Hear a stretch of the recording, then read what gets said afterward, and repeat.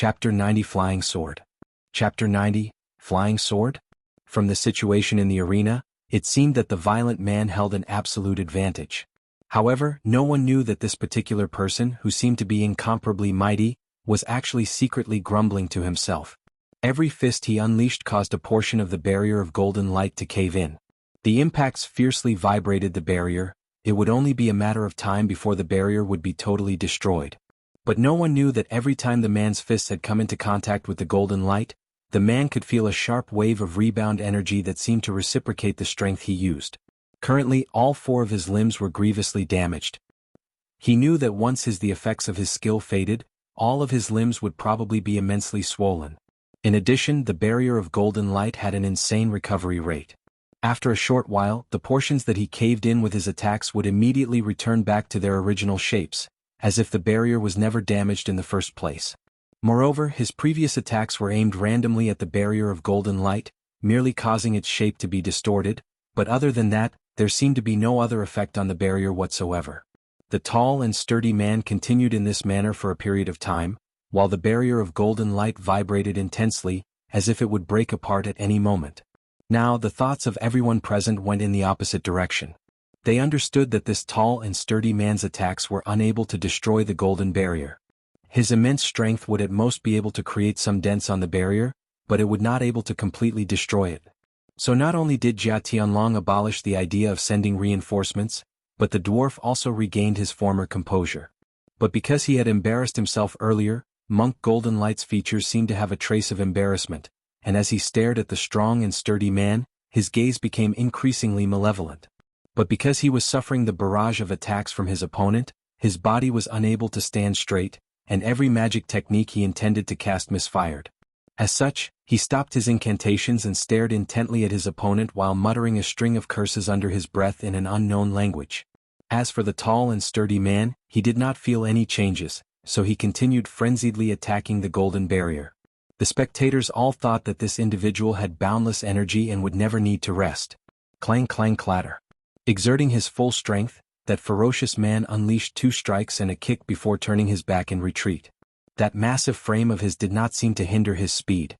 The man's actions caused the spectators to be shocked. A commotion arose shortly after. Monk Golden Light was shocked as well, but he swiftly flew into a rage. He hurriedly sat down and crossed his legs. Placing a black box horizontally onto his lap, he began to mumble an incantation. Both his hands were extended in front of his chest in a strange position as he shivered forcefully, expending a seemingly tremendous amount of energy. Looking at the violent convulsions shaking the dwarf's body, everyone present thought it was as if all the fingers on his hands possessed the strength of 1,000 jin. TL. 1 jin is equal to 0.5 kilograms or 102 pounds. At this moment, the tall and sturdy man had already left the area designated for the 7 Mysteries sect, as if he wanted to retreat back to the crowd.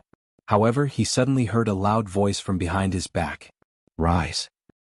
He saw the face of Wang Juechu, who was standing in front of him, fall drastically as the audience collectively shouted out, "Be careful!" The tall and sturdy man trembled as he hurriedly dodged to the left and cast a side glance at the dwarf, only to see a ray of gray light swiftly approaching his previous position, missing him by a narrow margin. His heart froze, but he relaxed since he had managed to dodge this hidden weapon attack. He would be reunited with his 2 senior martial uncles soon and could then take a breather, but before he had even completed this thought, he felt an extreme pain in his right arm. As he turned his gaze, another exclamation of shock could be heard from the audience. Within that cacophony of noise, the voices of his 2 senior martial uncles were heard, filled with immense worry and apprehension. That man was slightly stunned, as if he did not understand what had happened. At this moment, he saw another ray of gray light appear in his line of sight, piercing through his chest. Looking at the shape of the weapon, it appeared to be the same hidden weapon that he had dodged earlier. The man was shocked and angered. He wanted to open his mouth to say something, but as the sound "Pu Tong" rang out, his body collapsed on the ground. It was only at this moment that the man realized that his right arm had already been broken without him being aware. Fresh blood flowed unceasingly from the wound. What happened? The man asked, his stomach full of confusion and unwillingness. But soon after, his vision went black as his consciousness faded into oblivion. Even until the point of death, he was not able to understand what had happened, but the members from both the Feral Wolf Gang and the Seven Mysteries sect were able to see clearly what had happened. From what they understood, after Monk Golden Light had finished his incantation and shouted "Rise," a ray of gray light shot forth from the black box, spiraling around the head of the dwarf before following the direction that his finger was pointing in and flying towards that tall and sturdy man. Although the man dodged out of reflex, avoiding the strike through his chest, he had no way to avoid the attack that was directed to the back of his arm. It seemed that the ray of gray light was incredibly sharp. Even after slicing his arm, the man still had no knowledge or realization that something had happened. Afterwards, the crowd was even more astounded. After the ray of gray light was avoided, it continued following the finger movements of the dwarf, flying far ahead in front of the warrior and abruptly changed directions. It pierced straight through the chest of the defenseless man and easily robbed him of his life. Everyone was stunned into silence by what had just occurred and instinctively fixed their gazes on the ray of gray light that had returned to the dwarf and was now spiraling above the dwarf's head. The words "flying sword" appeared involuntarily in the majority of the spectators' minds. Although these people did not know about the existence of immortal cultivators, even they had heard of the various legends and miraculous stories of flying swords. This ray of gray light was extremely similar to the rumored flying sword used by the legendary immortals. Could the unsightly dwarf be one of the fabled sword immortals? The majority of the crowd fixated their gazes, now filled with respect, at the dwarf. The title of Sword Immortal was enough to cause many mortals to be filled with fear. Monk Golden Light now held his head high with his chest out, considering himself to be unparalleled in this world. He manipulated the ray of gray light to soar above his head in a wild dance until it resembled a huge gray python, causing exclamations of awe to come out from the Feral Wolf Gang. On the other hand, those representing the Seven Mysteries sect were speechless and downcast. Imminent defeat was apparent in their hearts. If one were to say that the morale of Jia Tianlong's men was greatly increased while that of the Seven Mysteries sect was greatly diminished, he or she would not be wrong. After all, Jia Tianlong had managed to enlist the aid of a sword immortal. Han Li was the only one in the crowd who felt extreme joy in his heart. Han Li realized that this Monk Golden Light's flying sword technique was exactly the same as the telekinesis technique that he himself had learned. Although he did not know if the ray of gray light was indeed a sword, he knew that telekinesis technique could only control tangible objects. This fact was undeniable. Currently, Han Li's heart surged with the intent to fight. It seemed that his interest towards this fellow immortal cultivator was growing increasingly high. Chapter 91 Stealing Treasure. Chapter 91 Stealing Treasure. While that dwarf was immensely satisfied with himself, Han Li was scheming in his mind. Two men quickly jumped out from the Seven Mysteries sect's side. After they jumped from the crowd without saying anything, they rushed straight toward the dwarf as quick as lightning. They were Wang Juechu's two remaining martial uncles. These two men wore grieving expressions.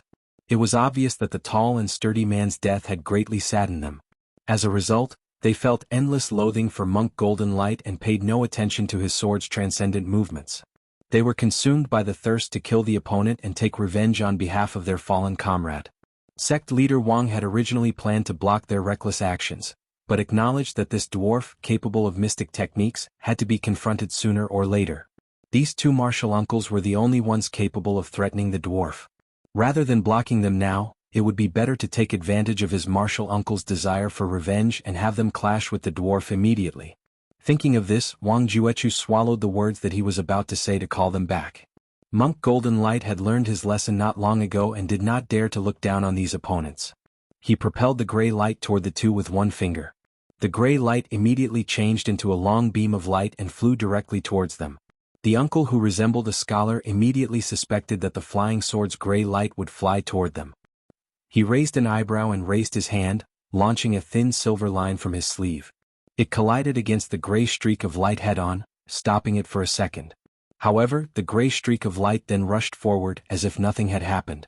It seemed that the silver line did not have much of an effect. The others could not clearly discern the nature of the silver line, but with the extreme eyesight bestowed upon him by the eternal spring arts, Han Li was able to see it very clearly. It consisted of tens of silver needles fired off in succession in a straight line. However, he did not know what method the scholar had used. Such a powerful technique, capable of violently launching out many thin feather-like needles, had greatly interested Han Li. Seeing that the silver needles had no effect, the scholar did not panic and instead began revolving his body like a spinning top. Immediately after, his revolving silhouette ejected countless cold beams of light varying in size that split into two parts. One portion turned into a silver stream that directly struck the gray light, producing a sharp crackling sound as they hit each other. Unfortunately, it was unable to destroy the gray streak of light. The other portion flew straight towards the dwarf, colliding against the golden barrier. Ding ding. The impact itself was a spectacular sight. The gray streak of light launched itself against the silver stream, causing an unending amount of debris fragments to fall. Because they were completely shattered, one could no longer make out their original appearance, but the objects that ricocheted off the golden barrier were intact, only taking minimal damage. These objects formed the silver stream and consisted of a few throwing knives, prayer beads, iron lotus seeds, metal coins, and a myriad of concealed weapons. There were even a few unfamiliar items that could not be named. Monk Golden Light was slightly surprised. However, he immediately curled his lips and thought that these mundane common metal weapons could not possibly fend off his treasure for long. Tai. A huge shout like that of spring thunder resonated through the arena, shocking everyone present and leaving them in awe. At this moment, everyone discovered that the gray-clothed man, who had originally rushed out alongside the scholar, had drawn the precious sword from his back at an unknown moment and was steadily walking toward the gray light. About 2 inches of light emanated from the tip of the sword that he was holding. The light continuously grew and shrank, giving off a menacingly cold air. Sword point. It was unknown who had first shouted the name of this supreme sword skill that every swordsman would yearn for, even in their dreams. Suddenly there was an explosion. Passion flared both from inside and outside the stage. If one were to say flying swords were but a rumor from legend, then sword point would be a legend of Jianghu that all swordmen would yearn for. Currently, not only did sword point and flying swords appear in succession, but also their immediate confrontation. How could anyone not burn with anger at being unable to witness such a scene? This was a moment that could make life feel worthwhile. At this moment, however, Jia Tianlong was not excited with the crowd. Instead, those around him felt a cold aura being released as he felt the flow of cold sweat. Only now did he understand what it felt like to be terrified in hindsight. Although he previously knew the Seven Mysteries sect was hiding 3 great experts, he did not anticipate that this expert would have a great enough skill that he would be able to use sword point. Had he not requested this monk Golden Light to act, Jia Tianlong feared that this gray-clothed person capable of using sword point could kill each and every person on his side. While Jia Tianlong's frightened expression paled, the gray-clothed man had already arrived below the gray streak of light. At this moment, it was unknown whether the scholar had exhausted his supply of hidden weapons or the scholar had deliberately stopped, but the scholar's bodily rotation halted all of a sudden, breaking the silver stream that was pushing against the gray light. No longer facing any resistance, the gray light naturally fell towards the head of the gray-clothed man. The gray-clothed man grasped his sword with both hands and fearlessly leaped high into the air. He waved the point of his sword and ferociously struck the gray light. A clear dang sound spread through the air. The gray-clothed man fell to the ground from midair and staggered back several steps. Soon after, he opened his mouth and spouted out a mouthful of blood, his expression becoming dispirited and listless. The first 3 inches of the long sword in his hand had disappeared and turned into a flat bulge. The gray streak suffered through this strike like a shot bird and fell from the sky. Even after landing in the dust, the gray light's brilliance did not wane. Instead, it continued pulsing incessantly, appearing intact and completely vigorous. Seeing this event, both crowds simultaneously cried out in surprise. However, the members of the Seven Mysteries sect's cries were brimming with joy, while Jian Tianlong's side was brimming with worry. The scholar was also elated, but he hesitated for a moment as he looked at the winded gray-clothed man and the eyes of the dwarf. Nevertheless, his body flew towards the dwarf, preparing to dispatch the enemy. Without waiting for the scholar to fly out even a few steps, the gray-clothed man suddenly yelled from behind, "Quick, dodge!" The scholar's mind was startled, but he immediately began to move. However, he felt a cool sensation from his neck and saw the gray light fly past him. He witnessed a headless body run forward a few steps that soon fell to the floor. The back of that body seemed exceedingly familiar. As the scholar thought of this, his consciousness quickly faded. Monk Golden Light was completely arrogant at this moment. He once again commanded the gray light on the ground to suddenly rise and fly towards the gray-clothed man, the sole survivor of the 3 experts. He was immensely proud of the small scheme he used to get rid of the scholar. Just as he planned to immediately kill what was left of the Seven Mysteries sect after killing this gray-clothed man, he suddenly heard a sentence from a figure within the crowd. This thing of yours flying about, I've grown fond of it. How about you give it to me and let me play with it? Just as he heard this, he felt a formidable spiritual power approach his gray light and forcibly sever his connection with it, snatching it away from his control.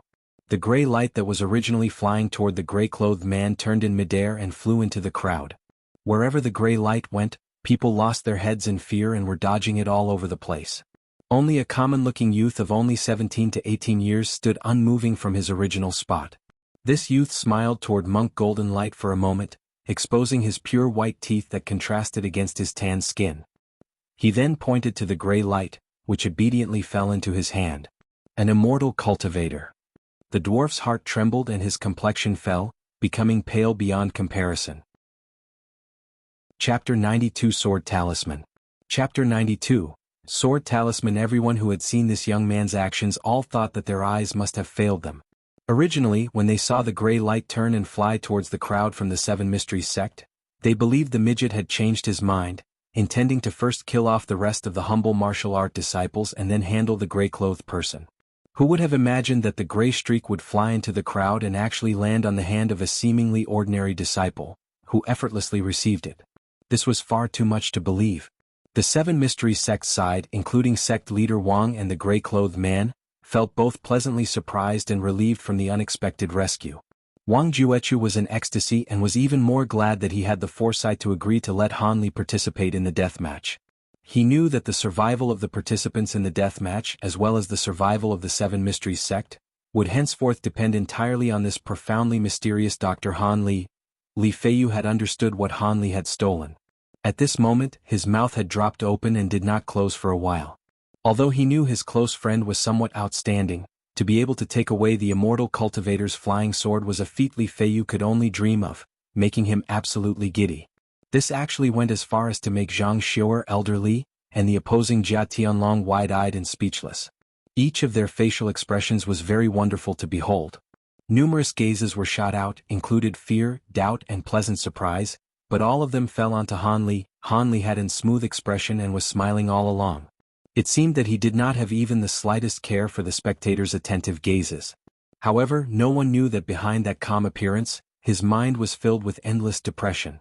Only the heavens knew that Han Li absolutely did not want to take action. His original plan was to wait for the dwarf to negligently drop his golden barrier and then mount a sneak attack. Until then, he would conceal himself in the rear and use very small fireballs to easily kill the opposition. But who would have thought that the plan of the heavens would supersede that of men? Han Li, from simply seeing the gray streak fly about, had stirred an uncomfortable irritation and unconsciously used a technique he had learned earlier through endless practice, telekinesis technique. The result was an easy seizure of the object. Such a simple seizure was greatly unexpected. Han Li simply extended his magic power towards the gray streak and easily erased the dwarf's spiritual power, establishing a connection between him and the gray light. On one hand, Han Li had effortlessly seized control of the opponent's treasure and was secretly delighted. On the other hand, he now had no choice but to confront the dwarf, making him somewhat uneasy.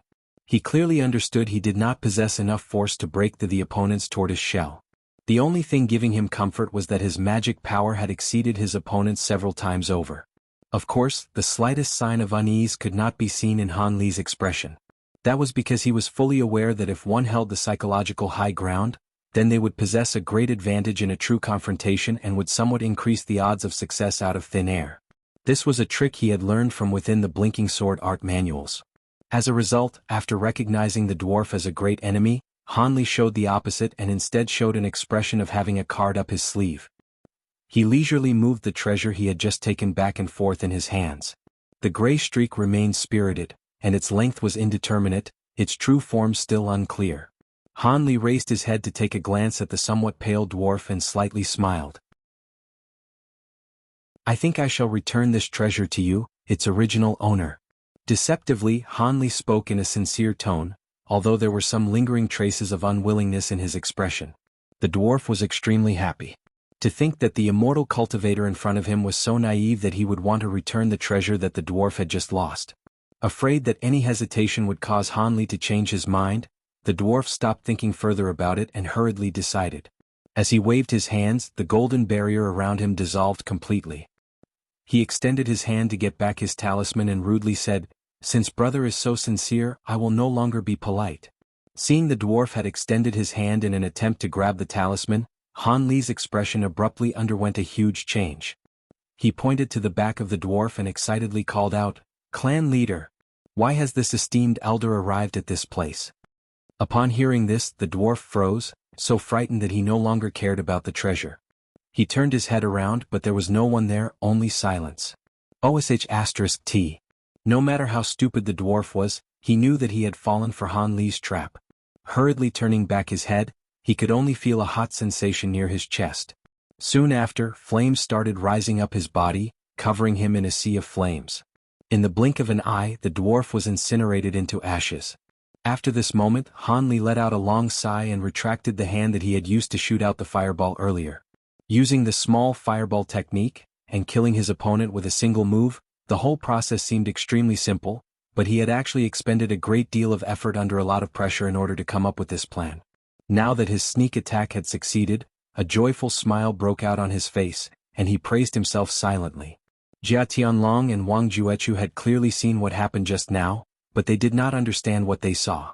Because neither Han Li nor the dwarf was willing to let others listen in to their conversation, they had spoken in extremely low tones. The spectators were too far away and thus were unable to hear their voices. They only knew that upon seeing Han Li, the dwarf got extremely afraid, but after exchanging a few sentences, the dwarf appeared to be sincerely begging Han Li for something. During the final moments, they saw that when the dwarf's back was turned, Han Li had abruptly unleashed a fireball and incinerated the feral wolf gang's backer, easily disintegrating him into a layer of white dust. Jia Tianlong felt a bitter taste in his mouth, so bitter that it seeped deep into his heart. How could this have happened? Originally the outcome was in their favor, but why did it end up like this? After this unremarkable disciple of the Seven Mysteries sect appeared, everything was suddenly turned upside down. Even Monk Golden Light, an immortal cultivator, was burned to a state where he couldn't be any more than dead. On the other hand, Wang Juechu's emotions were naturally opposite from that of his great enemy. He tightly gripped to the hilt of his long sword that was placed on his waist, and was looking over with an excited expression. Squatting in an ungraceful posture, he looked at Han Li, who easily swept away the dwarf, while showing a fervent expression on his face. The current Han Li was very excited. However, this was not just excitement from winning against the dwarf. From Monk Golden Light's ashes, he discovered a few items that had not been burned into ashes. There weren't many items, only a talisman, a command medallion and a book. The talisman was the one that the dwarf had used to erect the golden barrier. Although Han Li did not know the incantation, it was still sufficient enough to drive him wild with joy. Currently, the thing that he needed most of all was a protective measure that could be used to save his life. The command medallion was a black, triangular-shape object. On one side there were golden words carved upon it, Immortal Ascension, while on the other side the word Command was engraved in silver. The entire command medallion didn't seem to be made from metal, but it was heavy and solid to the touch. Han Li had no idea what it could be used for. And as for that book, Han Li knew that this had to be some extraordinary object, given the fact that it wasn't burned into a crisp after he unleashed his fireball technique. But after flipping through a few pages, he realized that this book was actually a genealogical record of some sort, a record of those that were surnamed Qin. Han Li did not know what this had to do with Monk Golden Light, nor why it was so important that the dwarf carried it in his possession. This dwarf said that he was a disciple from the Yi clan, but he brought along a genealogical record of those who were surnamed Qin. Could he be a bastard child of the Yi clan? Greatly disappointed, Han Li made a few malicious guesses. Chapter 94 Complete Victory. Chapter 94 Complete Victory. Although he had obtained these three items, he was not capable of immediately using any of them. However, Han Li still collected them without a trace of politeness. Han Li then stood up and brushed off the dust on his body. Using a smile that wasn't truly a smile, he looked toward Jia Tianlong and the rest of the feral wolf gang. Do you intend to break your own meridians, or would you rather have me personally send you off? Han Li's tone was very polite, but the meaning of his words did not give the feral wolf gang the slightest amount of leeway. Hearing these words, Jia Tianlong felt an extraordinary cold feeling permeating through his body and freezing his entire face. He constantly warned himself to remain calm and that there would be a method to deal with this man. However, he could not help but wipe his forehead that was covered by a layer of cold sweat. Jia Tianlong forced a bitter smile, knowing that he didn't need a mirror to know that his current complexion was, without a doubt, extremely unsightly. With great effort, he turned his head around to look at everyone from the feral wolf gang, only to find that the complexions of his men were also pale. All of them were frightened and wore expressions that foretold the imminent arrival of a great catastrophe. These people were at a loss, not knowing what to do. The slightest will to fight could not be seen in their panic-stricken eyes. Jia Tianlong was dispirited. Facing the Seven Mysteries sect, he looked at his archenemy Wang Juechu, who was coldly gazing back with a look that could kill. For the most part, the rest of the crowd had hateful expressions and a thirst for revenge. Jia Tianlong was at a loss. As he unconsciously looked outside of the deathmatch arena, his gaze fell upon his originally loyal and devout subordinates. The previous feelings that they had had and what their expressions currently expressed had nothing in common with each other. There were some who were anxious and others who were aloof, but the majority of them had unexpectedly cheerful expressions. They were all whispering in each other's ears, evidently feeling pleasure from Jia Tianlong's misfortune. This will not do. We, ourselves, will decide whether or not we will die here. We will survive and continue to complete our hegemony. It was unknown whose expression it was that touched Jia Tianlong's nerve, but frenzy suddenly flashed through his eyes. Men, come.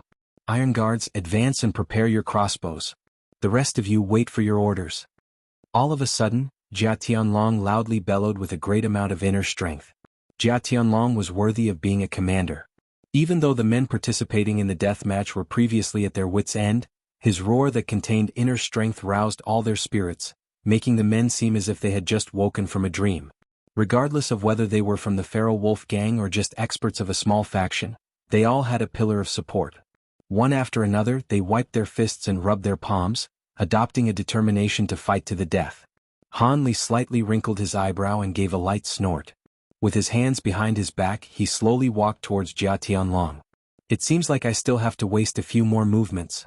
Han Li thought while laughing to himself. Fire the crossbows. Seeing his opponent enter into range, Jia Tianlong licked his dry lips and gave the order without hesitation. Immediately, hundreds of green steel crossbow bolts fiercely shot toward Han Li. They formed a large mass in front of Han Li, preventing even the wind and rain from passing through. An astonishing scene occurred. When Jia Tianlong saw the Han Li across from him face the oncoming crossbow bolts, the youth did not have the slightest amount of fear. Instead, he gave Jia Tianlong a strange smile before his body began to blur. However, he was the only one remaining now, so he reckoned that the deadly fire would eventually descend onto his own head soon. Han Li did not let Commander Jia Tianlong wait any longer. After he got rid of the commander's last subordinate, Han Li did not hesitate and immediately flashed behind Jia Tianlong. Han Li gave Jia Tianlong preferential treatment by sending him off with a complete fireball. After the great Jia Tianlong was delivered to the next world, Han Li clapped his hands and softly said to himself, "It seems that killing this many people is not too difficult of a matter. I told you earlier to settle it yourselves. That would have been much better. There would have been less suffering as well, but you made me settle this personally. The feeling of being on fire must have certainly been unpleasant." TL, delivered to the next world, in Chinese literally means return west. This is a euphemism for dying, but it implies that a person has returned to a reference to Buddhism. Just like this, the feral wolf gang and the rest of the invaders retreated rapidly out of the celestial Rainbow Mountains. They abused their horses, rushing through the night, in order to quickly leave the Seven Mysteries sect's territory. Because the power of the Seven Mysteries sect's upper echelon had been severely damaged, sect leader Wang did not send men to pursue the retreating invaders. That day was an extremely long day. Once the day had passed, both the feral wolf gang and the Seven Mysteries sect laid down their flags and ceased their drum beats, entering a ceasefire to recuperate from their losses. This time around, the battle between both parties was a fight with many twists and turns. Before long, word spread of a legendary immortal as well as a demonic figure. This legendary tale caused members of both good and evil sects to discuss this topic relentlessly, transforming the story into one that would echo endlessly through multiple generations. In the story, the great battle began with a supreme sword wielder, capable of unleashing sword beams from his sword, fighting against a sword immortal that could fly by stepping on his flying sword. In the end, the sword immortal's flying sword techniques were too mysterious, even mightier than the sword beams, and thus the sword immortal easily defeated the supreme sword user. Making use of this opportunity, a fiery demon suddenly appeared and killed the sword immortal right after the supreme sword user and the sword immortal had injured each other. The demon also went berserk, invoking his flames to kill over 1,000 spectators. One of the casualties was the unlucky Jia Tianlong, commander of the Feral Wolf Gang. He died without a corpse, disintegrating into dust. At the border of God Hand Valley, Han Li heard the story in which he became a fiery demon from Li Feiyu's mouth. He stood his ground in shock, speechless. Meanwhile, Li Feiyu was cracking up and bending over in laughter to such an extent that he couldn't even straighten his back after half a day. It was noontime, the 5th day after the death match. That night, Han Li silently hid himself within the crowd and left Setting Sun Summit. Once he found Crooked Soul, they returned back to God Hand Valley. Once he was back, he hung a sign that stated that he would refuse to meet with anyone, even the 7 Mystery Sect's highest authority, because of seclusion training. Naturally, because of the fame behind Han Li's name, the top-level figures did not dare to show any sense of dissatisfaction, nor did they dare to intrude God Hand Valley without an invitation. They could only wait obediently outside the valley for a period of time and sigh as they returned back the way they came. During the following days, Han Li began using the dwarf sword talisman to practice the telekinesis technique. Because he knew that he didn't have much time left, he would practice his telekinesis technique even before the sun rose. Every day, he made the glowing talisman soar through the valley and fly unhindered in a dance until his energy was depleted. Afterward, he would close his eyes to replenish his energy before resuming his practice. In this manner, Han Li repeatedly persisted his dry and dull training that lasted for 3 days until he had fully mastered the initial stage of the telekinesis technique. Chapter 96. While practicing his control over the talisman's flight, Han Li discovered that using the telekinesis technique to propel the talisman would turn it into a gray streak of light. Although it was incomparably sharp, there were some major limitations when it was put into full use, even though it could cut through nearly everything and attacked according to his will. First of all, propelling this gray light cost too much magic power. Once Han Li cultivated to the 8th layer of Eternal Spring Arts, he could continuously use Fireball technique 100 times. However, when controlling the gray light, his magic power could only persist for a short quarter of an hour before it was completely exhausted. He currently remembered that earlier, Monk Golden Light had not immediately made use of the gray streak. His magic power was far too limited and could only control the talisman for a pitiful amount of time. This explained why he had put up such weak resistance when Han Li seized the gray streak. While the dwarf was controlling the gray streak, the dwarf had probably expended more than half of his magic power. In addition, Han Li's magic power was originally far greater than that of the dwarfs. When contesting in magic power with the dwarf, it was natural for the dwarf to be completely and utterly defeated. In addition, another problem with the gray streak was that its attacking distance was quite limited. The gray streak could only be easily controlled within a radius of about 70 meters. Outside of this range, his control would become rigid and sluggish. Occasionally he would lose control. When flying outside the range of about 100 meters, the gray streak would completely change back to its true form as a talisman and drop to the ground. With regards to those two flaws, Han Li believed that once his magic power advanced, those problems would gradually be alleviated. However, there was one last problem: the talisman's fatal flaw. After using the talisman several times, Han Li became aware that the cold light emitted from drawing of the small gray sword slowly grew weaker the more he used it. It seemed that its lifespan was gradually reduced. In other words, this talisman had a limited number of uses. When the number of times it could be used passed the limit, it would be completely exhausted and die a ripe death. Once Han Li had somewhat learned to control this gray light, he immediately stopped practicing. After all, he wanted to be able to use this talisman during a crucial moment of dangerous situations. Perhaps in a later crisis, this item would be able to save his tiny life. In the same way, Han Li believed that the golden talisman that could transform into a golden barrier also had a similar restriction. However, for the time being, he didn't know the incantation to use it. He could only store it away and prepare it for future use. After Han Li had rested, he investigated the triangular command medallion and the Qin clan's manual. Unfortunately, he gained nothing from these objects. 5 days passed in this manner. The moment when Han Li removed the sign saying that he would not see others, Li Feiyu rushed in like a fart. When he saw Han Li, he told him about the rumor of him turning into a demon. These rumors left Han Li speechless, not knowing whether to laugh or to cry. He could only harden his face and give Li Feiyu an unhappy look. Li Feiyu was obviously making fun of him. Li Feiyu finally stopped laughing heartily and slowly restrained his smile. He said to Han Li with a solemn voice, "You should be able to guess the reason why I came here. Is it not because the sect's many elders did not feel at ease with me and sent you to scout out my attitude?" Han Li dully replied with indifference. As long as you know. As if he were burdened by the elder's great trust, Li Feiyu let out a sigh. However, what do you plan to have me, your close friend, report back to those fellows? In order to bribe me, they have already promised to promote me from my position as the External Blade Division's division head. Li Feiyu immediately smiled mischievously once more. Han Li wrinkled his brows. After thinking about it, he gently said, "It seems that the great sect leader Wang and those previously mentioned elders are uneasy. Let's clear up this matter. Otherwise they won't be able to feel relieved. Then it will be like this. Return and tell sect leader Wang that at noon tomorrow I will personally go to Setting Sun Summit to see him. Let him know that he does not need to be uneasy." Han Li said with a smile. "Good. With these words I can report back." Li Feiyu shrugged his shoulders with a non-committal answer. After that, Han Li and Li Feiyu wildly chatted for a moment. It had even gone as far as Han Li showing Li Feiyu the fireball technique at close range, greatly opening Li Feiyu's perspective and leaving him envious for the rest of the day. This continued for a short while more before Li Feiyu took his leave and left the valley to report back to Wang Juechu. Han Li stood at the room's doorway and gazed at Li Feiyu's departing figure from a distance, lost in thought for a long time.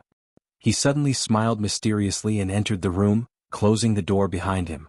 The next morning, as the sky grew brighter, Han Li climbed Setting Sun Summit with the utmost secrecy. He continued stealthily until he had entered sect leader Wang's room. When Wang Juechu woke up, he saw the silhouette of a person standing upright next to his bed. His complexion became unsightly, but he managed to squeeze out a stiff smile. Somewhat unnaturally he asked, "Dr. Han Li, why did you come? I hope you'll forgive me for not welcoming you. But didn't we agree to meet at noon? Why has your venerable self come so early?" Han Li coldly glanced at sect leader Wang. This glance made all the hairs on Wang Juechu's body stand on end. Sect leader Wang's face was as if had he suffered the pain from being cut with a knife. Seeing Wang Juechu look frightened, Han Li could not help but be secretly pleased with himself. He looked at Wang Juechu after executing the Heaven's Eye technique, giving himself some particular effects. A few days ago his research discovered a new use for the Heaven's Eye technique. He could use the Heaven's Eye to cause the spirits of ordinary mortals to be in awe. There is no reason.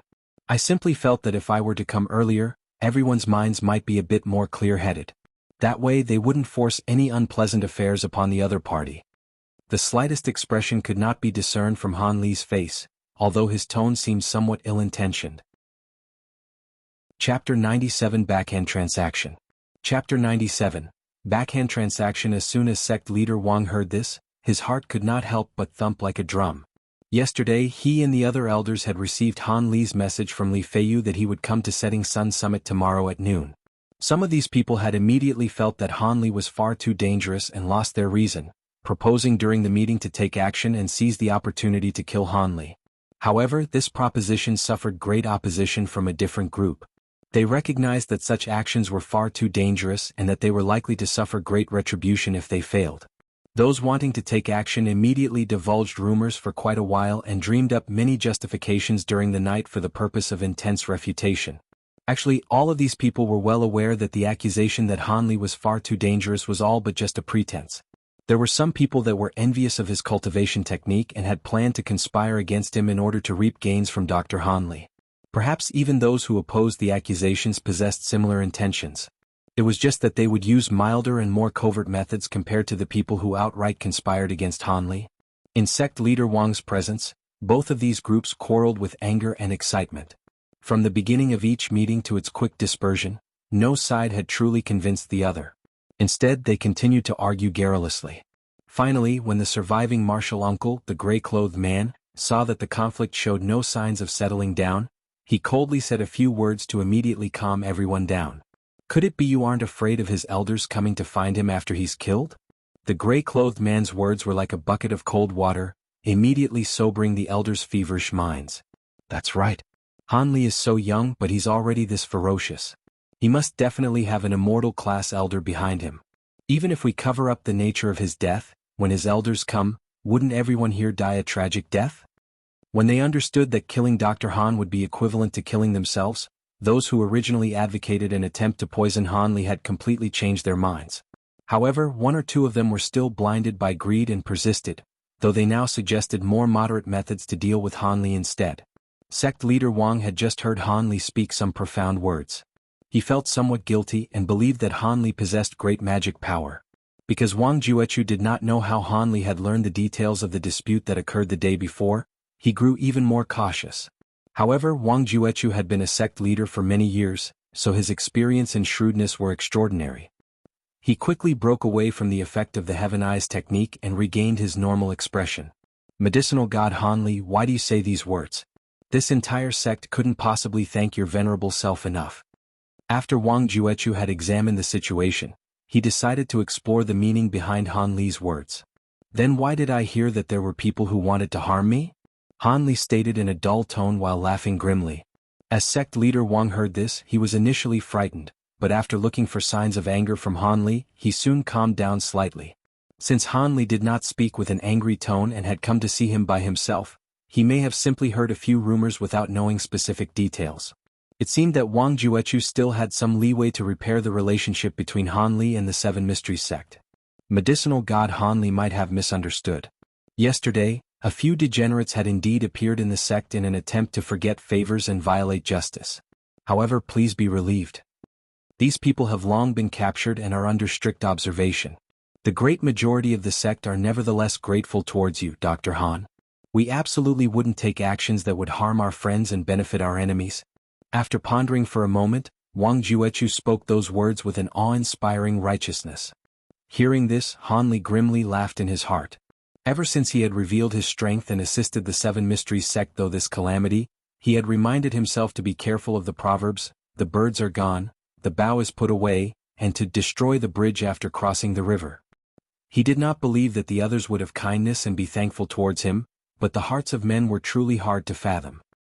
He resigned himself to the words that the great men have once said, so long as there were benefits, forgetting favors to violate justice and not recognizing one's family were no less common than drinking water.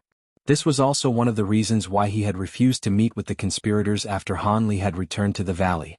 He had deliberately made these elders cool their heads. Otherwise, the torch of greed would completely burn away their reason. Although he had told Li Feiyu to deliver a message that he would meet with the elders, Han Li did not plan to meet them on schedule. Even though his current strength was far greater than that of an ordinary expert from Jiang who, if the elders were to use a few shameful methods, there would be far too many methods capable of killing him. As a result, he intentionally arrived half a day earlier for the sake of his safety, stealthily meeting with sect leader Wang by himself. Just now he had merely probed Wang Juechu a little. This great sect leader Wang had revealed all that he originally wished to conceal. It seemed that these Seven Mystery sect elders had truly thought over such matters and wanted to act against him. However, this did not matter. Regardless of whether the other party truly wanted to act against him or were just contemplating about it, they would not elicit any anger from him. By the time he finished his business with the number one figure in the Seven Mysteries sect, he would have already gone far away. Thus, he would no longer have any relations with them. After looking at Wang Juechu for a moment, he mysteriously said, I won't speak any more nonsense. I won't hide this from you, sect leader Wang. After this meeting between your venerable self and I will depart from this place and travel to a faraway land. It is very likely that I will not return to the celestial Rainbow Mountains. Before I leave, I wish to make a deal with sect leader that would be beneficial to both parties. A deal? Hearing that Han Li would leave, sect leader Wang was stunned. However, after hearing that he wanted to make a deal with him, he was even more bewildered. What kind of deal can I do for medicinal god Han? He could not help but be somewhat perturbed. When noon arrived, Han Li did not appear at Setting Sun Summit Sect Hall at the time he had originally set. Instead, sect leader Wang arrived to the meeting place last, trembling with excitement. The great sect leader Wang proclaimed on the spot that they did not need to wait for Han Li because Han Li had already left the celestial Rainbow Mountains. He did not know where he went, but he guessed that Han Li had departed the Jing province and even State of Yu. As a result, all their troubles had already faded away. When those who were present heard these words, they all widely opened their eyes and looked at each other in shock. The entire meeting room was absolutely silent. He isn't here anymore? Then haven't our plans turned to bullshit? Why did he leave? These people had helpless thoughts circulating in their heads. Tianlin? The birds are over, the bow is put away, to get rid of someone once he has served his purpose. To destroy the bridge after crossing the river, to abandon one's benefactor upon achieving one's goal. To forget favors and violate justice. to kick a benefactor in the teeth. Not recognizing one's family, to be self-centered and not make any allowances for the needs of a relative. Chapter 98. Returned to the village. Not long after Han Li had left the Celestial Rainbow Mountains, sect leader Wang announced that he had decided to accept Li Feiyu as his successor and had promoted him from division head deputy to division head of the External Blade Division. From then on, Wang Juechu had placed an immense amount of care and trust on him. Furthermore, Han Li's third uncle would make a careless blunder and break the sect rules in the future several years from now. When he should have been worrying for his life, sect leader Wang had intervened and defended him. And as for sect leader Wang himself, he became grievously injured after facing several formidable enemies in one of the sect's future conflicts and was drawn to the brink of death. But every time the sect members thought that he would finally succumb to his injuries, sect leader Wang would consume a medicinal pill from a jade bottle and somehow miraculously survive. Not only that, but he could also still prance about, full of vitality. This caused others to feel somewhat jealous, and they probed him for details about the origins of the medicine. But of course Wang Juechu would never divulge the secret, instead, murmuring inconsequential words whenever they asked him. Thus, all those who wanted to know his secret returned empty-handed. After Wang Juechu passed away, he left behind a medicinal pill named Vitality Raising Pellet. By this time, there were only 3 pills left inside the jade bottle. These 3 pills caused a storm of blood and brought endless troubles for Wang Juechu's descendants. Nevertheless, these were all events that would take place in the future, so there was no point discussing them right now. As for the current Li Feiyu, he was holding a few bottles in his hand and a paper note. He had just returned back to his residence from Zhang Xiuer's place, and discovered several items that suddenly appeared in his house. The paper note was left by Han Li, and the information it contained was very simple. Han Li had left the Seven Mysteries sect and might never return. The note also mentioned that inside the bottles were medicinal pills that he had painstakingly concocted. They would be able to extend Li Feiyu's lifespan, so Han Li hoped that Li Feiyu wouldn't reject his gift. On the back of the paper, there was an impression of Han Li's smiling face near his signature. Adjacent to the smiling face was a sentence congratulating Li Feiyu and Zhang Xiuer, hoping that they would marry soon and have many babies together. After Li Feiyu recovered from his shock, he ran out of his residence and rushed up a small mountain peak that was close to his home. On the mountain peak, Li Feiyu gazed towards the main gate of the Seven Mysteries sect, only to see a field of green. He was unable to discover a single silhouette, but he waited motionlessly for half a day before drawing in a huge breath. Trembling as emotion showed on his face, he said in a low voice, "Take care of yourself. I wish you well on your future path." Only then did Li Feiyu slowly descend from the mountain peak. Depression emanated from his lonely back. At this moment, a horse-drawn carriage was trotting on the pathway heading east. Han Li and Crooked Soul were sitting inside the carriage. Although this four-wheeled carriage was not that cramped, Han Li had spent 3 taels of silver and temporarily rented the vehicle so that only the 2 of them were within the carriage. This wooden carriage appeared worn and tattered on the surface, but the interior was actually extremely clean and tidy. Not only that, the 2 horses that were pulling the carriage were at the prime of their life, filled with strength and vitality. With vigorous strength, they pulled the carriage along with such swiftness that it could be comparable to flying. It was precisely because Han Li had noticed these 2 details that he was willing to spend 3 taels of silver to rent the carriage. All this had once captivated Han Li so the extent that he had dreamt about it daily. Now, it finally appeared in front of his eyes. Han Li suppressed the excitement in his heart.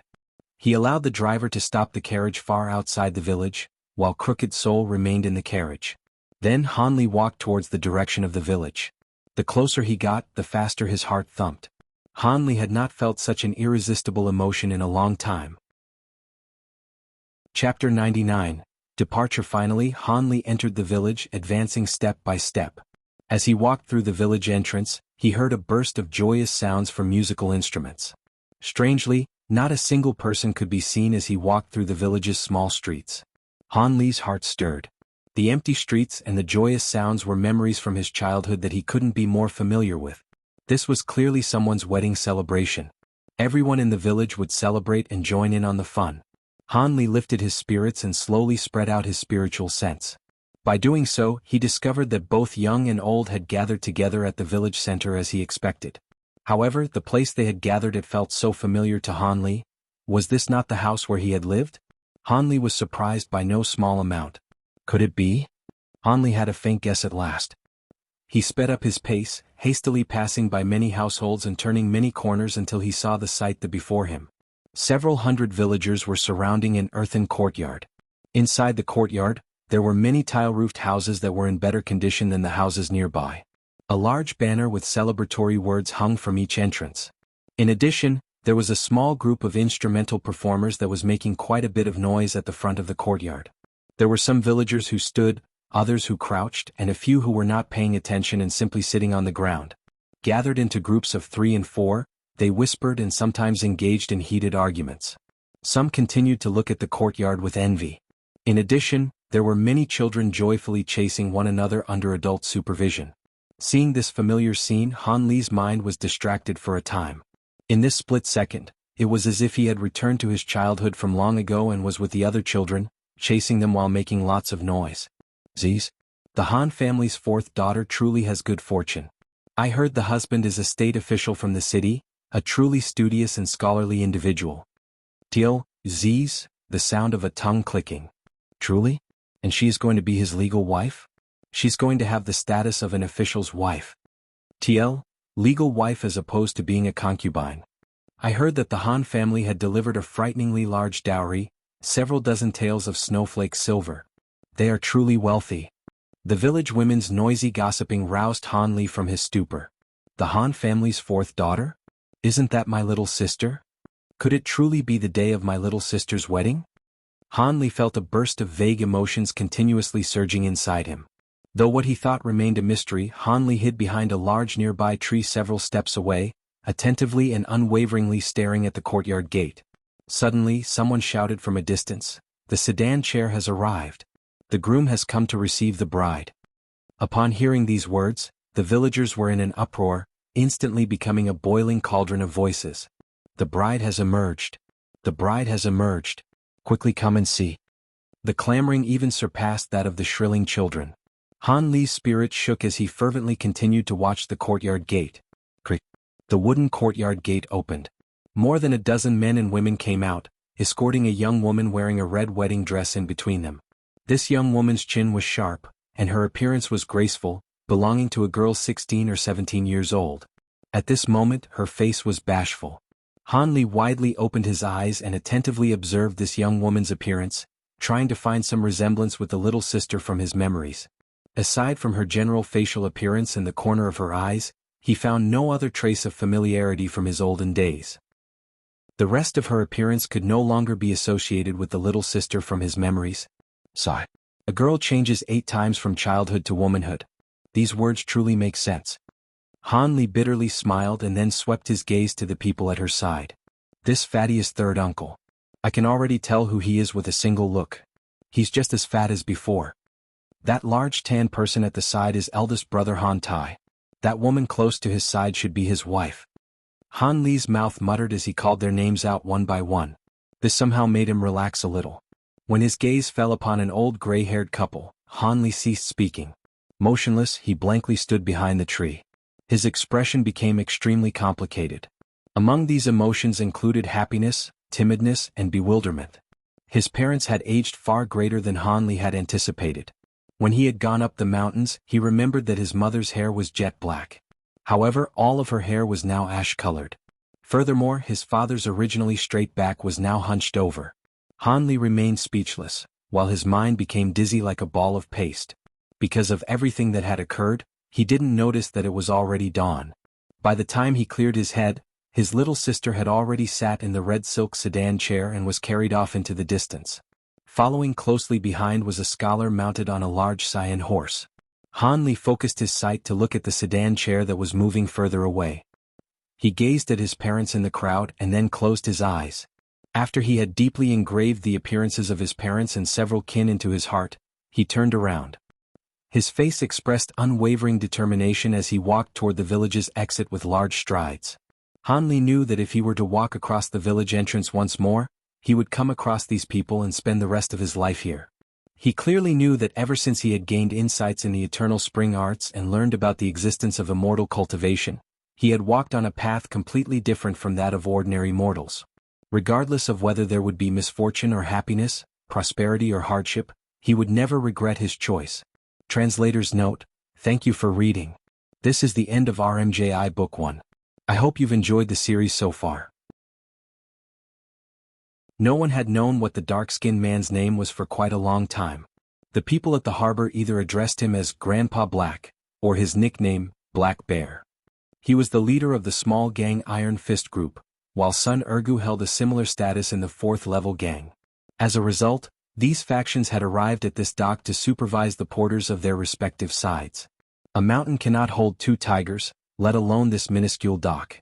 As a result, the 2 gangs have had tense relations since. After several conflicts over merchant customers, their relationships grew even more vile. Whenever the 2 gangs saw each other, they would sneer in contempt and shove each other aside, falling short of a full-on conflict. If the subordinates acted in this manner, then what was there to say about the greatest beneficiaries of the business here, Sun Urgu and Black Bear? These 2 figures looked at each other with great dislike. However, as the young gang leaders, these 2 knew that the Iron Fist group and the 4th-level gang were allied gangs. They had united to fend off the comparatively larger Poison Dragon gang. As a result, although the 2 had wanted to drive the other away from this place and monopolize the dock, they could only restrain themselves for the time being.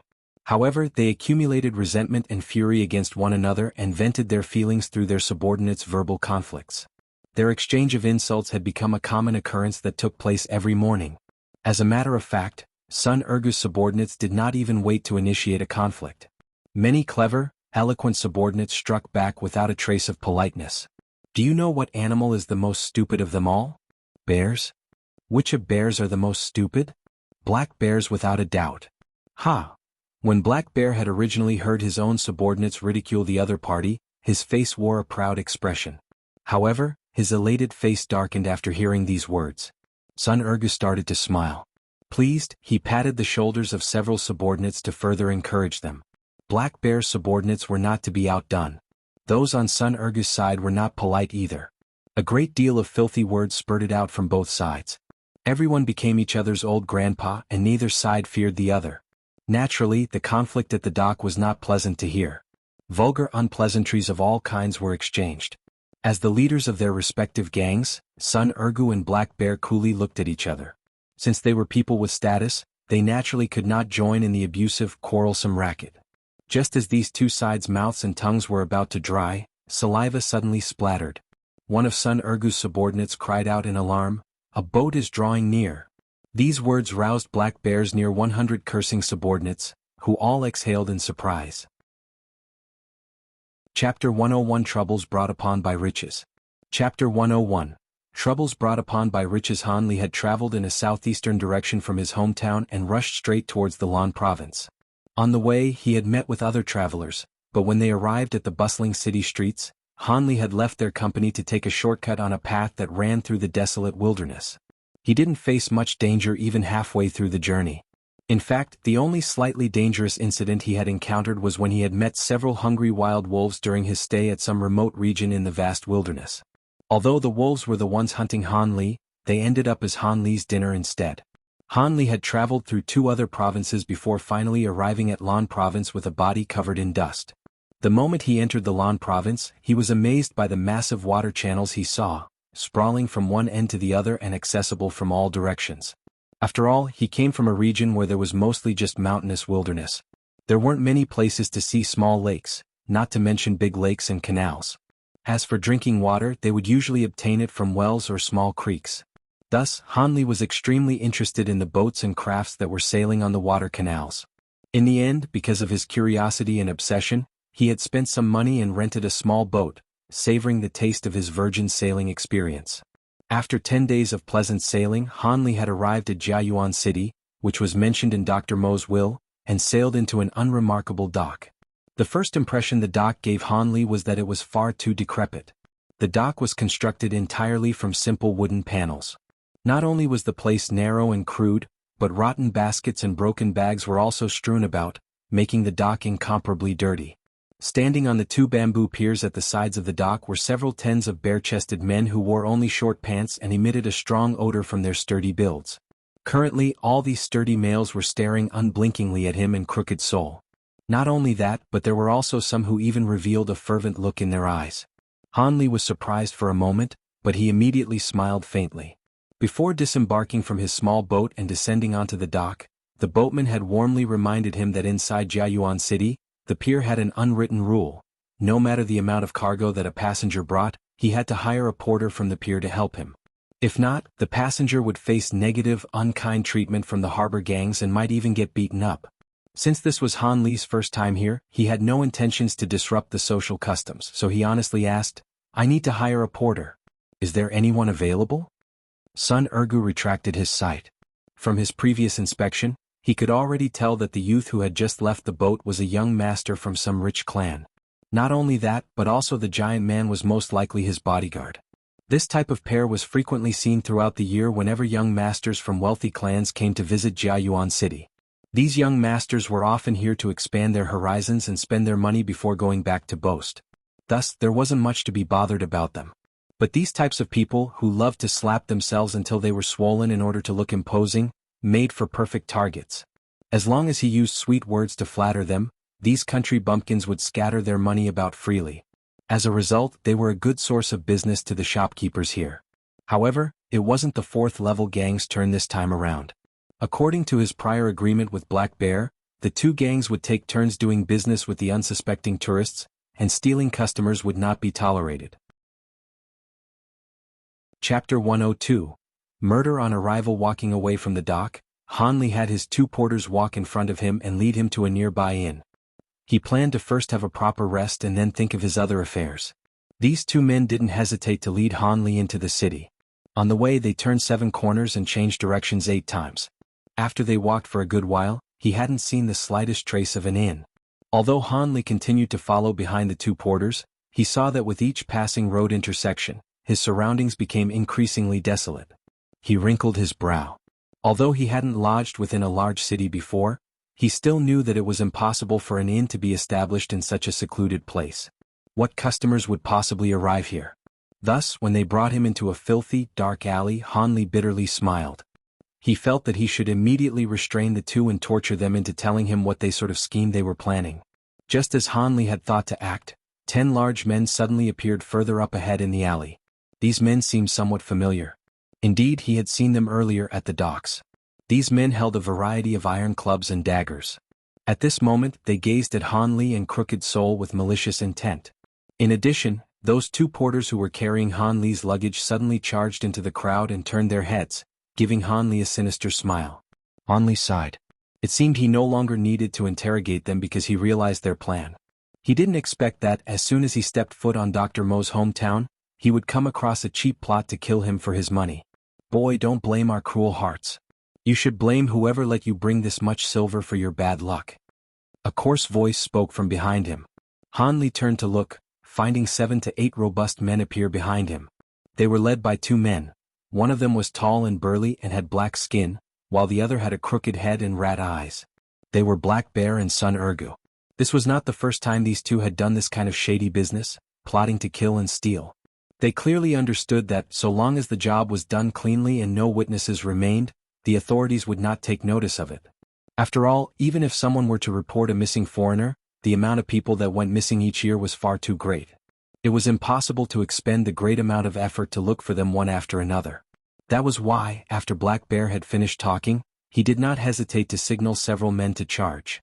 Those men brandished their deadly weapons and quickly surrounded Han Li and Crooked Soul. Seeing these large men's bloodthirsty, cruel appearances, Han Li could not help but feel a desire to kill flash through his eyes. He knew that these men had done such deplorable acts on more than one occasion. Otherwise, they wouldn't reek so strongly of blood. Kill them all. Do not hold back. Han Li coldly commanded Crooked Soul. Upon hearing Han Li, Crooked Soul let out several soft roars, each roar carrying a trace of excitement. It suddenly charged out, rushing directly into the crowd. The giant let out a punch as fast as lightning, hitting a large man's head. That robust man became like a bag of sand, flying crookedly into a stone wall. His blood and brains streamed all over the ground, only half of his head remained. At this time, one man wielding a dagger and another with a crude iron club took this opportunity to attack Crooked Soul's back. Crooked Soul didn't turn its head. Instead it waved its arm behind its neck, slashing around in a semicircle. Ping pong. The pair's weapons flew into the air, along with the hands grasping them. Fresh blood dripped down between their thumbs and forefingers.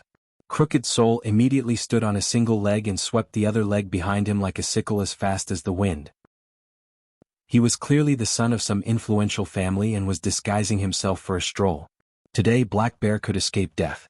Even if he had the blessing and protection of the gods, taking the heavy bundle was naturally an entirely different matter. Black Bear thought of this and decided to take advantage of his subordinate's charge. After he signaled Sun Ergu with his eyes, he stealthily approached the stage. Chapter 104 Information. Chapter 104. Information. The gang I founded, the Fearsome Flood Dragon Association, possesses 64,000 common gang members. Core gang members include more than 7,000 people. It is also one of the 3 great overlords of the Lan province. Its main branch is set up in Jiayuan City, and its side branches are. Throughout my life, I married 5 women and witnessed the birth of 2 daughters. My apprentices. First wife Jean, she had a gentle disposition. She was the sole daughter of the Golden Lion Escort Company's head escort chief, Jean Can. She has already passed away, leaving behind her daughter Mo Yuju. TL. When talking about his wives, Dr. Mo is listing the order in which he married them and their maiden clan name. Second wife Li was educated and well-balanced. She was the daughter of some rich household. Unfortunately, she did not have any children. Third wife Lu has a bold disposition, but she is rather ambitious. She is the younger sister of Tsuling City's Lord and Wind sect leader Lu Feng. She bore no children. Pay great attention to her. TL. Tsuling means crooked tomb. Fourth wife Yen is my younger female cousin from my mother's side. She has a calm disposition, excels in scheming, and has great ingenuity. She raised 1 daughter, Mo Tsaihuan. Before I departed, I bestowed most of my authority over Fearsome Flood Dragon Association to her. You can trust her.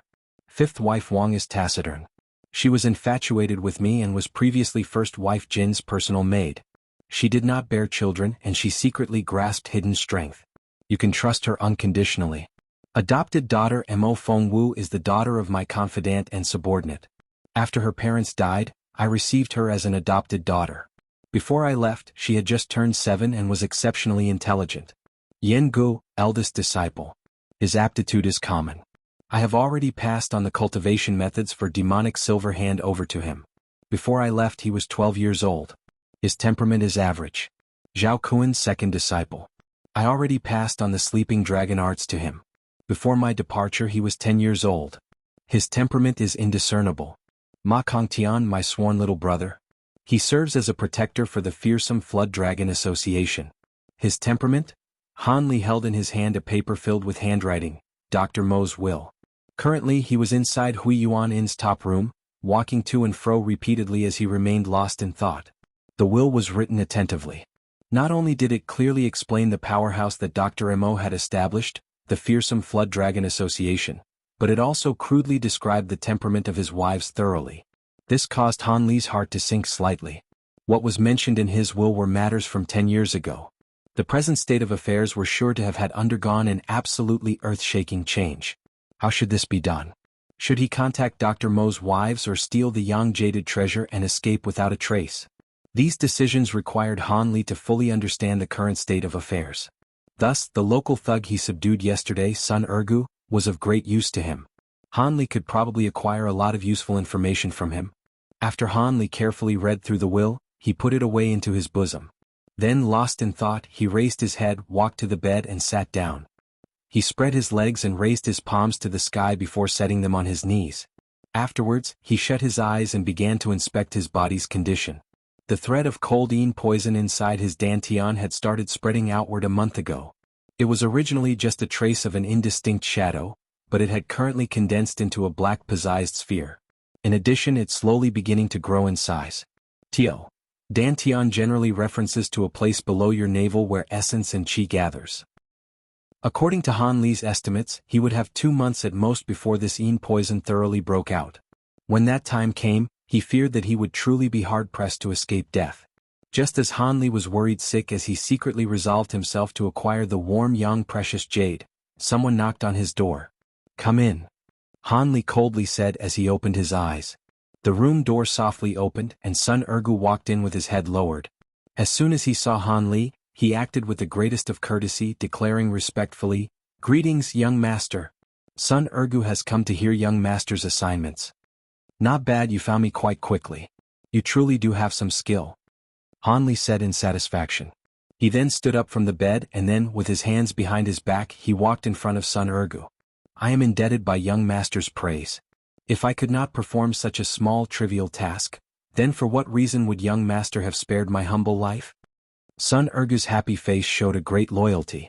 When Sun Ergu had returned that day, it wasn't as if he hadn't thought of informing his superiors of the matter regarding Hanli and have experts come to take revenge. But when he thought of the rotten heart pill that he had consumed, his courage thoroughly disappeared.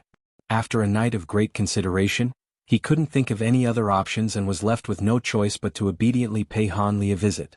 He only wished that when he provided his assistance in the future, he would be given the antidote to this frightening rotten heart pill. "First tell me your status.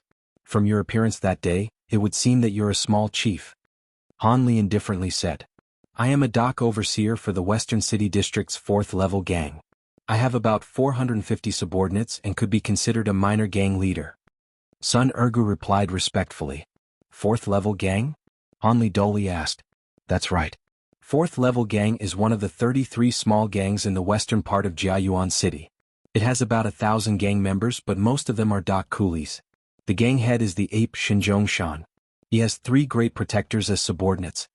Sun Ergu immediately gave the complete details discreetly. Although he had revealed information about his gang to an outsider, his face didn't have the slightest amount of shame. "TL, an unskilled native laborer. That large dark-skinned man I took care of yesterday, was he also part of the 4th-level gang?" "He was not.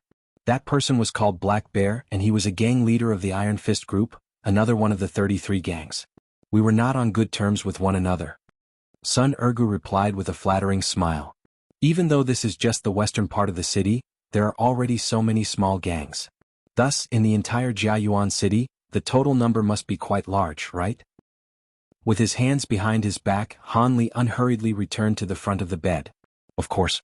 In the entire Jiayuan city, there are more than 40 small gangs with 1,000 members or less. There are 7 to 8 medium-sized gangs with 3 to 4,000 members.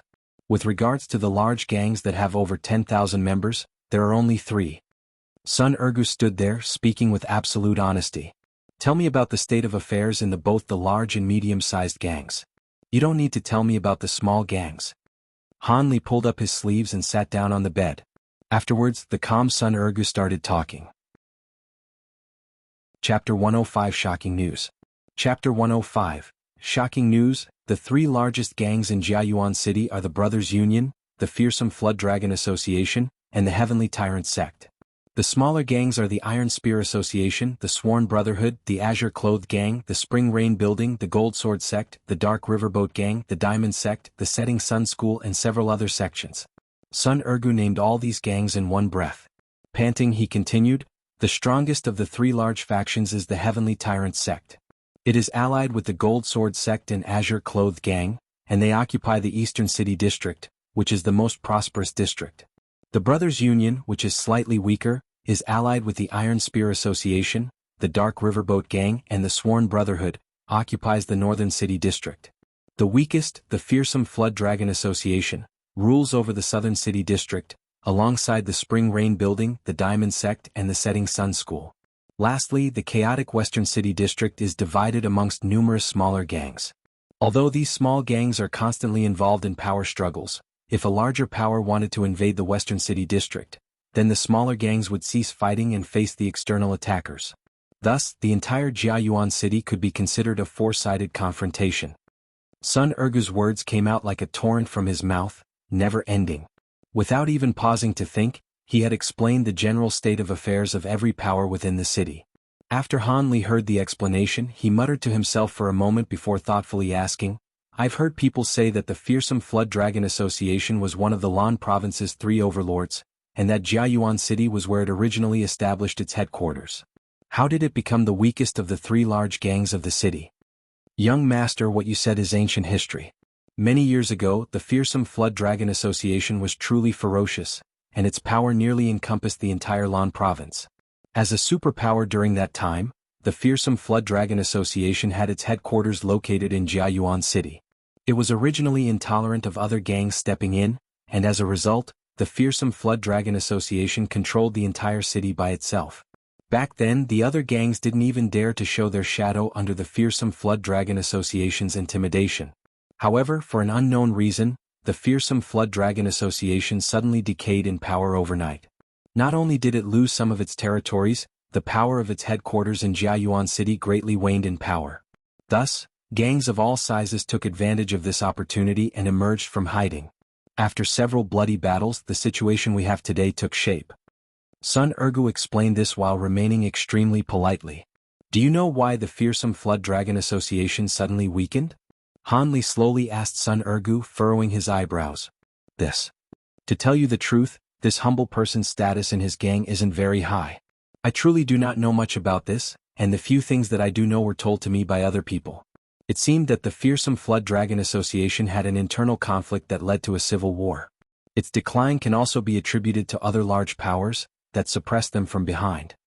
Slightly embarrassed at himself for not knowing enough information, Sun Ergu gave Han Li a vague answer. Oh, so it was like that. Han Li slightly smiled. It seemed he had guessed this was the situation earlier.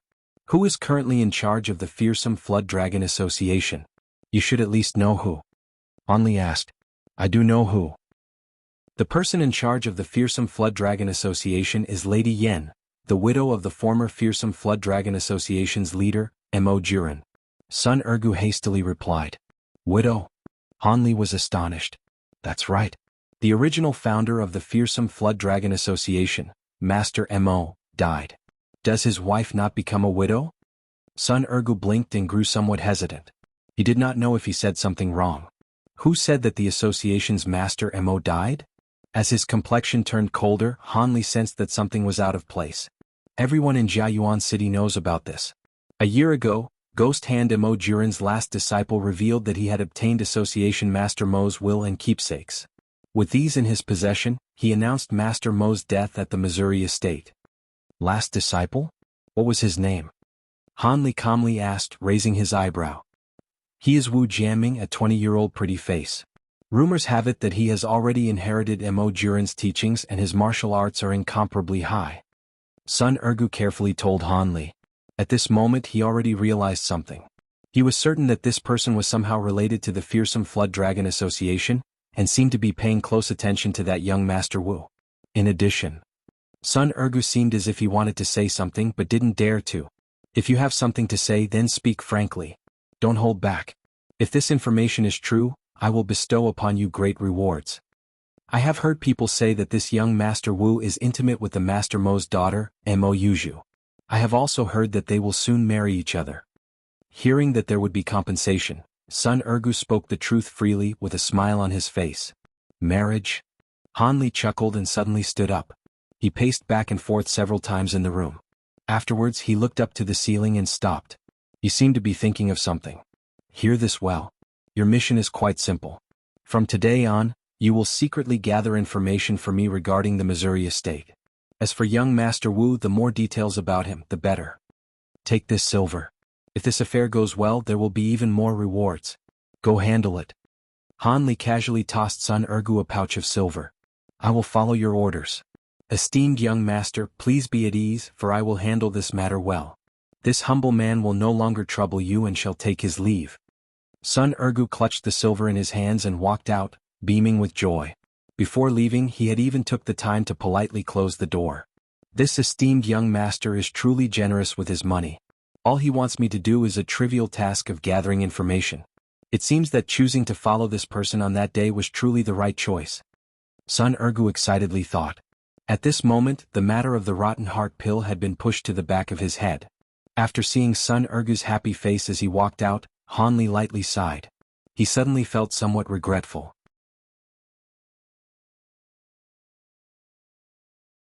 A 30-year-old man wearing a yellow jacket was waiting there for him. Old Fourth, why have you come so late? We still have to meet up with eldest brother and the others. The yellow-jacketed man had some discontent in his voice. Second eldest brother, don't be angry. It's just that I haven't had mortal food for several years. I just want to have a taste. The blue-clothed person said with a joyful smile. You glutton. How many times do I have to say this? We immortal cultivators should cleanse our heart of desires and abstain from gluttony, but you never listen. Your consumption will, at the very least, damage your nature greatly. The yellow-jacketed man glared at the blue-clothed person and sourly lectured him. I know, you don't have to tell me that again. Oh yeah, back at the restaurant I saw another cultivator. The blue-clothed person tried to change the topic, hastily mentioning his encounter with Han Li. Oh, really? Was his magic power deep or shallow? Sure enough, this had captured the yellow-jacketed man's attention. His magic power was quite light. It seemed as if his cultivation base had just reached the 7th or 8th layer. He barely has the qualifications to participate in the Immortal Ascension Assembly. This truly does not make sense. With such shallow magic power, did he come to the Lan province to exploit some sort of opportunity? Could it be that he truly believes that he will come across unexpected success and obtain the final victory at the Great Immortal Ascension Assembly? The blue-clothed man flung these words from his mouth. Is he young or old? He looked to be 17 to 18 years old. If that is the case, he definitely followed his elders here in order to increase his experience and broaden his horizons. I reckon that in the Immortal Ascension Assembly 10 years from now, this talent would genuinely be able to participate. The yellow-jacketed man said with a smile. I say. When you say it like that, his talent can be considered decent. If he comes back in 10 years he could reach my level. The blue-clothed man said proudly. Stop boasting. Your cultivation base has merely reached the 10th layer. Every year the Immortal Ascension Assembly produces many cultivators at this level. Once you've trained to the 11th or 12th layer, then you will be given the qualifications to boast. The yellow-jacketed man said while laughing cheerfully. Truly, if I hadn't used the Foundation Establishment Pill, I could have trained to a level higher than the 10th layer, but then what Immortal Ascension Assembly could I have participated in? I wouldn't have been able to find a master. The blue-clothed man pouted and murmured before following the yellow-jacketed man and leaving the area.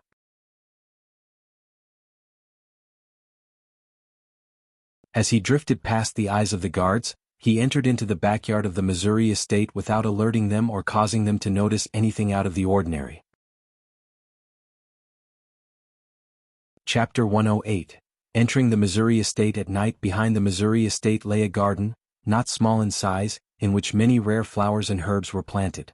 The flowery fragrance that the garden emanated was still revitalizing even though it was night time. Han Li involuntarily breathed in deeply. AI.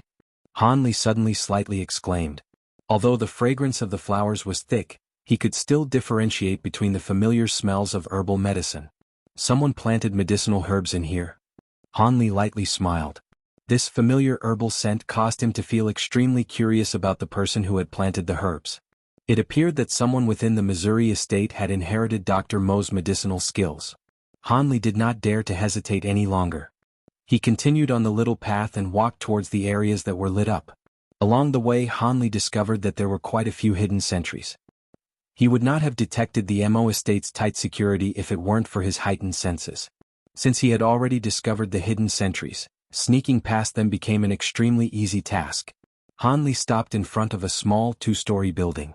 He chose this spot because he could sense that security was much tighter in this particular location. There were about 20 to 30 people guarding this area. This particular 2-story building was well lit. He knew that there was probably someone of extreme importance who had yet to fall asleep, which coincidentally suited his purposes. Making use of the dark night, he moved at a lightning-fast pace, his body blinking as he arrived at the bottom of the building. Using the strength in his legs, he easily jumped up onto the 2nd story of the building. The whole process took but an instant. The surrounding sentries did not even notice that Han Li had already infiltrated the building. Han Li kept his body close to the walls, causing his shadow to merge into the night, before pricking his ears, trying to use his sense of hearing to discern any movements in the building.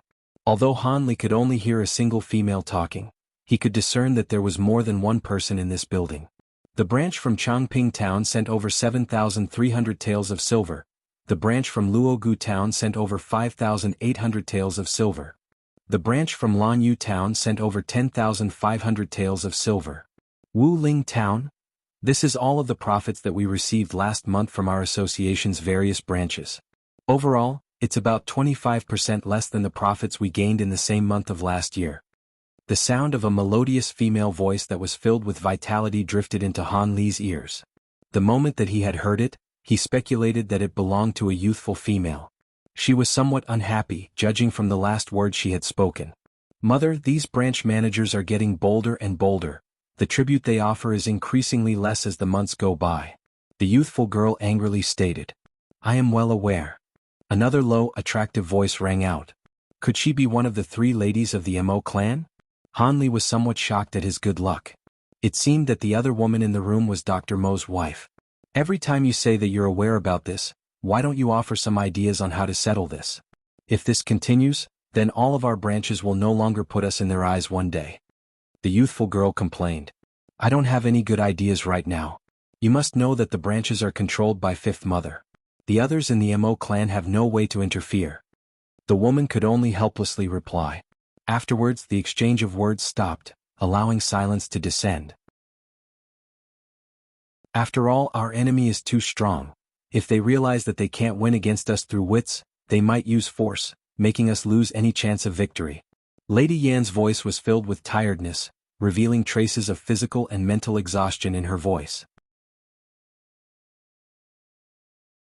After Hanli had heard the other party recognize the keepsake, he lightly knocked twice on the door before saying in a clear voice, "Under Teacher Mo's orders, Disciple Hanli has come to pay his respects to Martial Mother." TL, Martial Mother, literally? Teacher's wife.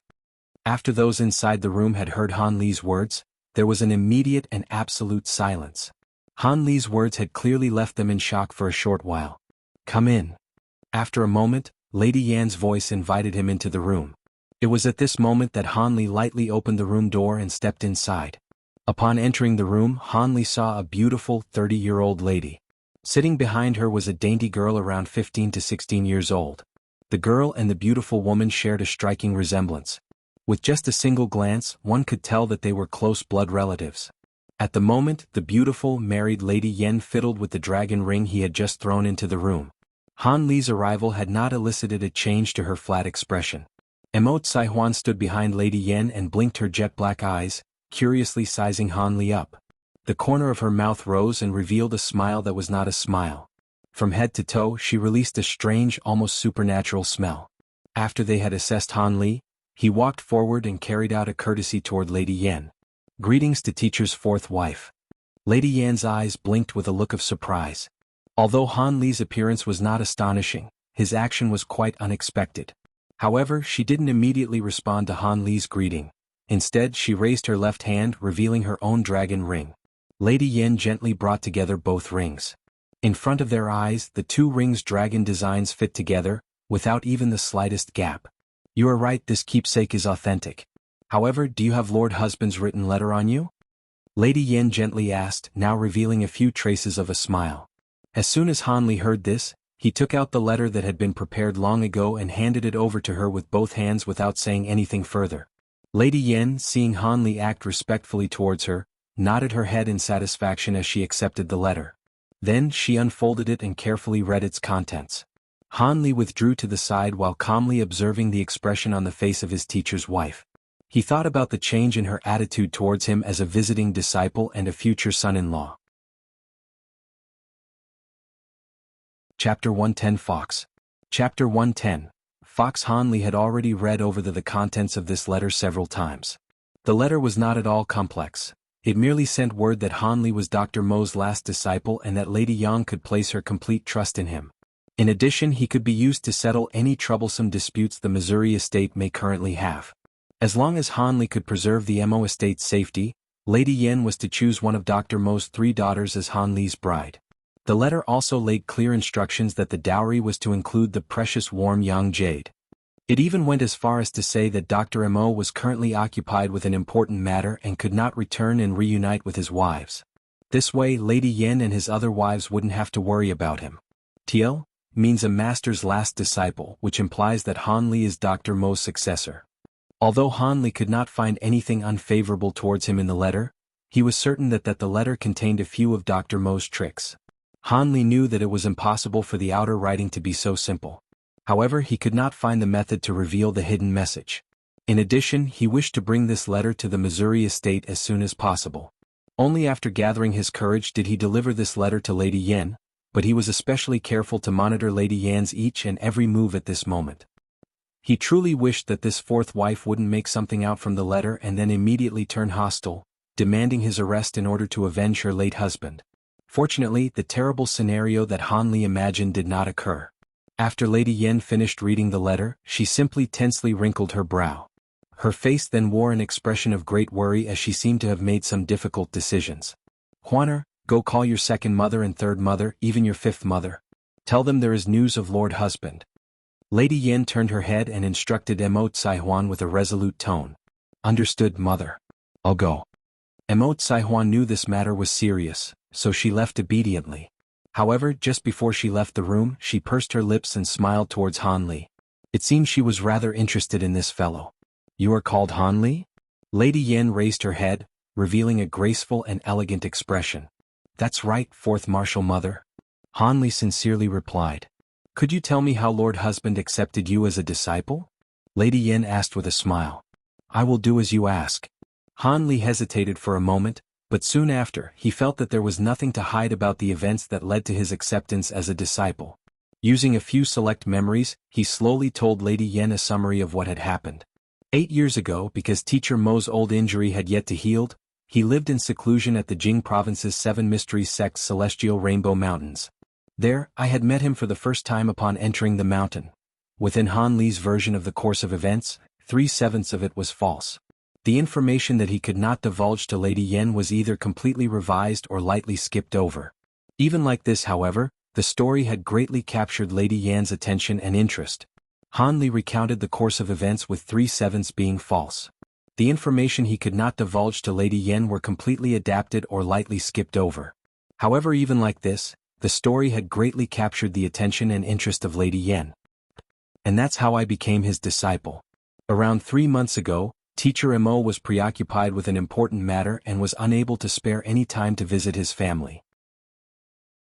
However, he feared that he had left the Missouri estate for far too long and that there would be enemies creating trouble for his wives, so he told me to leave the mountain first, come to the Missouri estate to find the Teacher Mo's wives and wait for his wives' orders. What's so important that could prevent my Lord Husband from arriving home first? After Lady Yen had Han Li's adapted version of the course of events that led to his discipleship, she sighed before faintly asking this question with a trace of grief. Who is returning home? Dr. Mo has already been dead for soon to be 2 years. The corpse I buried underneath a tree is nothing but bones now. As Han Li heard this, he somewhat laughed to himself. However, with a face of humility he replied, What matters? Teacher Mo did not tell me. However, I am certain that it is an absolutely important matter. Han Li said somewhat ambiguously. Humph? Did your master command you to keep it a secret from us? Lady Yen asked with an enigmatic smile. However, the tone in her words was somewhat discontent. It is by no means like that. Han Li quickly said. He secretly bitterly smiled to himself. This Lady Yen was truly mistrustful. With an unresigned appearance, Lady Yen opened her mouth to ask a few more questions. At this moment, however, the sound of chaotic footsteps could be heard outside the room. Before the owners of the feet entered the room, a lovely and charming voice spoke. Fourth sister, I hear there is news of Lord Husband. Is this true? That devil left us 10 years ago. Does he want us sisters to become? Han Li had been distracted with this sweet voice, but soon after realizing what was said, he became startled. This great aunt is far too bold. Han Li thought, amazed. Third sister, pay more attention to your words. There is still another person in this room. A slightly rougher woman's voice said in an angry fashion. I know this already. However, I heard that person delivering the news is Lord Husband's close disciple. It is impossible to keep up pretenses. What do you say, fifth sister? The charming voice had said, slightly happily. Impossible. Since fourth sister has called us to come, this man should at the very least be 70 to 80% trustworthy. An ice-cold voice said. That's right. Fourth sister's judgment is truly admirable.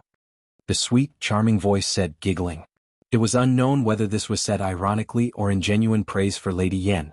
After Han Li heard these words, he stole a glance at Lady Yen, who was pressing her hand against her head with a helpless expression on her face. It seemed that the owner of that lovely voice often gave her headaches. The room door finally opened and several beautiful women entered in succession. Mo Tsai-huan followed, entering last. However, she pouted with her small red mouth, appearing somewhat melancholic. The frontmost woman was approximately 31 to 32 years old. She was tall, beautiful and composed with delicate features, and there was a scholarly air about her. She must have been talented since a very young age.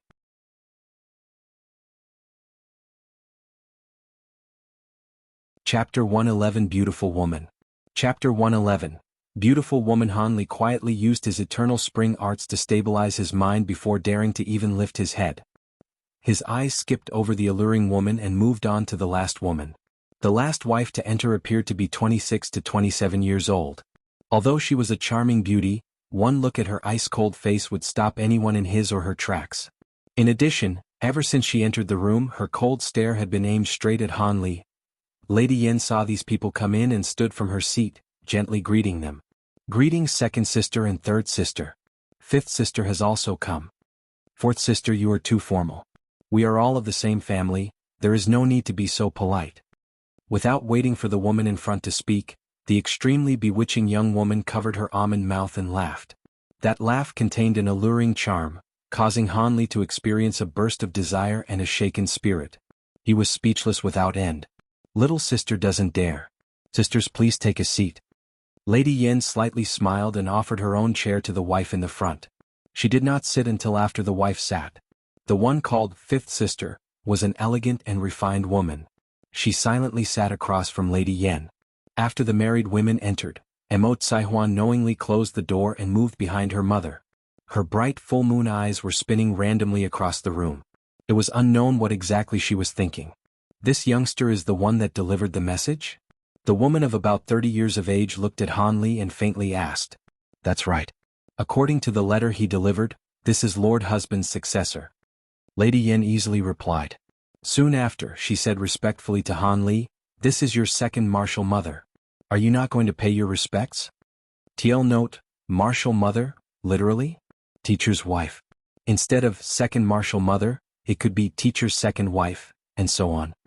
I pay my respects to second martial mother. Sharp-witted, Hanli stepped forward and formally bowed to the married woman. Stand up. Since this is Lord Husband's favored disciple, there is no need to be overly polite. The married woman said with a smiling expression. This is your third martial mother and fifth martial mother. Lady Yin pointed to the abnormally gorgeous young woman and the elegant and refined woman, introducing them one by one to Hanli. Greetings to third martial mother and fifth martial mother. Hanli saw the young married women to be no more than a few years older than him. After a second of hesitation, he also bowed courteously. Hanli looked at Lady Yin with a face of doubt. She faintly smiled and said with a warm voice, your third martial mother stopped the aging of her face with a technique. Although she looks to only be of about 20 years, she is about the same age as your second martial mother. After Hanli heard this, he inwardly nodded his head, satisfied that his own guess hadn't been too far off.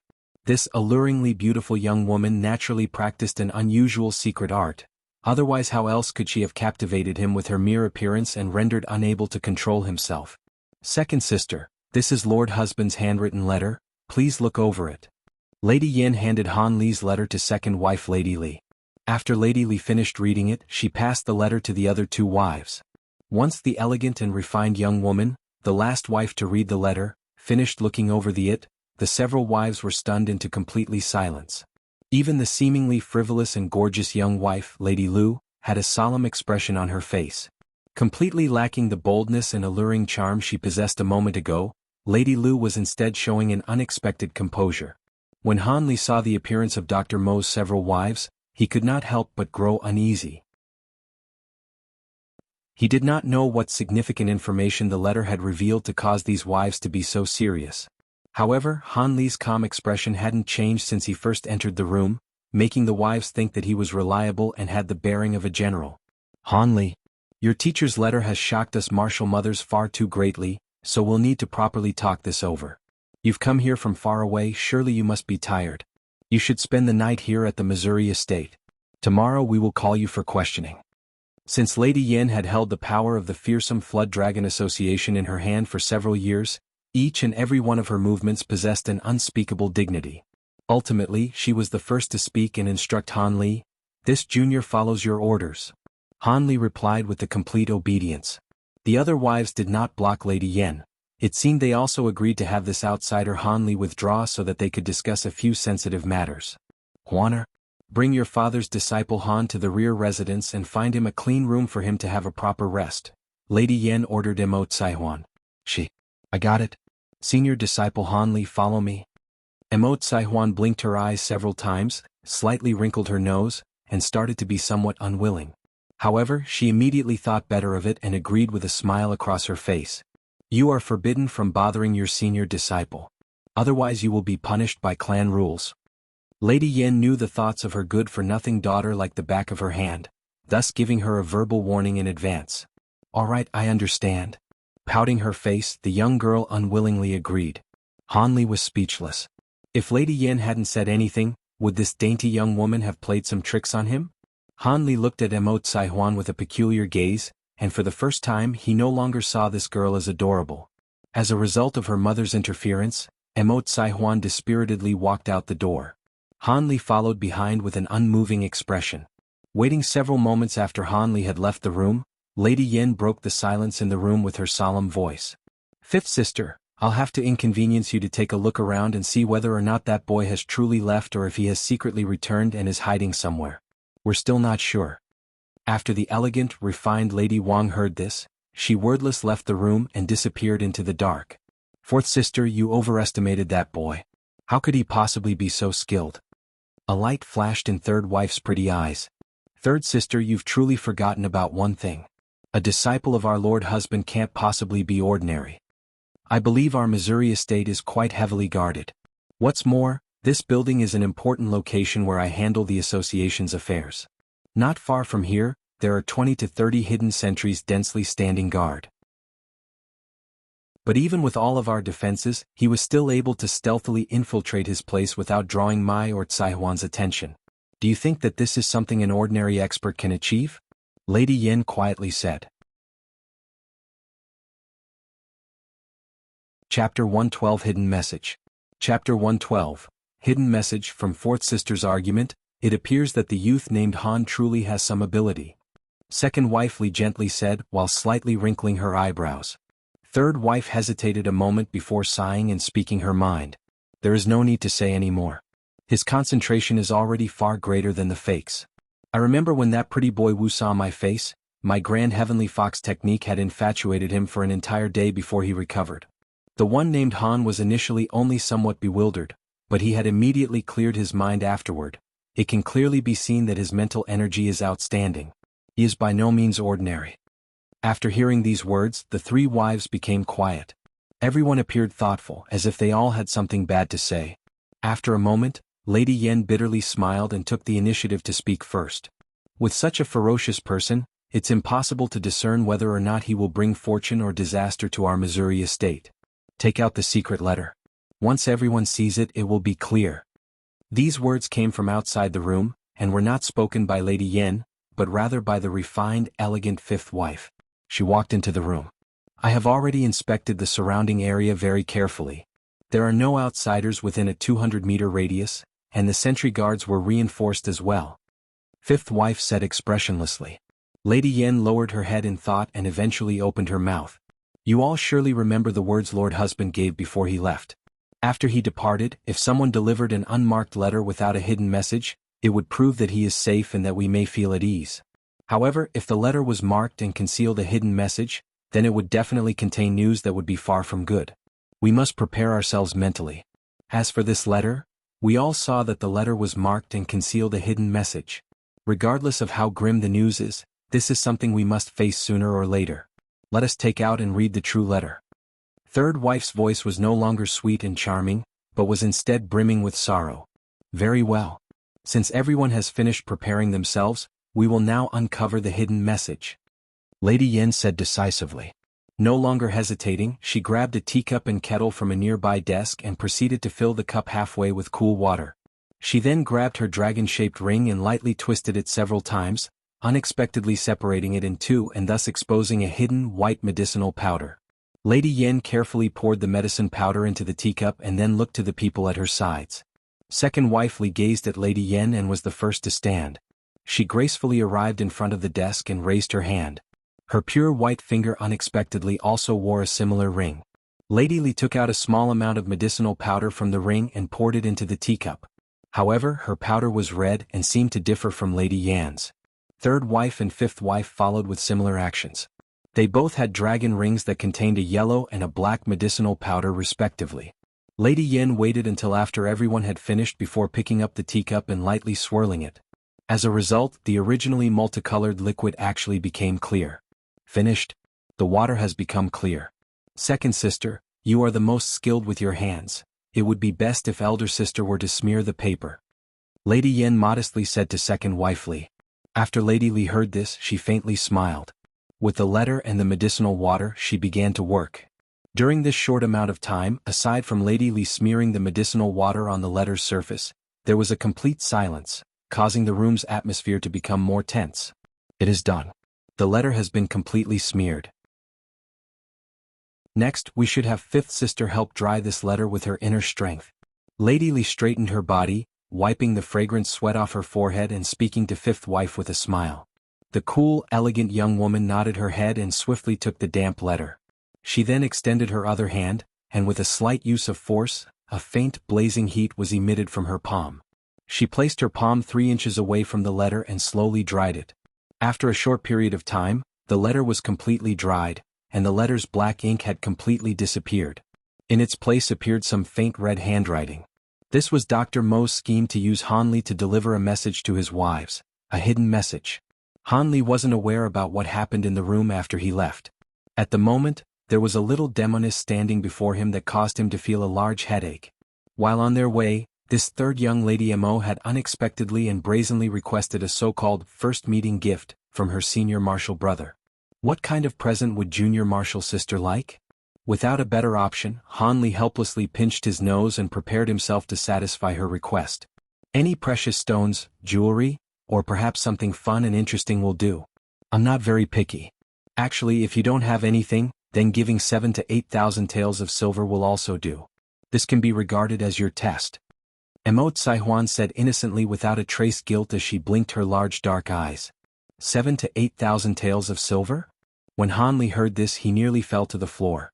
This little demoness was like a lioness widely opening her mouth, not the least bit fearful for her life. Taking into account everything I have on hand, I don't possess such an amount of silver. Even if I did, it would be impossible to give it to her. Does she take me for a foolish squanderer? Although Han Li thought this, his expression didn't change. However, looking at the girl's expression, there was quite a bit of meaning in her gaze. Emote Saihuan was quite clever. With just a glance, she could make out some of Han Li's thoughts. She slanted her small mouth and deliberately shouted in surprise, "Senior martial brother Han, you don't have a gift to commemorate your first meeting with this adorable junior martial sister? You should know that the year when I first met young Master Wu, he gave me 10,000 silver banknotes as pocket money." The moment Han Li heard this, he grew angry. Of course, the one surnamed Wu is scheming for your family's wealth to receive twice the amount in return. I don't have the slightest intention to give you such a gift. In addition, your father planted a yin poison in me. My small life could end at any moment. Han Li was furious, but he simply looked up to the sky. Without moving, he looked at this little demoness and began wondering which item he had on hand was worth the least. Emote Saihuan saw this Han Li as an unsophisticated, dark boy who was actually playing the fool and not saying a word. He did not take notice of her, causing her heart to be somewhat worried. Ever since last year, after she had swindled a great amount of money from young Master Wu, she dreamed of another person to take advantage of every night. Now after all that trouble, she had another opportunity. But this guy, who seemed to be her father's true disciple, was unmoved and even had a face thicker than a city wall. How could he act so hard and indifferently toward such a cute girl as herself? He didn't have the slightest bit of sympathy. Did he not notice her practiced tears quickly flowing down her cheeks? Still remaining indifferent, he was truly infuriating.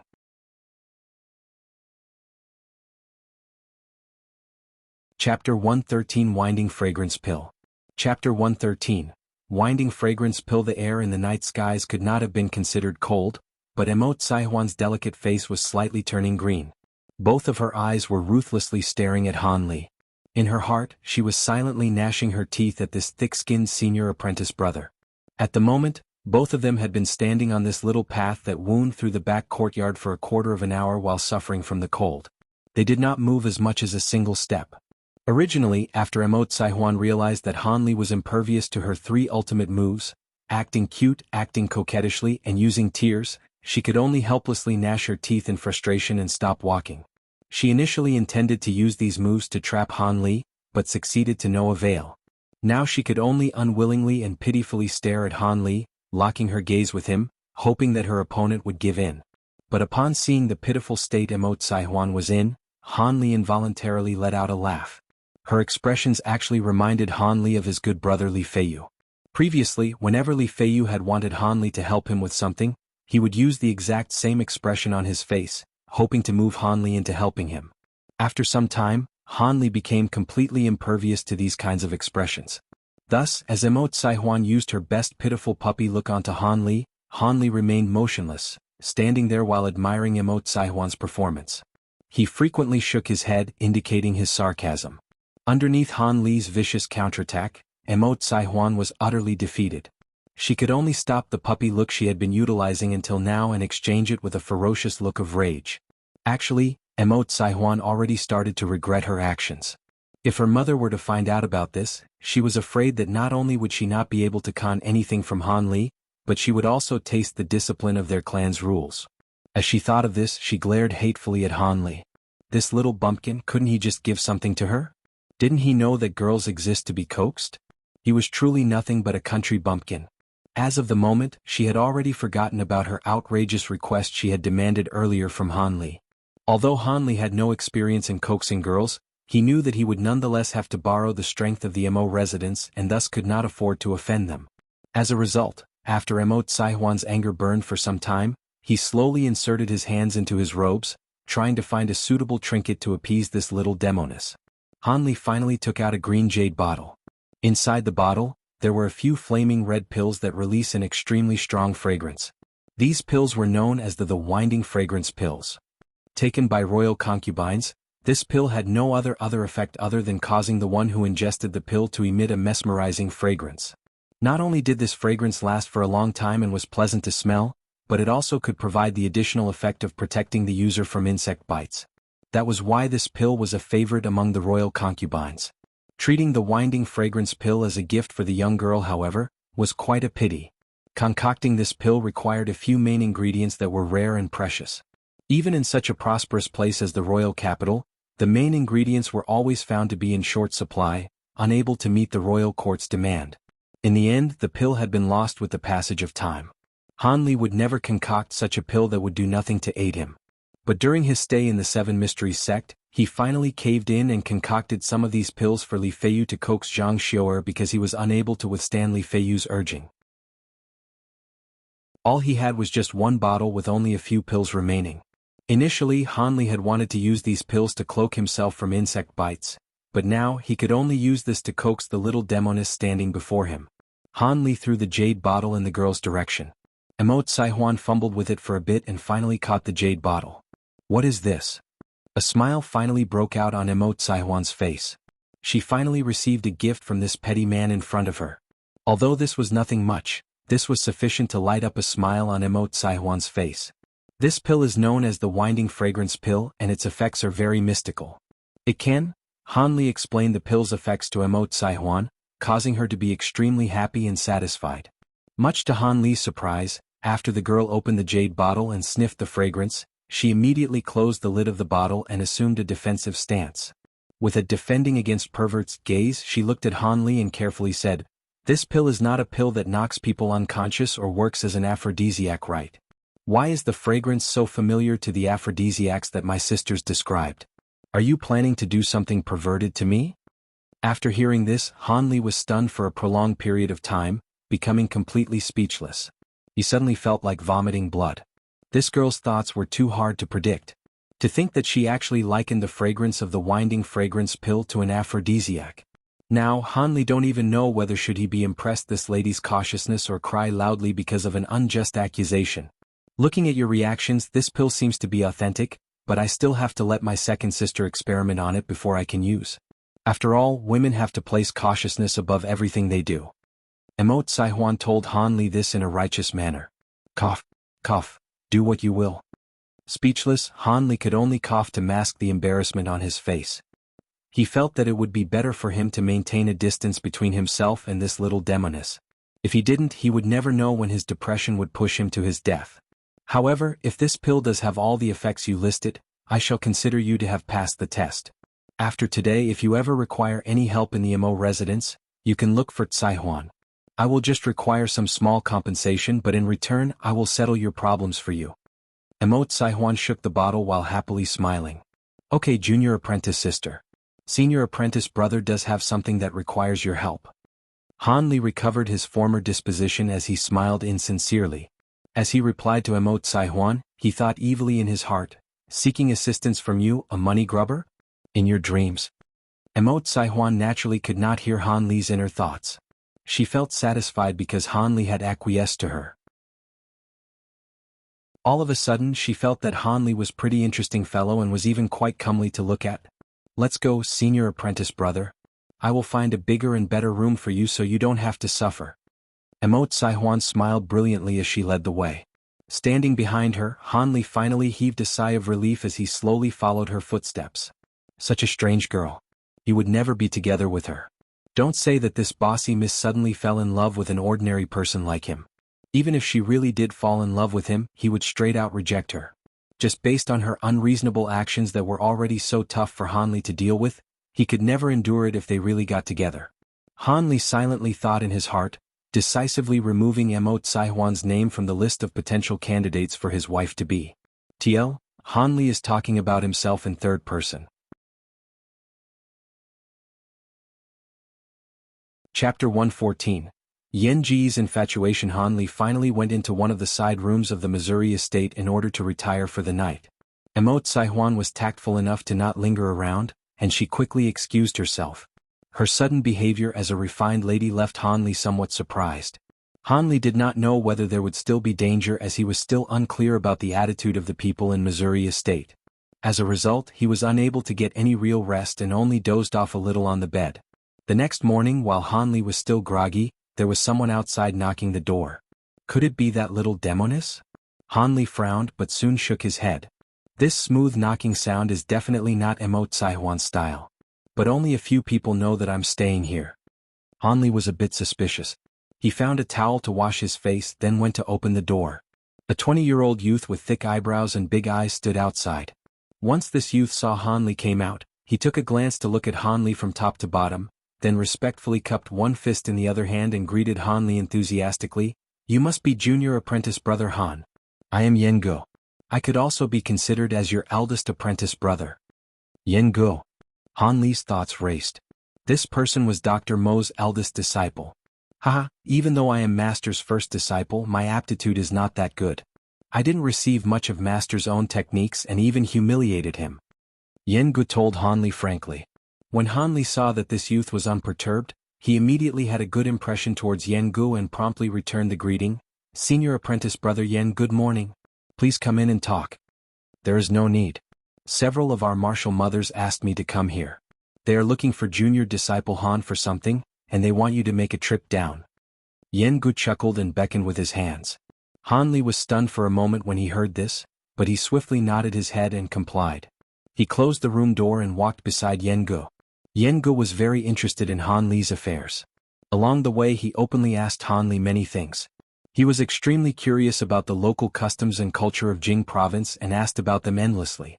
When the two of them passed through the garden in the backyard, they unexpectedly met a young man and lady. They were Mo Yuzhu and Wu Jianming, both of whom Han Li had seen from afar yesterday. The two were walking together in the garden, like a pair of intimate lovers. It was as if Han Li's own possessions were stolen by someone else, and that feeling left a bad taste in his mouth. Evidently, Mo Yuzhu and Wu Jianming discovered Han Li and Yen Go, so the former pair headed towards them. As the two sides got closer to each other, Mo Yuzhu swept a glance across the ordinary-looking Han Li but didn't say anything. However, young Master Wu was suspicious of Han Li as he sized Han Li up. Senior apprentice brother Yen, good morning. This little brother looks unfamiliar. Whose disciple does he belong to? Wu Jianming laughed as he asked. At first, Han Li thought that elder brother Yen, who was beside him, would take the initiative to cover for him and counter Wu Jianming's remark. Who knew that after waiting for so long, there was still no sound from the person beside him. Feeling puzzled, Han Li can't help but to raise his head and look at Yen Gu. In the end, Han Li was so infuriated that he was rendered speechless. Currently, Yen Gu looked infatuated and spellbound, gazing dumbly at Miss Mo Yuju, fully into the realm of ecstasy. How could he still respond to Wu Jiaming? This little brother is third Martial Mother's distant nephew. Under the orders of my parents, I was to pay a visit to third Martial Mother and request a job from her.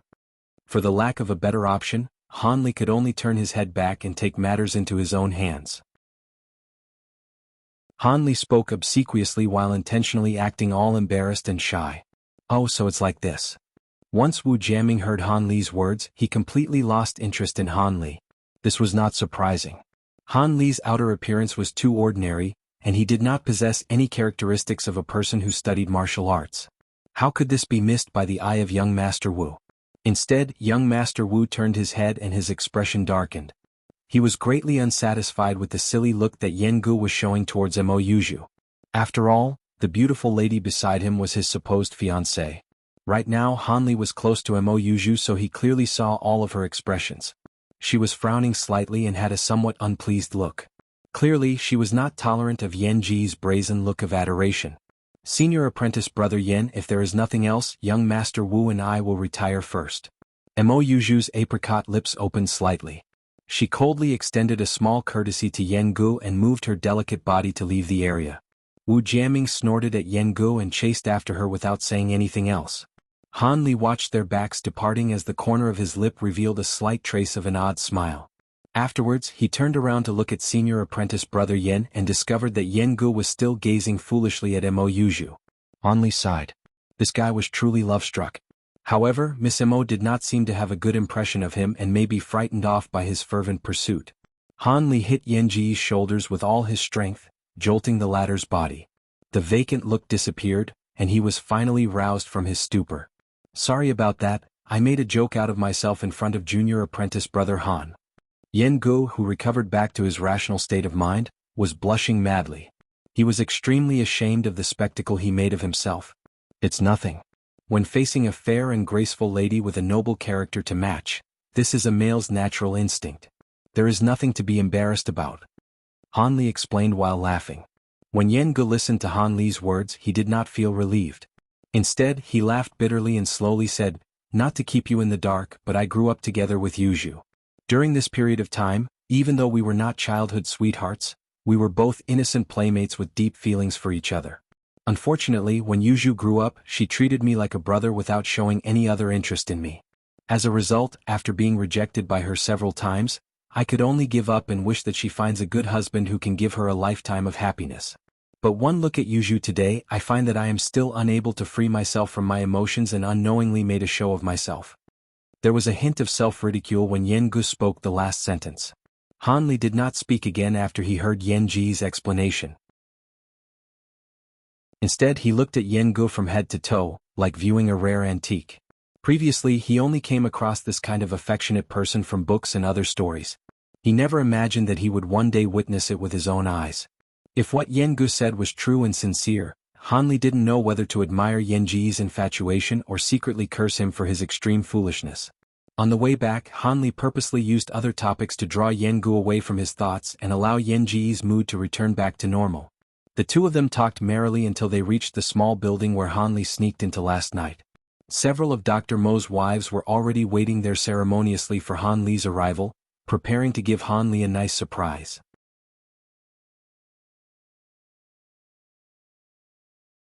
Chapter 115 A Startling Change. Chapter 115 A Startling Change. Just as they reached the second floor, before Yen Gu could knock on the door, Lady Yan's voice came from within the room. "Is it Han Li and Yen Gu?" "That is right, fourth Martial Mother." Yen Gu hastily stopped and respectfully replied. Yen Gu returned first. "Just Han Li entering alone will do." Lady Yan's faint voice could be heard from within. That distinct, cold voice could not help but touch Han Li's heart. "As you wish." Yen Gu was clearly very respectful of Lady Yan, and he followed her command without the slightest hesitation. After he smiled to Han Li, he quietly descended from the second floor. Only Han Li remained upstairs waiting outside the room. Han Li coldly looked at the room door, but instead of immediately entering, he released his spiritual sense and scoped out the situation inside the room. He didn't wish to go in alone, only to be ambushed and killed by a room of hidden soldiers, so it was better to be a bit careful. It was very quiet in the room and the number of people inside wasn't large. Han Li could only hear the breathing and heartbeats of Lady Yen and a few others. It appeared that there wasn't anyone that shouldn't be there. This greatly relieved Han Li. Thus he stepped forward and lightly knocked on the door twice. He then opened the room door, planning to take a quick look before entering.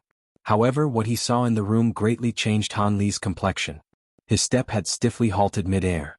The room was the same as the night before. The chairs, desks and decorations were all exactly the same. The only thing different were the beautiful women's style of dress. Lady Yen and the other beautiful wives were all wearing white silk morning clothes from head to toe. They all sat on chairs and unwaveringly gazed at Han Li with cool eyes. Han Li's complexion turned somewhat pale. However, he was not scared but rather annoyed with the deceased Dr. Mo. It was very clear why Dr. Mo, that old fox, had forced him to travel such a great distance. It seemed that he had guessed correctly. That letter had contained a hidden message that gave the tigresses news of Dr. Mo's death. It was as if they were waiting for Dr. Mo's murderer to visit them voluntarily. Han Li took a deep breath and returned his complexion to normal.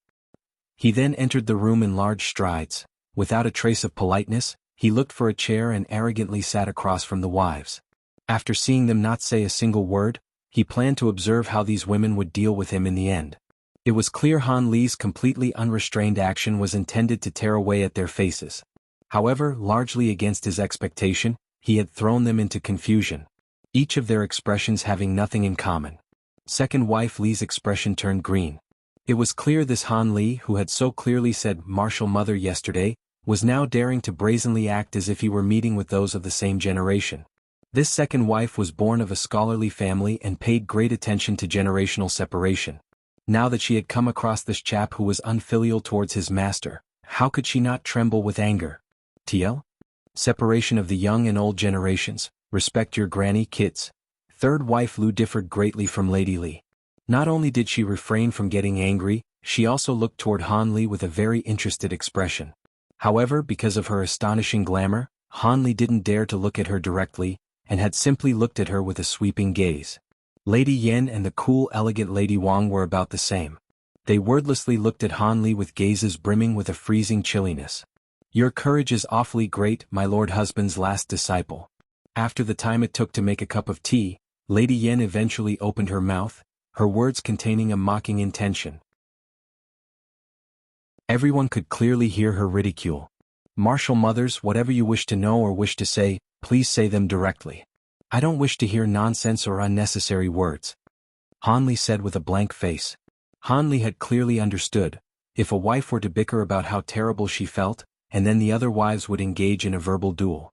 Rather than expand a great deal of effort to resolve this, he felt that he may as well get straight to the core problem. This was what he believed. Since there were no saber lights or sword shadows belonging to hidden experts inside the room, Han Li speculated that the wives currently had no plans to dispose of him. It seemed they either had misgivings or had demands for him. Since it was like this, there was no need to be too polite. In any case, Dr. Emma's death was an invitation for disaster. He had nothing to be ashamed of. Although Lady Yen had much knowledge about all sorts of battles between men, the rupturing tone of Han Li's words nearly made her speechless. Fine, I will ask then. Was my lord husband killed by your traitorous hands? Second wife could not help but want to spit fire from her elegant eyes. Her scholarly air had completely vanished, leaving behind only a face of resentment. Second sister. Lady Yen wrinkled her brow and softly called her as if to prevent the second wife's questions from immediately causing both parties to fall into disagreement. This Lady Li is actually quite frank to directly bring the most crucial question to the table. Han Li inwardly sneered, thinking of this. It could be said that I killed him, but it could be also said that he killed himself. Han Li said indifferently. This sentence caused the wives sitting across from him to be shocked. They believed that Han Li would either readily deny it or simply brazenly admit it. What were they supposed to do if they could not make sense of the answer? Second wife Li stared blankly for a moment, but she immediately became agitated. She clearly believed that Han Li was playing with them. What is this nonsense? It was clearly you who harmed him. Lady Li tremblingly retorted. How are you certain that I killed him? Did you see it with your own two eyes? Han Li asked, no longer polite. He clearly understood that Dr. Mo had written that he was murdered in the letter. Naturally, they weren't completely certain whether or not he had died by Han Li's hand. Han Li guessed that the letter, which Dr. Mo had set aside for these wives, contained nothing but a few speculative words. As a result, Han Li could completely refute these misgivings. Since you've said this, tell us women how our Lord husband was murdered once through. If you were truly unrelated, we won't deliberately treat you unjustly. The cool, elegant fifth wife Wang, who had been silent all along, finally spoke. Chapter 116 Falling Out. Chapter 116, Falling Out. Hearing these words, he raised his head to yawn. Then he sneered, saying, "Treat me unjustly? Those are some grand words. You think I am truly scared of your Missouri estate? Were if not for the many days I had teacher Mo for a master, imparting onto me his great medicinal expertise, and the foul reputation I would receive for bullying women. Against you, with only a single hand, I could kill this entire Missouri estate without allowing even a dog or chicken to remain." Han Li's words chilled to the bone, his expression extremely sinister. Han Li determined his plan. Since he was unable to cheat the Missouri estate of the precious jade, he would adopt a sinister attitude and only used unyielding methods. He planned to show a bit of his skill and have the wives know that this man was difficult to handle, forcing them to hand over the precious warm young jade. When Lady Yan and company had first heard Han Li's fierce words, they all had stunned expressions. But soon after they smiled bitterly. Third wife Lu even bent backwards from her blossoming laughter. It was clear that these wives were not convinced by Han Li's words. But soon their faces were completely frozen. That was because Han Li had extended a finger. A fireball suddenly appeared at his fingertip. When this wine-cup-sized fireball appeared, the entire room's temperature suddenly rose. It was as if the wives had entered a scorching summer. Then Han Li coolly gazed toward them, as if he were trying to find a target for his fireball technique, in order to have these wives know he was somewhat ferocious. However, he did not expect that before Han Li made a move, Lady Li couldn't help but yell, "Cultivator," with an expression of fear. The rest of them also turned deathly pale. Looking at the five wives with an ice-cold expression, he saw that they were emotionally moved and looked at Han Li with gazes full of astonishment. These women knew about the existence cultivators but were unexpectedly frightened by Han Li. Their expression appeared even more gloomy. "You truly are a cultivator?" Third wife Lu widely opened his beautiful eyes, asking with some doubt. Han Li snorted. "Ula." Without saying anything further, he simply shot the fireball toward the table next to Lady Lu and reduced it to ash in the blink of an eye. This action filled Lady Lu's face with fright, completely whitening it. She immediately stood and recoiled several steps away from the ashes before shakily coming to a stop. Currently, if any other man saw that lovely, delicate face, they would have immediately fallen crazy for her. Unfortunately, Han Li absolutely could not appreciate this view. He was currently staring at Lady Li, who had shouted, "Cultivator." He asked with a cold voice, "Second wife, how do you know of cultivators? Could it be you've seen other cultivators before?" Lady Li became terrified. She was greatly fearful of Han Li's status of a cultivator. "Don't ask, second sister. I will tell you about matter regarding cultivators." From the side, Lady Yan closed her eyes with a tired expression before interrupting Han Li's questioning. "Oh, then could you enlighten me?"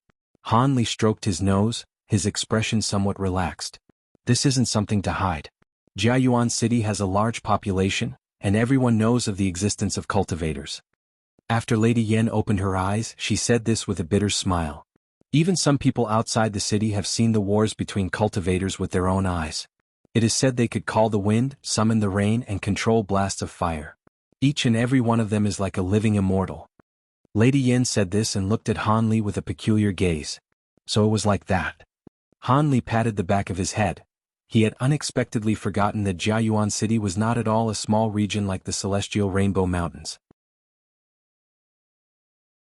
Having cultivators appear here seemed to not be such a rare occurrence. Yesterday, did he not see that blue-clothed man?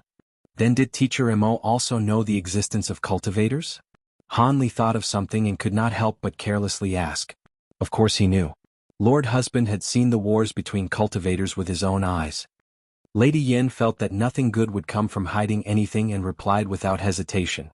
Dr. Mo was quite infatuated with cultivators.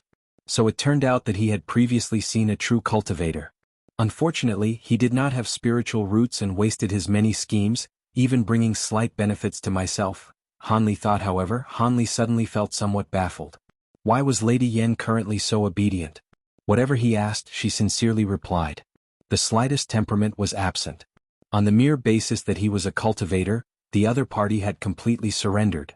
Han Li found this hard to believe. Han Li carefully observed Lady Yan's expression and found that she had an easy, relaxed expression with some slight impatience. Could it be she's stalling for time? Han Li wrinkled his brow and released his spiritual sense. There was not a sign of a single outsider intruding near the building. Han Li looked around and suddenly stood. He walked around the room, carefully observing in every direction. It seemed there was nothing suspicious, and the furniture in the interior of the room were quite simple. Apart from the tables and chairs, it was the same as yesterday. All except for a white candle, half melted from its burning wick. Candle? Han Li's gaze fell upon the candle. He had originally believed the white candle was lit in memory of Dr. Mo, and thus he did not mind it. But now he remembered, since they had been holding a memorial service for their Lord Husband, why did they not light any incense? This was somewhat abnormal. Thinking of this, Han Li used his nose to carefully smell and found the air to smell like sandalwood. This fragrance was far too light. If one did not deliberately pay attention, they absolutely could not perceive this. When Lady Yan saw Han Li look at the candle, she stood slightly less naturally. But after Han Li sniffed the air, her face greatly changed. At this moment, Han Li's face broke into a smile that was unusually cheerful. What's so funny? Even if you discovered the trick of the candle, it's already too late. This bewitching drug can intoxicate 1,000 men. When ordinary people smell this, their bones loosen and their muscles become soft, losing all power in their limbs. Even when martial artists smell this, they lose their true chi in martial arts. Even if you're a cultivator, you've already been in this room far too long to remain unaffected. Lady Yan somewhat lost her patience and spoke those testing words. It's nothing. It's just that I feel that my luck is not bad at all. Han Li said with a smile.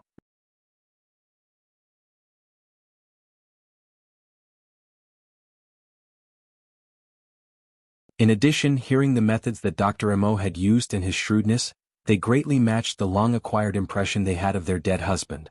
Furthermore, the bits of information that the hidden letter revealed didn't contradict his story in the slightest. They estimated that his story should more or less be true.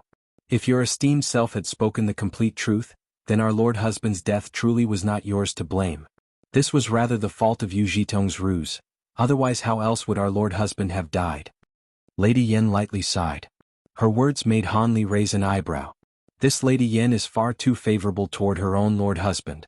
With a few words, she easily pushed the entirety of Dr. Mo's wrongdoings onto the deceased Yu Zhitong, cleaning Dr. Mo of the blame entirely, as if he were also a victim. Han Li stared at Lady Yan with widened eyes. Although his mouth did not say anything, his expression showed a strange emotion and made his meaning completely clear. Lady Yan, under Han Li's attentive gaze, did not blush or jump. She only turned a blind eye. Han Li inwardly bitterly smiled. This woman's face was quite thick, not one bit thinner than a man's. He could not help but turn his head to look at the expressions of the other wives. Third wife Lu still had a smiling, cheery appearance and didn't have the slightest change. When she saw Han Li looking over, she gave him several flirtatious glances, causing Han Li to remain silent. When second wife Li saw Han Li looking at her, she looked ill at ease and faintly lowered her head. She certainly was worthy of being called a girl from a wealthy family, as well as educated and well-balanced. It was clear she was somewhat ashamed of Lady Yan's words from a moment ago. As for fifth wife Wang, although this cool, elegant young woman was expressionless, she was entirely focused on tangling her fingers together, exposing an abnormality of her heart. As for her attitude, Han Li did not know. However, according to young master's words just now, we have no deep animosity or hate toward one another. In that case, it would be best to conduct peace talks. Lady Yan opened her almond lips and faintly said this. When Han Li heard Lady Yan's words, he turned his head and faintly stated, "What is there to discuss? Give me the precious warm young jade, and I will turn around and leave, certain to no longer disturb the Missouri estate." "That is out of the question." Lady Yan faintly smiled and immediately gave a flat decline. "Why is it unacceptable?" Han Li said, unagitated. "Yesterday, young master was outside the servant's room and should have heard much of the vile situation the Missouri estate is in. It should be quite clear to you, sir, that without external assistance, our Missouri estate will be completely exterminated. It is only a matter of time. If it is like this, then it would better to have young master cleanly kill us sisters instead and have death end all troubles. Lady Yin pitifully lamented with red eyes. When Han Li heard this, he bafflingly stared at Lady Yin without speaking, directly looking at Lady Yan's scarlet cheeks. However, she stubbornly continued to refuse to meet Han Li's gaze. Han Li let out a long sigh. He now knew where Mo Tsai Huan, that little demoness, learned her clever schemes. It was clearly from imitating this older demoness.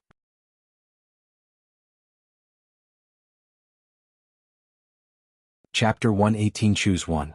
Chapter 118. Choose one. With all this said and done, what do you all think? Be honest, I don't want to have to beat around the bush again. Han Li coldly said. It seemed he wasn't influenced by Lady Yan's act in the slightest. Lady Yan wrinkled her brow. The youth in her presence was far more difficult than she had anticipated. Neither hard nor soft methods were effective. Rather, she had no way of knowing how to deal with him. Could it be that you truly want us to immediately hand over our last resort and reveal our affairs to the enemy? Lady Yin was somewhat unresigned.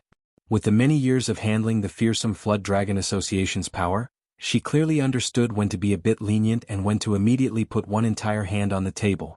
She turned her head to look at fifth wife Wang. Within these sisters, only Lady Wang was able to oppose her decisions. Therefore, she looked at her to see whether or not Lady Wang had a proposal. The matter of discussion with this person, I will leave to fourth sister, with whom I have no objections whatsoever. Lady Wang saw the meaning in Lady Yan's gaze and said as cold as ice. When Lady Yan heard this, she was inwardly elated and had somewhat calmed her heart. Very well. Since Sir does not want to beat around the bush, then we sisters will get right to the point and directly tell you the conditions. As these words left Lady Yan's mouth, she completely regained her bearings as the leader of one of Jiayuan City's 3 major gangs. The feeling of that delicate, powerless young married woman from before was completely obliterated. Her body dispersed the prestige of a leader. Good. From the beginning I wanted to engage in talks as equals. Han Li faintly smiled. So long as you exterminate the fearsome Flood Dragon Association's sworn enemies, the Rainbow Sect and the Hegemon's Villa, the Missouri estate will no longer trouble you in the future, and we will also immediately offer you the precious warm Yang Jade. Furthermore, we will let you choose one of our daughters, whomever you fancy, as your wife. However, if you're unyielding in your plan, rob the precious jade from us, or perhaps threaten us sisters, then your esteemed self will have been mistaken. I have already handed over the precious jade to my trusted confidant. If there is the slightest sign of trouble, then it will immediately be destroyed, ending us in mutual destruction. Lady Yin said with an imposing expression. Lady Yin, are you not afraid of the wind cutting your tongue? Have me, this one person, exterminate the Rainbow Sect and the Hegemon's Villa? You must be truly absurd for thinking of this. Han Li seemed to have already anticipated Lady Yan's threat and wasn't alarmed at all. He had already known that the precious warm Yang Jade could not be acquired by acting rashly. Aside from their threats, he still didn't know how many secret recruits they harbored, and thus capturing the other party and interrogating the whereabouts of the precious jade would simply end in failure. It would be best to make the other party willingly give it to him. Young Master Han, are you not a cultivator? How could these people of Jianghu be a match against your distinguished self? In addition, we don't want you to kill the gang in its entirety. Causing a few of their main leaders to disappear would be enough. This time, the gorgeous young third wife, after giving Han Li a soul-shaking, enchanting smile, said this with her graceful voice. What about being a cultivator? I don't know of other cultivators, but I do know of my own abilities with clear certainty. You can't just foolishly send one person to confront a large gang of several thousand members. Do you all truly believe that cultivators can outrageously murder ordinary people without fear of repercussion? Han Li coldly glanced at third wife. The awing chilliness froze her smiling expression. Under the effects of the eternal spring arts and a vigilant mind, he returned the gaze of her bewitching charming technique. How could it possibly affect him? What? Does young master mean that there are limitations to what cultivators can do to ordinary people? Lady Yin asked, somewhat surprised by this revelation. I am not very certain of the specific details. After all, I haven't been a cultivator for long, so I wasn't truly in contact with these rules. Han Li dully said. Then he looked at Lady Yin, who looked as if she wanted to say something, and waved his hand, preventing her from talking. He continued coldly, however, if your brains aren't lacking, it should be clear that cultivators can't act against mortals as they desire. After all, your so-called Lan province's 3 great hegemons and the 3 great gangs of Jiayuan City still exist. They could have fallen to the schemes of unrighteous cultivators countless times. Perhaps even beautiful women like yourselves would have already become their playthings. Han Li's final sentence was completely blunt, turning the wives' complexions across from him to become scarlet and their eyes to show a bit of alarm. But this is merely young master's guess. It's not at all certain to be true. Lady Han was still somewhat unwilling, still attempting to persuade Han Li. So long as there is the possibility, this person will not perform actions that would bring destruction upon himself. Han Li fundamentally did not give Lady Yan's fantasies the slightest leeway, and he said this without a trace of politeness. Don't tell me that your venerable self plans to take our daughter's dowry with a sleight of hand and leave us with nothing? Lady Yan's complexion was somewhat unsightly. She said the word, dowry, with an especially heavy emphasis. Hearing her say this, although Han Li's expression did not change, his heart could not help but be somewhat depressed. The Yin poison within me was originally given to me by your lord husband. Right now, I won't trouble you even if I am cured. What is there to think about?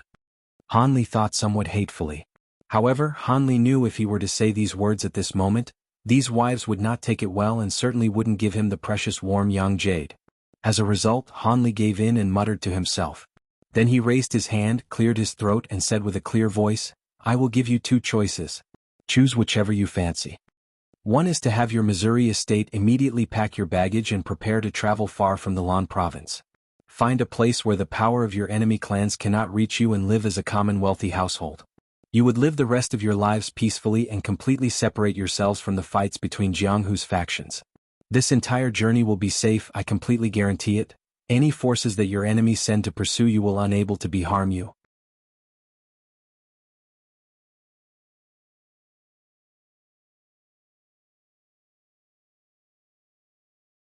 As a result, I hastily rushed over and waited until young master had returned. Sun Ergu said, eager to take credit for his information. Oh, I will not forget your hard effort. However, first specifically explain how those in your gang evaded the notice of those immortals after learning this information? Han Li earnestly investigated in detail. This related to the reliability of the information. Therefore, Han Li didn't dare to be careless. I also heard that drunk nobles said it was like this. Sun Ergu didn't dare to speak false words and honestly informed Han Li. Originally, the news from a small gang leader of the 4th level gang.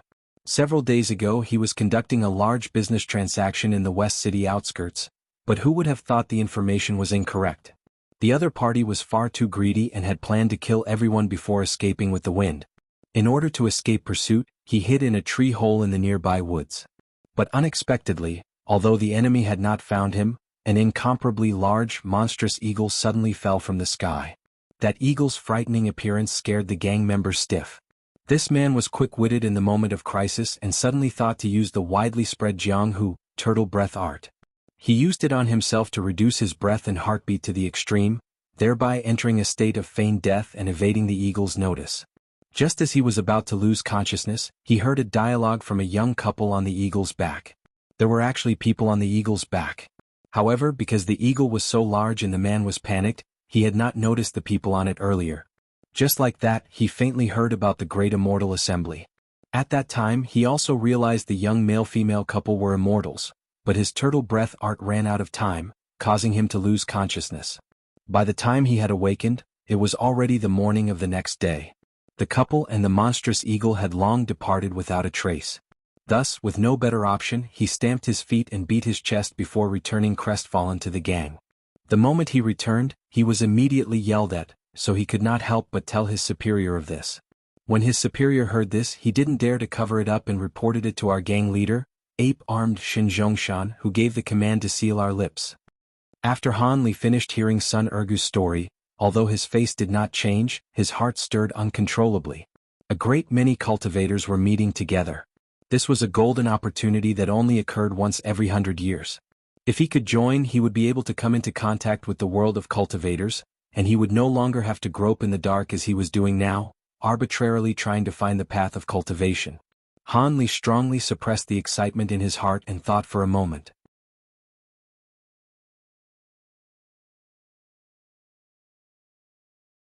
Chapter 120 Scheming to Seize a Gang. Chapter 120. Scheming to seize a gang. He did not mention the time, but from the way he spoke, it appears that it's going to be not too long from now.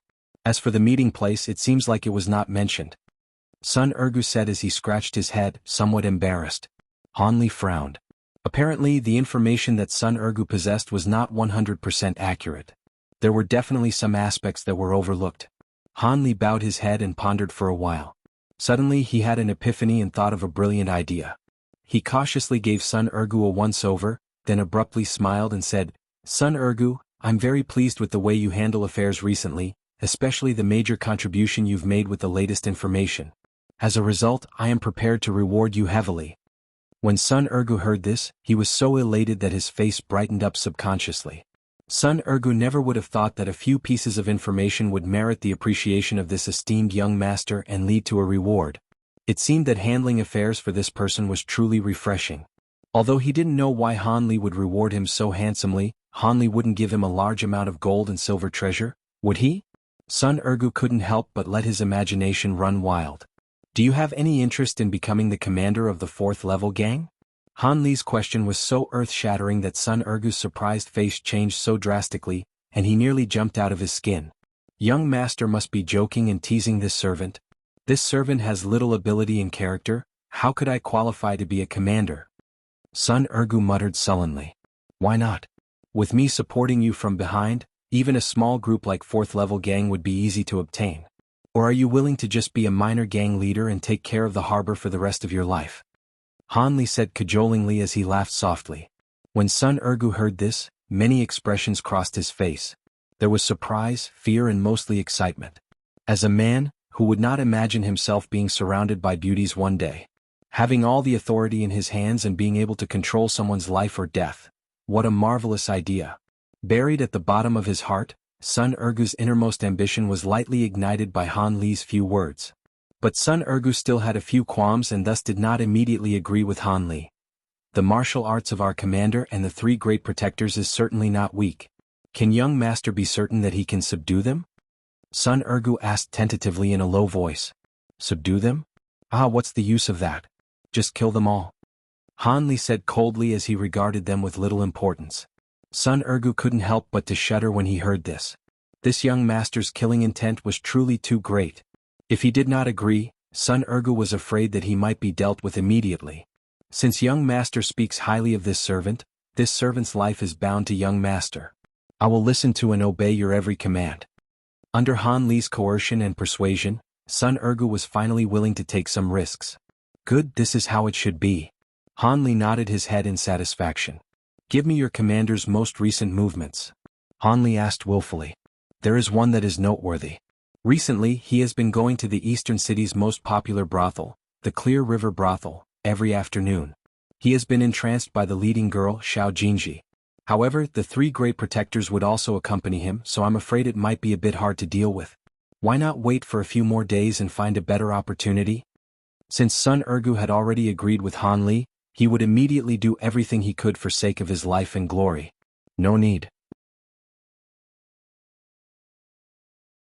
The moment Sun Ergu left the house, Han Li stood up. Within the house, Han Li turned in a semicircle and suddenly let out a prolonged mellow whistle. Then from the outside, the cloud-winged bird dived in and landed on Han Li's shoulder. Han Li extracted a bottle from his bosom and poured out the cloud-winged bird's favorite yellow chestnut pill, which he gently fed to the bird. Then he softly said, "Little fellow, catch up with the person who just left the house. If he leaves the city walls to escape, immediately return and tell me." When the cloud-winged bird finished listening to Han Li's words, it chirped intelligently and proceeded to fly out of the window, disappearing into the sky.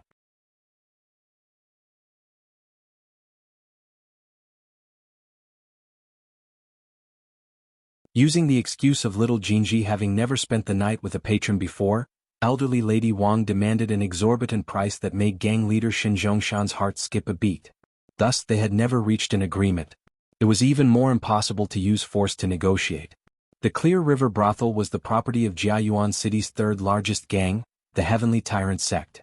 After hitting a snag with this giant red card, Qianjin and Fanju could only vent their frustration on the Clear River Brothel's girls who were in their arms. Only after groping them ferociously did they let the matter drop. "Many thanks to the 2 worthy little brothers for being concerned about my affairs. But don't worry, 2 days ago I made a great business deal. This small amount of money isn't too much. On the contrary, you beautiful lady, cannot go back on your words. You must properly wait upon this Lord Master when the time comes. The lustful Shin Zhongshan said contentedly as he suddenly turned towards little Jinji, who was in his embrace, and nibbled her fragrant cheek. Shin Zhongshan was a huge man with very hairy arms and chest. His 2 arms were much longer than that of an average human. Thus, his whole person looked like a beast wearing clothes, truly so ugly that he could frighten people. A few years ago, this extremely boorish man used open arm punch, a skill that he mastered to perfection, to kill the 4th level gang's predecessor, Go Tianpa, and his trusted aides, the 4 great warlords, thereby seizing the position as gang leader. Therefore, in the entire Jiayuan city he was definitely a part of the top-ranking experts and must not be underestimated. Master Shin. Little Jinji appeared very bashful when Shin Zhongshan sneakily bit her cheek and behaved like a spoiled child in his arms, making Shin Zhongshan quite pleased with himself as he laughed heartily. Dong dong. Dong dong. Right in that moment someone knocked on the door. Who is it? The dark fatty, mad-fist Chen Jin was unhappy and shouted out the question in a bad mood. I am here to deliver beverages to the gentleman in the room. The voice of a youthful male came through from the outside. Then why are you taking so slow to deliver? I've already complained that there are not enough drinks. The dark fatty spoke without thinking when he heard the reply. In the wake of Chen Jin's words, a young man wearing servant clothes came in. The ordinary-looking youth was holding a tray with both hands. There were several dishes and 2 bottles of alcohol on the tray. Quickly bring the alcohol here. I want to see how it tastes like. Fatty Chen Jin was a typical drunkard. Thus his eyes immediately brightened up and he clamored incessantly when he saw the 2 bottles of alcohol. Yes, this servant will carry it to you. This person, with an appearance of a young servant, walked forward a few steps and placed a wine cup on the table. The moment the fatty saw the wine cup, he immediately grabbed it in his hand and wanted to down it to taste its flavor. Wait, fatty. The quiet black-clothed person, Shin San, suddenly stopped Chen Jin from pouring the alcohol into his mouth.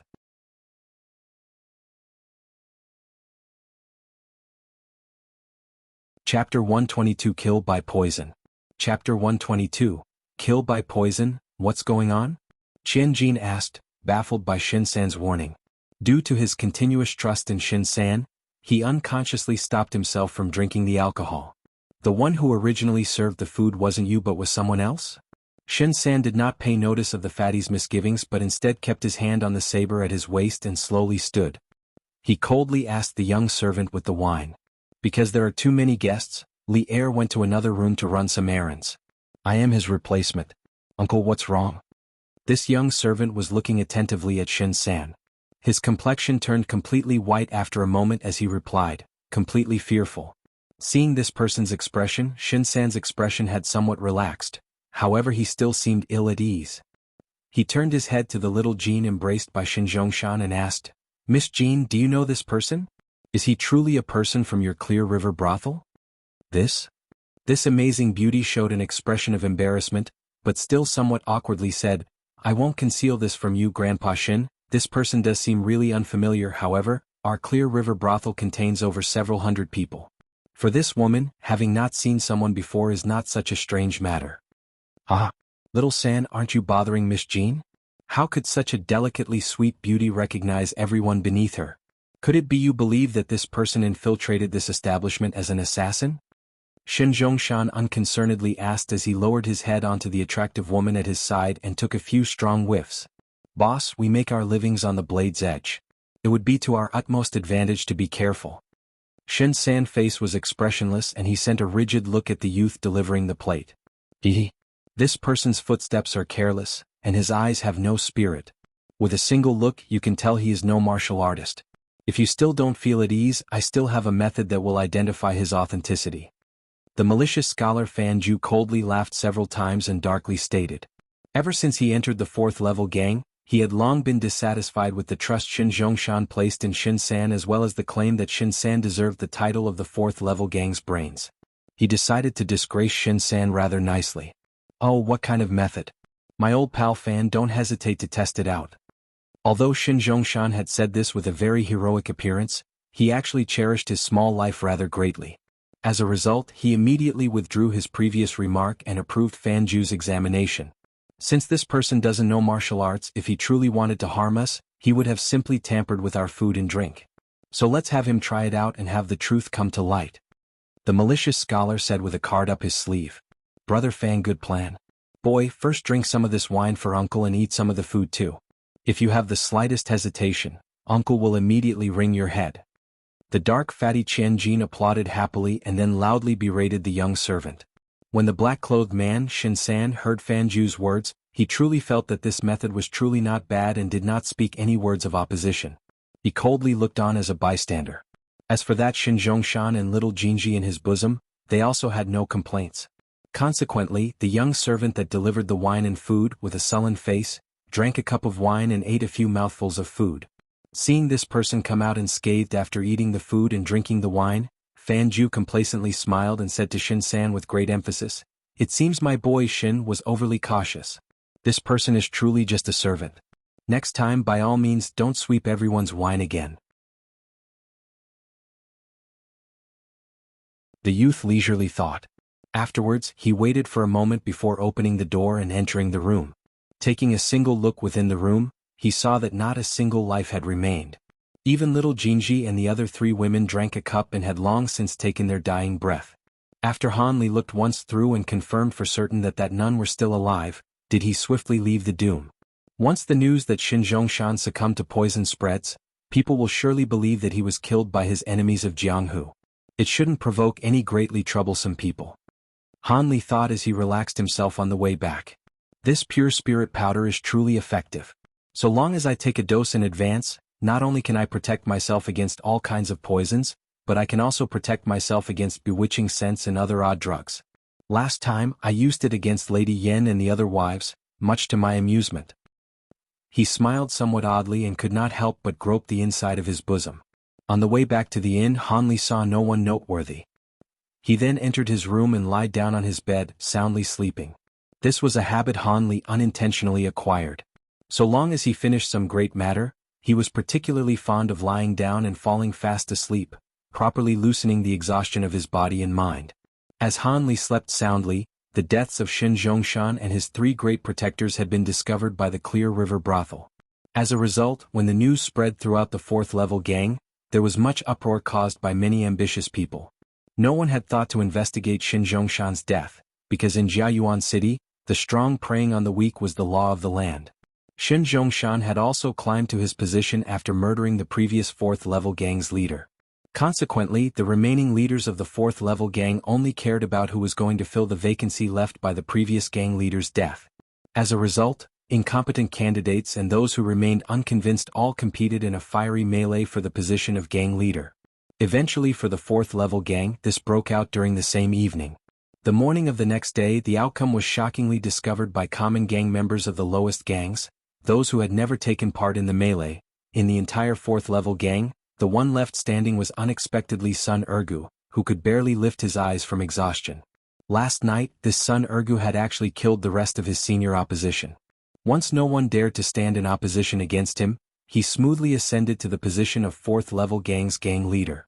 Furthermore, the other gangs in the Western City District were given notice, confirming his succession. After Han Li, the one that plotted this behind the scenes, rose from a comfortable sleep, he showed up in the Missouri estate at the small and rather unique building. He was facing the still-standing Lady Yen and several other beautiful women. However, behind them were the 3 great beauties of Jiayuan City, Teacher Mo's 3 tender daughters. Han Li had seen Mo Yuzhu and Mo Tsaihuan before, and thus his gaze was mostly focused on Dr. Mo's adopted daughter, Mo Fengwu.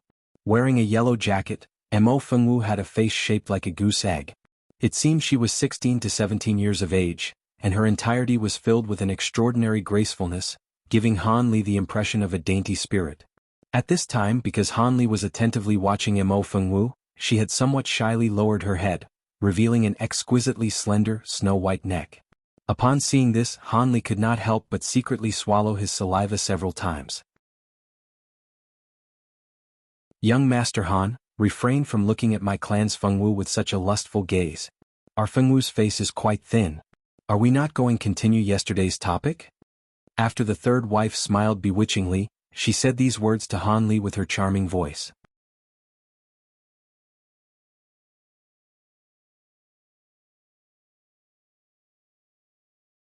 In addition, with the abrupt appearance of a stranger in the Missouri estate suddenly taking Mo's 3 tender beauties as his wives, it would undoubtedly imply that he was this matter's greatest contributor as well as the killer.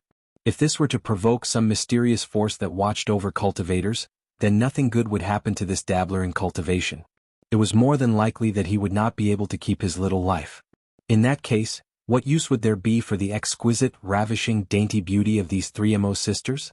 As a result, Han Li inwardly gave himself a bitter smile and shoved the appearance and fragrance of the 3 great beauties to the side. As for whether the Mo sisters were fond of him or not, Han Li could not care less.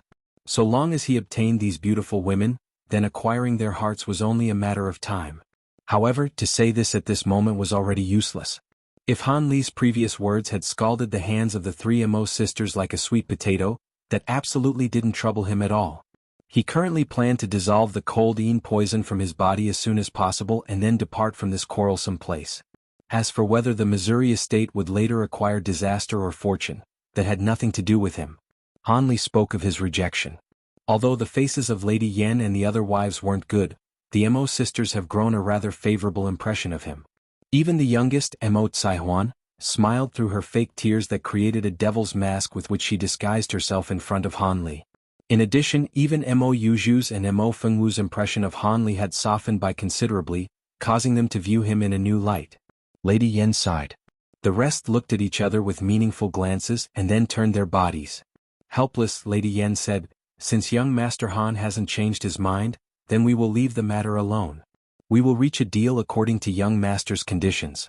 So long as young Master Han can kill the Hegemon's Villa Sovereign, Furious Lion Ouyang Feitian, we will hand over the precious warm yang jade that will let your distinguished self be detoxified."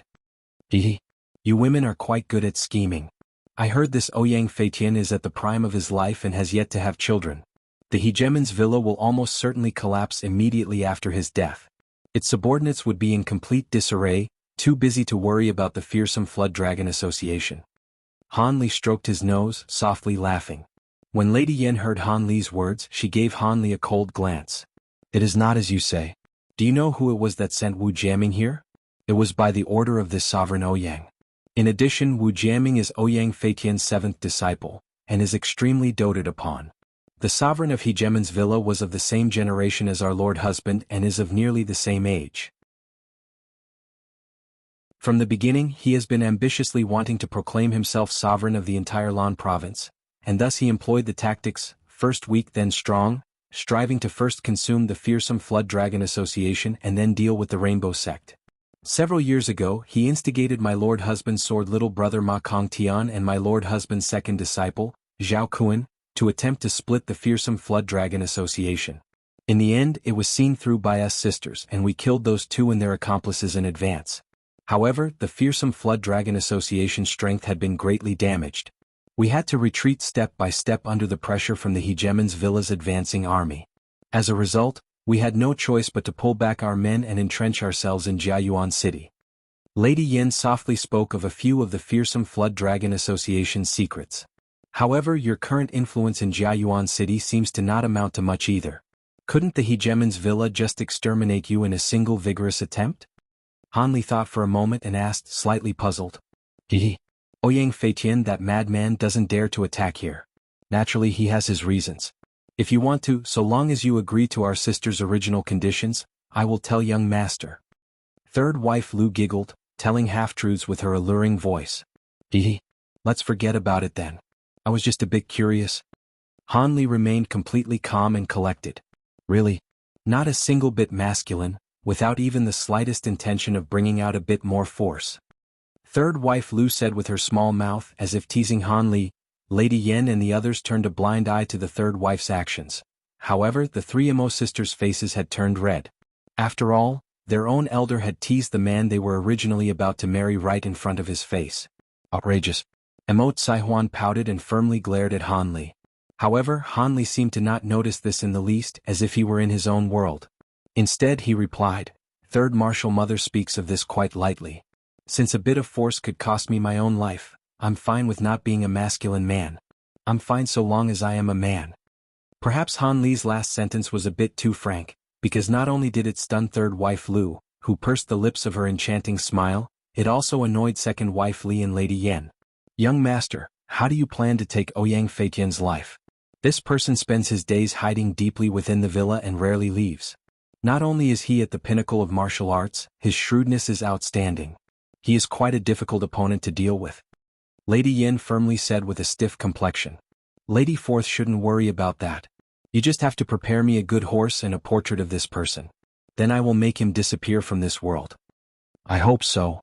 Lady Yin softly spoke. Back to the previous topic. Shouldn't you give me a guarantee that when I return from my completed task, you women will not become hostile and refuse to acknowledge your debt? Han Li intoned, soft as a feather. What kind of guarantee does your distinguished self want? Lady Yin didn't show any discontent but rather seemed to have already anticipated this demand. Inside this bottle there is a medicine pill. I must ask everyone to take this poison, but I will not say what it is. In any case, wait for day I come back after killing Ouyang to exchange the antidote for the precious warm yang jade.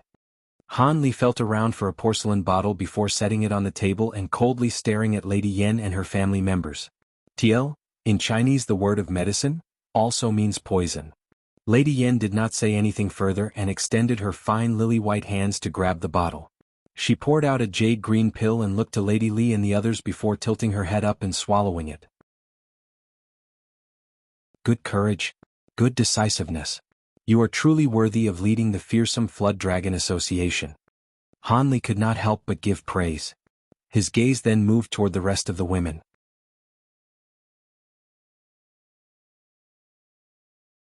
Chapter 124 Fengwu. Chapter 124, Fengwu, my sisters do not need to take the poison. Is my life not enough as collateral? Lady Yen, who previously swallowed the pill, prevented second wife Li from taking the poison. When Han Li heard Lady Yan's words, he was slightly stunned, exposing an appearance of surprise. After he immediately muttered to himself, he slightly nodded his head and said, since fourth martial mother feels so deeply for her sisters, I, Han Li, will not be an unreasonable person. Fine, second martial mother and the rest do not need to take the poison. After Han Li said this, he took the bottle from Lady Yan's hands and stored it in his bosom. Since this affair has been concluded, I will first take my leave. Tomorrow at this time I will come back to the Missouri estate for the portrait and other necessary items, then I will directly head to the hegemon's villa. Thank you for your troubles, young master. Lady Yen and the others stood up to send him off. Han Li faintly smiled, turned his body as easily as wind and left the room. Just as Han Li had left the small building, there were the sounds of many hurried footsteps from behind him. Senior apprentice brother Han, wait a moment. My second sister has come to find you for a certain matter. Han Li heard the shouting voice of that young girl, Emo Tsaihuan, and sighed. He helpless turned his body. He saw that little demoness take the lead at the front, followed by Emo Fengwu and Emo Yuzhu. They were all walking straight toward him. Emo Tsaihuan overtook Han Li by a few steps. Then she widely opened her eyes, walked around him in a circle, and smacked her lips incessantly as if she were looking at a rare object. All right.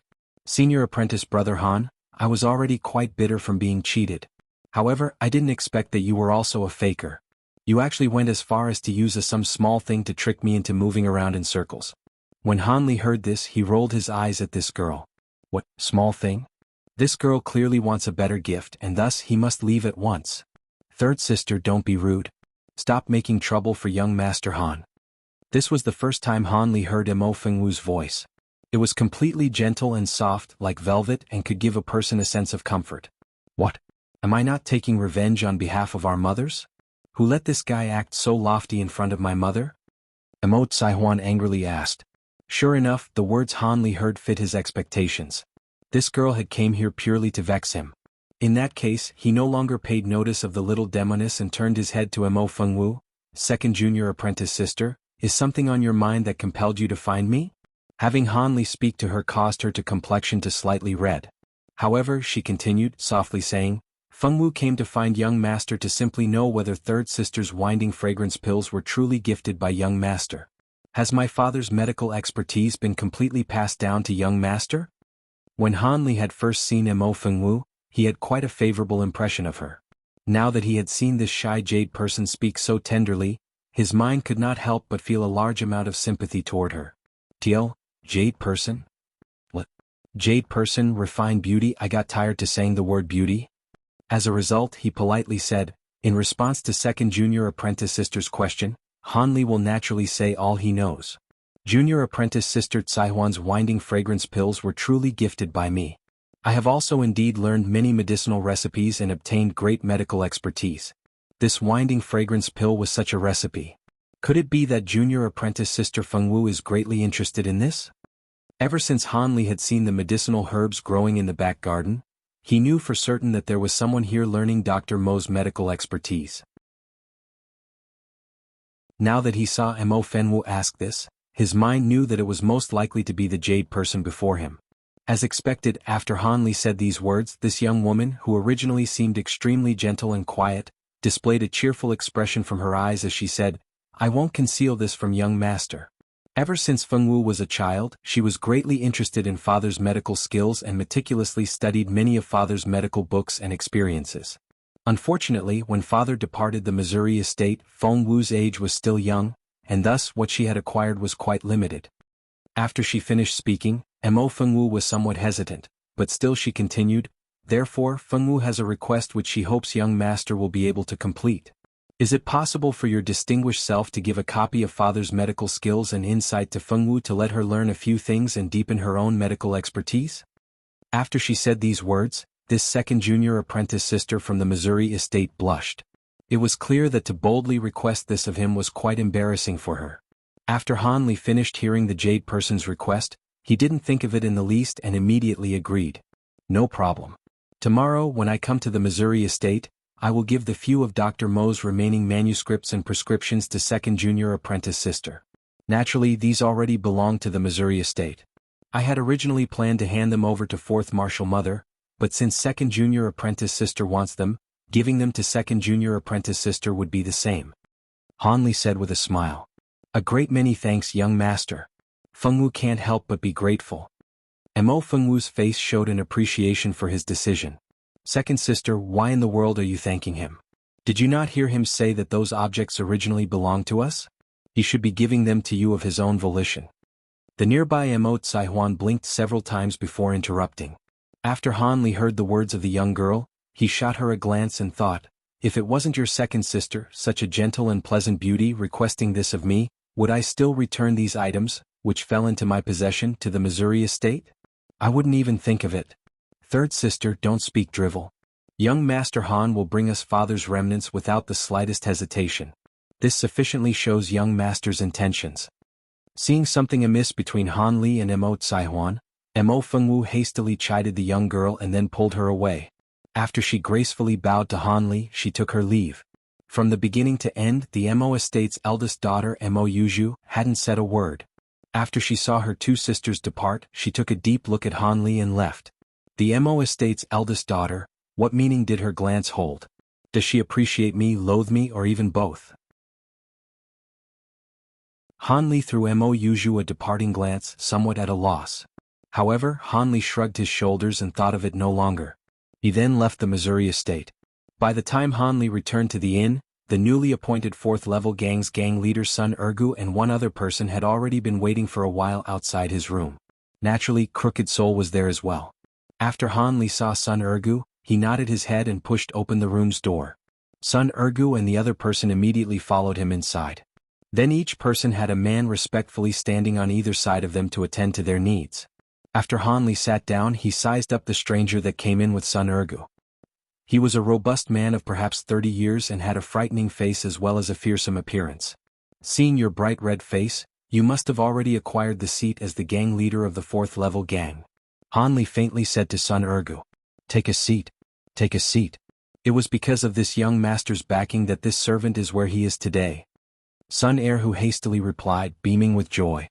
"So long as you know. I will not meddle with the fourth-level gang's affairs, but you must use the fourth-level gang's power in accordance to my instructions. Otherwise, I wouldn't mind switching in a different gang leader," Han Li coldly warned. These words made Sun Ergu, originally lost in joy, immediately shiver, greatly clearing his clouded mind. "I will follow young master's instructions at any cost. Even if it costs me my life, I will do it." Sun Ergu assumed a loyal appearance in a rush. Han Li faintly let out an N, no longer taking notice of Sun Ergu and instead turning his gaze to the other man. "You were the one that heard the immortal's conversation?" Han asked, rather interested. That's right. This servant Shitinu had truly heard this. The robust man respectfully replied. TL? Tinu? Iron Bull, though this person might be strong and tall, he was not at all stupid. He clearly understood that this unremarkable youth before him had elevated Sun Ergu, who was originally of the same status of himself, to the gang leader's position. Thus he didn't dare be negligent. Han was very satisfied. So long as this man was clever, this affair would be handled smoothly. Tell me about the day when you saw the immortal couple from start to finish. If I am satisfied, I'll have you be Sun Ergu's assistant and turn you into the 4th level gang's vice gang leader. Han knew that only with the attachment of rewards would others work with enthusiasm. As a result, he made such an unrestrained promise. As expected, when Shitinu heard what was said, he was delighted. He excitedly slapped his chest immediately, expressing that he would surely satisfy Han. When Sun Ergu heard these words, he was somewhat unwilling. However, he didn't dare to show the slightest bit of disagreement on his face. As a result, after Shitinu calmed down a bit, he narrated the day he came across the immortals once through and in great detail. Shitinu's account and the finer details spoken by Sun Ergu were much different, but the overall course of events were almost entirely the same. This immortal couple, did they mention any time or place? After Han finished hearing Tinu's statement, he asked of the matter that he was most concerned about.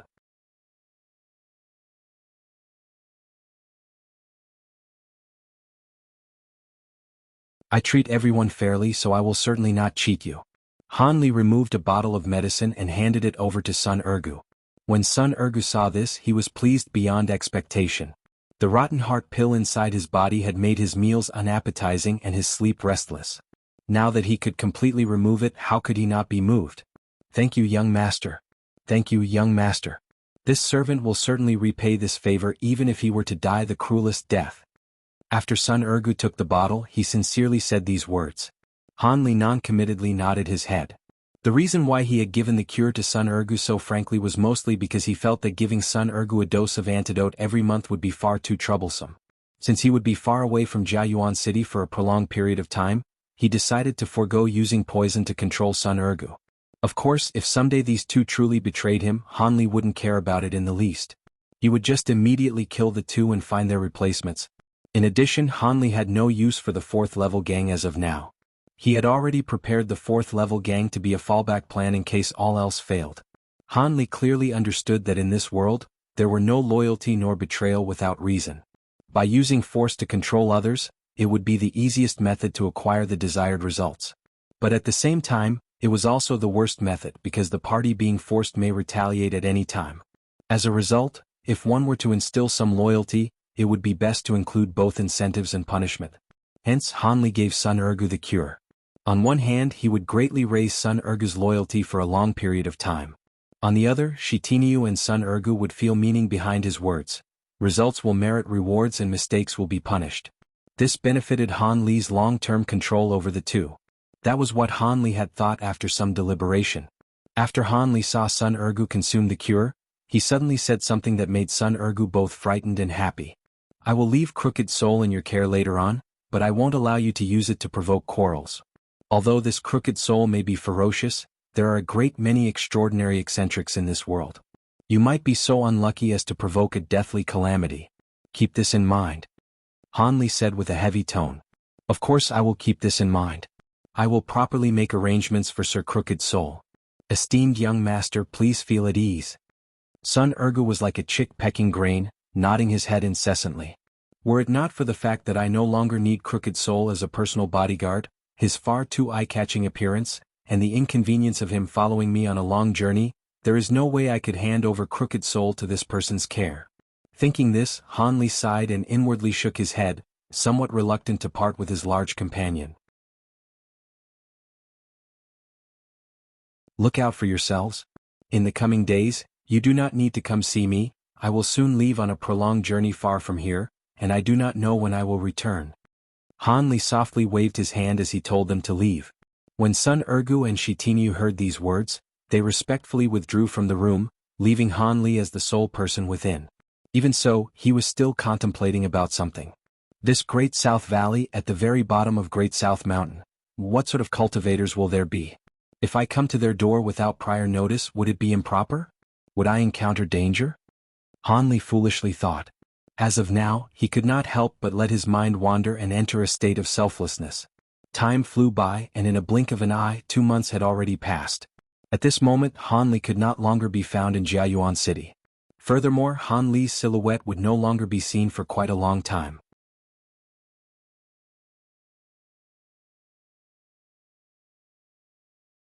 Chapter 126 Great South Mountain, Great South Valley, and a Youth.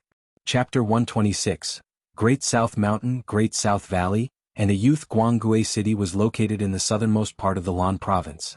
Not very large in size, the city contained only a few 100,000 people, 1/5 that of Jiayuan City. However, this place was surrounded by mountains from 3 sides with the 4th side against a lake. Unlike the rich nobles' vacationing destinations, this graceful environment facilitated the growth of several rarely seen fruits, a local specialty that caused this small city to have quite a reputation. Great South Mountain was located not far west of Guanghui City. It stood 3,000 meters high as the Lan province's 4th tallest mountain and was enveloped in mist all year long. On the mountain's peak, there was a moderately sized temple, Great South Temple. Because these temples were quite accurate, every year a few high-ranking officials and nobles went out of their way to come pray, giving large amounts of monetary offerings to the temple. As a result, it earned a widespread reputation for burning incense without interruptions at its temple front. Currently, in the woods down at the base of Great South Mountain, a person was sitting in the dense undergrowth beneath a huge tree. His hands grasped a flickering red light that was pressed up against his dantian as it repeatedly rocked back and forth. Suddenly this person's body shook and he let out a gloomy groan. He lowered the shining red object in his hand, exposing its true appearance. It was actually a top-quality fine azure jade. Not only was this fine jade completely pure, there were also several faint traces of red light seeping out from within the depths of the jade. Upon seeing this, any passerby could make out this jade was no mundane object and held considerable value. This person slowly withdrew the azure jade from his abdomen and raised his head to look at the sky, showing that he was a common male youth. He was precisely Han Li, who had disappeared from Jiayuan City. Han Li then lowered his head and looked at the object in his hand.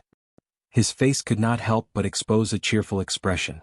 Ever since the day he obtained this precious warm yang jade, it had continuously extracted the codeine poison from his body. As a result, the poison was completely extracted only after half a month. Even so, it had not been easy.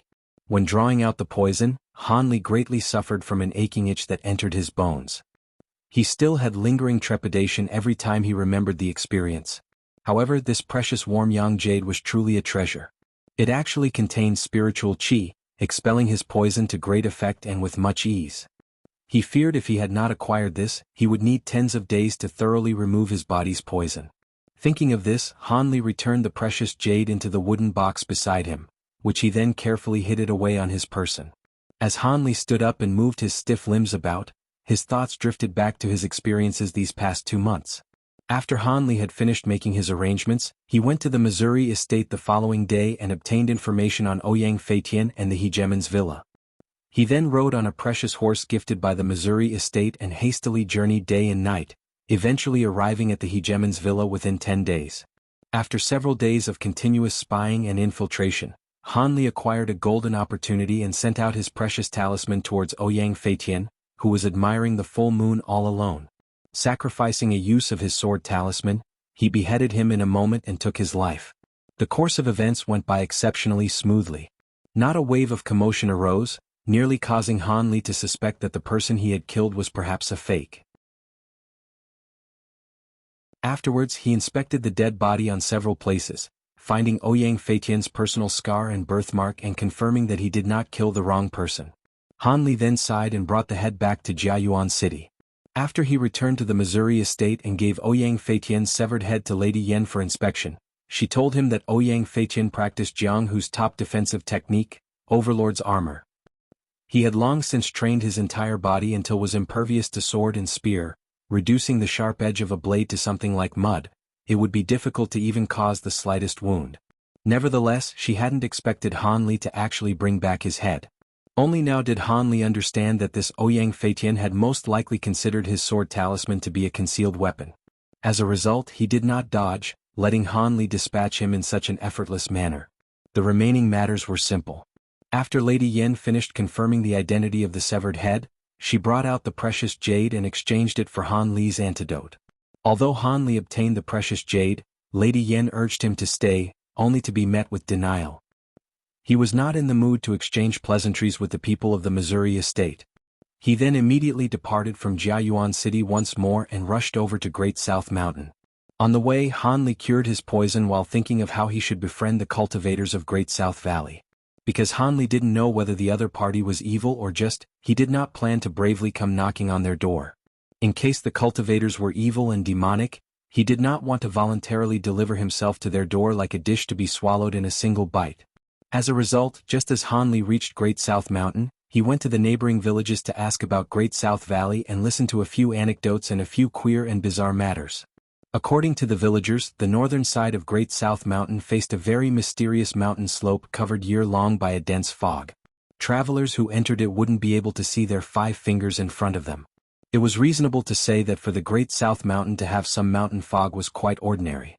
However, such a thick mountain fog enveloping an area year-round was quite a bit inconceivable. As a result, a few of the more courageous villagers had already braved the fog several times. But what was astonishing was that every time someone entered, they would unwittingly lose their direction. Not long after, they would unintentionally move away from the mountain fog and arrive where they had started, causing people to feel amazed to no end.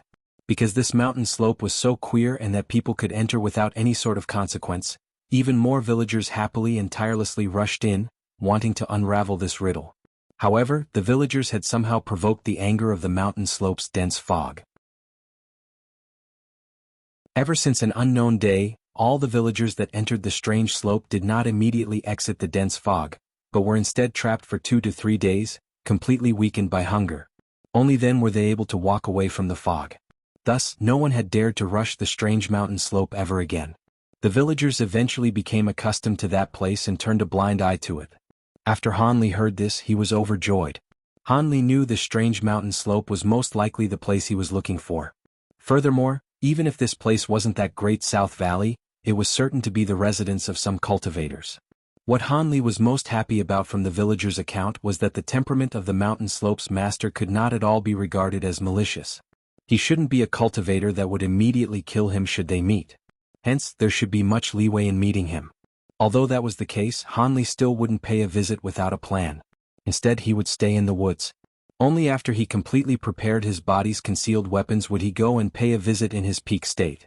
That way, if something were to go wrong, he was quite certain that he would be able to escape. After Han Li thought of this, he planned to lodge in a villager's house, eat some food and stay the night. The day after he would go visit that strange slope. Thus, Han Li walked away from the woods towards the nearby small village. Just as he was about to enter the small village, Han Li saw a 15 to 16-year-old youth wearing white clothes. He stood at the village's entrance with several villagers around him, joyfully talking about something. Han Li was slightly surprised that an outsider had appeared here at this moment. It was quite possible that this was no ordinary person, so naturally Han Li took a glance at him with the Heaven's Eye technique. With just a look, Han Li's heart was overjoyed. It turned out that this white-clothed youth's body was enveloped in a faint spiritual light slightly lesser than his own. This youngster was also a cultivator. The youngster in the distance seemed to have sensed someone looking at him and turned toward Han Li. Once he saw Han Li, his face immediately lit up with a happy expression, and he hastily ran over in an instant. Is this brother also heading toward Great South Valley? Brother, I am Wan Shaoshan of the Dry Precipice Mountains Wan clan. Want to go together to pay our respects? This youth ran until he was panting and without waiting for his breath to steady, he impatiently said this to Han Li. Tiel? One of the Wan clan literally means 10,000. Shaoshan means little mountain. Han Li glanced at the youngster's delicate features and delicate skin, all of which were characteristics belonging to an influential family's young master who lived like a prince. Of course we can. However, do you know where Great South Valley is located? After Han Li heard his request, Han Li said this while remaining completely calm. I've only heard my clan members say that Great South Valley was on Great South Mountain's northern face. Its gate is covered in dense fog all year long. However, I don't know the specifics. I've asked a few of the villagers where Great South Valley is located, and they also don't know. But brother is sure to know, right? Somewhat embarrassed, the youth scratched his head before looking at Han Li with a hopeful gaze. Little brother, is this the first time you've journeyed abroad? When Han Li heard the other person's words, he suppressed the happiness in his thoughts and asked with a smile. Big brother guessed correctly. This is my first time traveling so far from home. The youth somewhat bashfully nodded his head. All right then, follow me. I will bring you along. Han Li hadn't been completely certain that the strange slope was the Great South Valley he was trying to find, but now that he heard the youth's words, he was completely certain. That's great. This time I can learn and experience quite a bit. When the youth heard Han Li's words, he could not help cheerfully say this with excitement. Seeing the youngster like this, Han Li faintly smiled. From the words that had just left the youth's mouth, he was able to understand a bit more about cultivators. What do you want to learn and experience by going to Great South Valley? Han Li slowly walked to the strange slope with the youngster. The place had long been secretly scouted by him several times, and he had remembered the place very clearly. There's too much to say. I want to look at the secret arts and magic techniques belonging to other clans and schools. I also want to trade with them for things that I like. The youngster spoke without thinking. Oh. Han Li softly agreed. However, his mind was somewhat puzzled. When he heard the youth's voice, he felt that this Great South Valley wasn't just a gathering of numerous cultivators. Could it be that some greater event would later occur? Han Li grew anxious at this thought.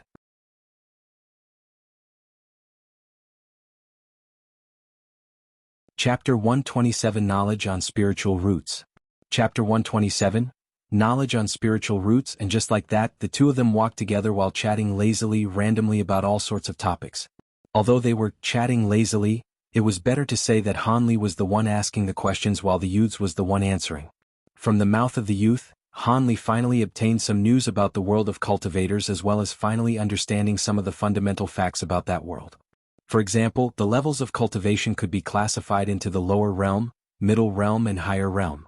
The lower realm consisted 5 stages: Qi condensation, foundation establishment, core formation, nascent soul, deity transformation. The middle realm consisted of void level, integration level and great ascension level. And upon reaching the higher realm, it could be said that one truly stepped into the realms of immortals.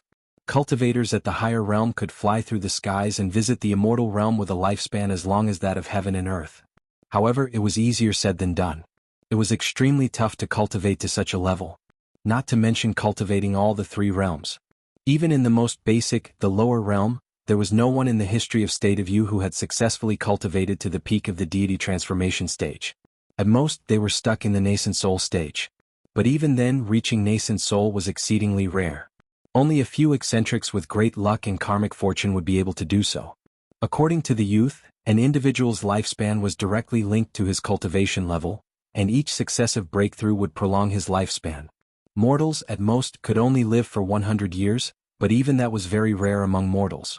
For cultivators who successfully stepped into foundation establishment, they would have a lifespan of 200 years. This was very common. And if an individual was lucky enough to reach core formation, his lifespan would be further doubled to 400 and 500 years. And, if that individual somehow managed to meet a fortuitous encounter through have extreme luck and managed to form his nascent soul, then, congratulations. His lifespan would be extended to 1,000 years. As long as the person in question was a cultivator, this was all within the realm of possibility. Suddenly the white rogue youth stopped here. He was extremely envious of those eccentrics with a lifespan of 800 to 1,000 years. These people had 10 times the lifespan of a normal human. Han Li was awestruck as he listened by the youth's side, but he had already guessed that lifespan of cultivators would be longer when compared to that of ordinary humans. But what he hadn't expected was that the differences in lifespan would be so ridiculous. 1,000 years of life, wouldn't that mean that the eccentric had become a 1,000-year-old tortoise? Han Li thought in his heart somewhat maliciously. But if just reaching the nascent soul stage would enable you to live so long, what about deity transformation stage? And the further stages in the middle and higher realms? How long would they live then? Han Li finally couldn't bear it anymore and indirectly asked. Who knows? Maybe they can live forever, enjoying eternal youth? The youth exclaimed. Legend has it that cultivators who reach the great perfection circle of the deity transformation stage have to leave this world and travel to a higher realm in another space. But as to where and what the higher realm is, no one knows because no one has ever returned from there. No one has ever returned? Then how do we determine the different levels of the deity transformation stage? Han Li asked somewhat dejected. Why? However, the youth in front of him probably could not answer this as well. Other than the different levels and cultivations, Hanli now had a general understanding of the cultivation clans and sects within the state of Yu. The youth may not know matters of other places, but regarding the state of Yu's cultivation world, the youth seemed quite knowledgeable as he proceeded to explain in great details. From his mouth, Hanli knew that in the state of Yu, there existed a total of 7 cultivation sects. The Masked Moon Sect, Yellow Maple Valley, Spirit Beast Mountain, Clear Void Sect, Saber Transformation Dock, Heavenly Imperial Fortress, and the Giant Sword Sect. Out of these 7, the Masked Moon Sect was the most powerful. Spirit Beast Mountain was a close second, and as for the rest, their power levels were roughly evenly matched. If one were to say that these various cultivator sects were the great tree providing support for the whole of state of Yu, the other various cultivator clans and families would be the leaves and branches that depended on the great tree for survival. And according to the youth, the ancestors from the immortal cultivators' clans were once disciples of the cultivator sections. The bloodline of the sect disciples eventually flowed out over the generations and slowly became a cultivator clan. Thus, one could say from this that all cultivators possessed something called spiritual roots. Spiritual roots. What exactly were they? Not even immortal cultivators know everything about them, but what they did know was that if a person lacked spiritual roots, that person couldn't aspire to traverse the path of cultivation. After all, if one had no spiritual roots, how could he even absorb spiritual chi? And if spiritual chi couldn't be absorbed, how could he become an immortal cultivator? Of course, those who were born with spiritual roots were extremely rare among the commoners. It could be said that there would only one would be born with spiritual roots in a batch of tens of thousands, and thus, there were only a selected few who would be able to embark on the pathway to become an immortal. But still, the majority of those with spiritual roots lived out their lives as a commoner since it was extremely difficult for individuals to know if they possessed spiritual roots or not, causing great headache to recruiters from the immortal sections. Even possessing spiritual roots did not guarantee that one was qualified to enter the immortal sections. This was because there were differences in grade among spiritual roots. As the saying went, spiritual roots could be categorized into 5 categories: metal, wood, water, fire, and earth. The majority of cultivators had roots an impure mixture of 4 or all 5 of the attributes. Although these people was able to absorb spiritual chi of heaven and earth, they would progress extremely slowly in terms of their cultivation. At most, they could only reach the 3rd or 4th level of the chi condensation stage before reaching a bottleneck that halted all hopes of breaking through to foundation establishment. Spiritual roots with a mixture of 4 or 5 attributes were known as false spiritual roots in the immortal world, while spiritual roots of 2 to 3 attributes were known as true spiritual roots. Those with true spiritual roots would naturally cultivate many times faster when compared to those with false spiritual roots. And as for spiritual roots with only 1 attribute, they known as heavenly spiritual roots. Those who received them were truly favored by heavens. With heavenly spiritual roots, regardless of which of the 5 attributes the spiritual root belonged to, the cultivation rate would be faster by 2 to 3 times when compared to those with true spiritual roots. And upon reaching the peak of foundation establishment, they would not encounter any bottlenecks when attempting to break through to core formation. If true spiritual roots already increased the rate of cultivation, the heavenly spiritual roots would make people angry to a point of vomiting blood, as they enabled the individual to reach core formation easily without facing any bottlenecks. One must know that in a group of 10 chi condensation cultivators, even with the aid from a foundation establishment elder, only one of them would be able to reach foundation establishment. But as for core formation, not even 1 in 100 foundation establishment cultivators would be able to reach it. The probability of reaching core formation could only be described as immensely difficult, which was why many people were envious of those who possessed heavenly spiritual roots. Every time someone with heavenly spiritual roots appeared, they would be frenziedly sought after by the immortal sections. After all, this meant that in the future their sect would have an additional core formation elder, furthering consolidating the power of their sect. However, being so precious and rare, the chance of something like the heavenly spiritual root appearing was close to nil, only once in several hundred years. Other than these spiritual roots, there was still a type of spiritual roots that did not belong to any of the 5 attributes. This other kind of spiritual roots was known as mutated spiritual roots, and the rate of its appearance was much more frequent, about once every 20 to 30 years. Mutated spiritual roots refer to spiritual roots that evolved through the combination of any 2 or 3 of the 5 attributes. Example, a spiritual root of both earth and water attributes undergo a mutation and evolved into that of the lightning attribute, metal and water attribute mutated and evolved into the ice attribute. Not only that, there were also darkness attribute roots and wind attribute roots, as well as countless other variations. For individuals who possessed mutated spiritual roots, although they would still meet a bottleneck when attempting to step into core formation, their cultivation speed was roughly equal to those with heavenly spiritual roots. Furthermore, if those with mutated spiritual roots were able to find a cultivation art that matches their attribute, they would undoubtedly be the strongest among their generation, capable of fighting against 3 to 4 cultivators at the same cultivation level. As a result, those with mutated roots were also greatly welcomed by the immortal sections.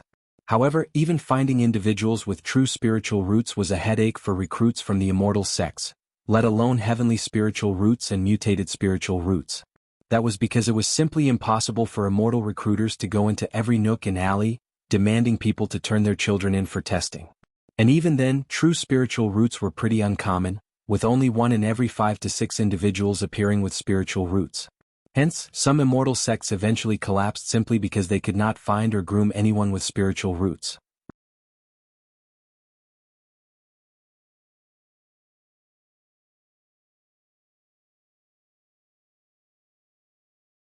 Which clan is brother from? After the youth finished looking at the dense fog with excitement, he seemed to have remembered something, so he turned his head to ask. When Hanli had chatted with the youth just a moment ago, he realized that in the world of cultivators, aside from cultivation sects and clans, the number of rogue cultivators was not small. The majority of these so-called rogue cultivators were either the last generation of a fallen cultivation clan or people like Hanli, mortals who accidentally stumbled upon some cultivation art and voluntarily entered the world of cultivators. Furthermore, the rogue cultivators from declining sects were separated from their inheritance. Their cultivation was, for the most part, not at a high stage, generally lingering at chi condensation. As a result, cultivation clans have rarely treated rogue cultivators with high regard and had somewhat held them in contempt, just like how rich families from the secular world look down upon poor and destitute families. I do not come from a clan, but rather I've cultivated by myself. After Hanli thought for a moment, he decided to speak the truth. After all, pretending to be a member from another clan was far too easy to expose. Your esteemed self is a rogue cultivator? Although this was quite unexpected to the youth, his face didn't wear the slightest look of discrimination but instead had a look of pleasant surprise. He excitedly circled around Hanli, looking at Hanli as if he were a rare object. Didn't little brother just say a moment ago that cultivation clans looked down upon rogue cultivators? How are you still so happy? Hanli asked, somewhat amazed by this.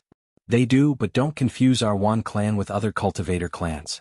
Our Wan clan has always treated rogue cultivators well. The youth pridefully replied. He seemed quite proud of his clan's practices. Our Wan clan's ancestors were originally rogue cultivators. However, they were fortunate enough to enter a cultivation school, becoming official disciples of the Giant Sword sect. At this point, our Wan clan was established, and because of our origins, the rules of our Wan clan have always made it forbidden to discriminate against rogue cultivators. The youth said with a smile. Actually, it isn't limited to our Wan clan. A few other clans' ancestors were also rogue cultivators, therefore they also bear no ill will toward rogue cultivators. However, these clans take up far too small a portion of the entirety of cultivation clans. That is why there is the saying that cultivator clans discriminate against rogue cultivators. The youth added while shaking his head. So it's like that. It seems I am quite lucky. My first meeting was with a little brother from this sort of clan, the Wan clan. After Hanli heard the other side's response to his identity as a rogue cultivator, he had somewhat loosened his guard around the youth. However, brother, throughout the entire journey, you've asked about so many commonly known matters in the world of cultivators. Could it be that brother is a new cultivator that had just left the mountain? The youth turned his eyes, saying this with sudden realization. It was unknown why he became intelligent all of a sudden. When Hanli heard this, his face slightly smiled, and he used his hand to pat the youth's shoulders.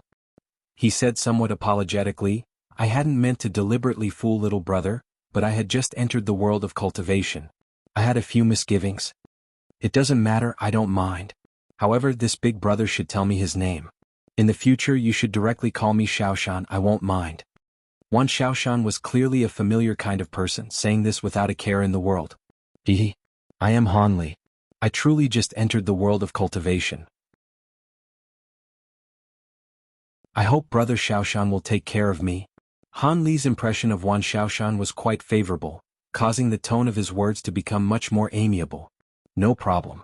If there is something Big Brother Han doesn't understand, do not hesitate to ask. Who would have thought that I, Wan Xiaoshan, would be instructing others? Wan Xiaoshan proudly said. If I have any questions I will certainly ask Xiaoshan. However, shouldn't we enter the valley? Han Li slightly smiled, pointing to the sky. I almost forgot about our true affair.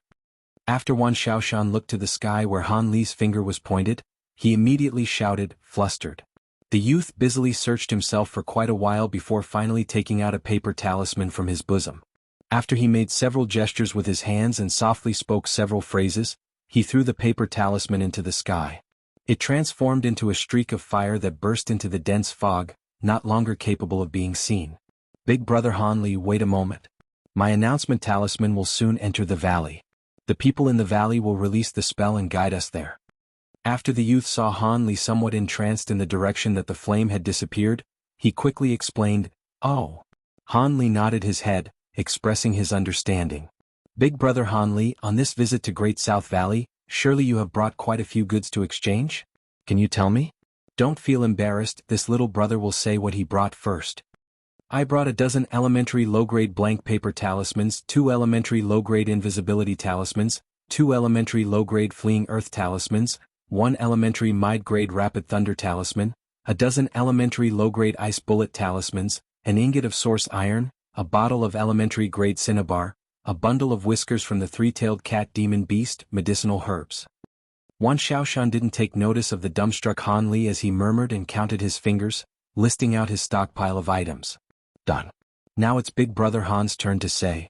Big Brother, why is your complexion so white? The youngster blinked. He looked at Han Li, not understanding why Han Li was speechless. Don't tell me that to enter Great South Valley, I must prepare items beforehand? Han Li complexion was unsightly. There is no such rule. Wan Xiaoshan bluntly replied. Having heard this, Han Li complexion immediately improved. However, those that come to Great South Valley at this time are certain to participate in Great South meeting. Who wouldn't bring any items? This only happens once every 5 years. The occasion is for us younger generation of the Lan province to set up a trading event. Especially for the Great Immortal Ascension Assembly that our Lan province will hold a month from now. Those who pass by to participate in Great South's small meeting are numerous. Could it be that Big Brother did not come to take part in the famous Great South Valley small meeting? The youth said, shocked. He looked at Han Li with a gaze lacking confidence. Han Li bitterly smiled. Brother Xiaoshan, I truly didn't know that this place would have a Great South meeting. I merely found out by accident that this place harbored other cultivators. I came to make friends, nothing more. How could I have specially prepared some items beforehand? Han Li helplessly said as he spread out his hands. So it was like that. That is far too unfortunate. Big Brother Han Li has no choice but to squander this golden opportunity. You should know that there are no opportunities to those who lack goods and materials. Wan Xiaoshan said with a face full of pity, repeatedly sighing at Han Li. However, I can't say that I have nothing on me that I can't trade. At the very least, do I not have these 2 talismans? Han Li thought, mocking himself. At this moment, the dense fog in front of the two suddenly split as if a person had cut it with a knife, creating a small path that could fit 2 people shoulder to shoulder. With a glance, one could not see the other end of the small path, which seemed to be quite a distance away. All right, let's go. The youth looked toward Han Li with a wry yet happy face before joyfully rushing in first and disappearing onto the road. Han Li carefully observed the small path with indifference for a moment, before walking in with striding steps. He walked with stable steps, calm and unhurried. This path seemed to be quite long, but after walking for a short period of time, he arrived at the end. Once Han Li walked off the path, something was suddenly revealed before him, a rarely seen fully lush, green valley. The valley was closed off from 3 sides by mountains. Its only entrance was the mountainside sealed off by dense fog where Han Li had originally entered. This entire region was quite large, no less than 16 acres. At the center, there was a large fenced-off area with a jade palace pavilion where somewhat bizarrely dressed people left and entered. In front of the pavilion, there was an expansive azure brick plaza occupied by many people resembling small traders. The entire plaza was set up with small vendors' stalls. From time to time he would see 1 or 2 people pressed against the front of a booth. They would look at a few things or perhaps softly ask a few questions, but Hanli rarely saw anyone who reached a deal. Having seen this, Hanli couldn't help but take in a deep breath. This was the world of cultivators. All the people here were cultivators. Being able to see so many cultivators all at once had left Hanli in somewhat of a trance. Hanli softly shook his head, clearing his mind a bit. He constantly reminded himself that he wanted to enter a previously unimaginable world. The people here were most likely able to eliminate him with ease. He must be more cautious and subdued. With this thought, Hanli turned his head to look at the path that by now had already completely disappeared and raised his leg to walk toward the bright stage.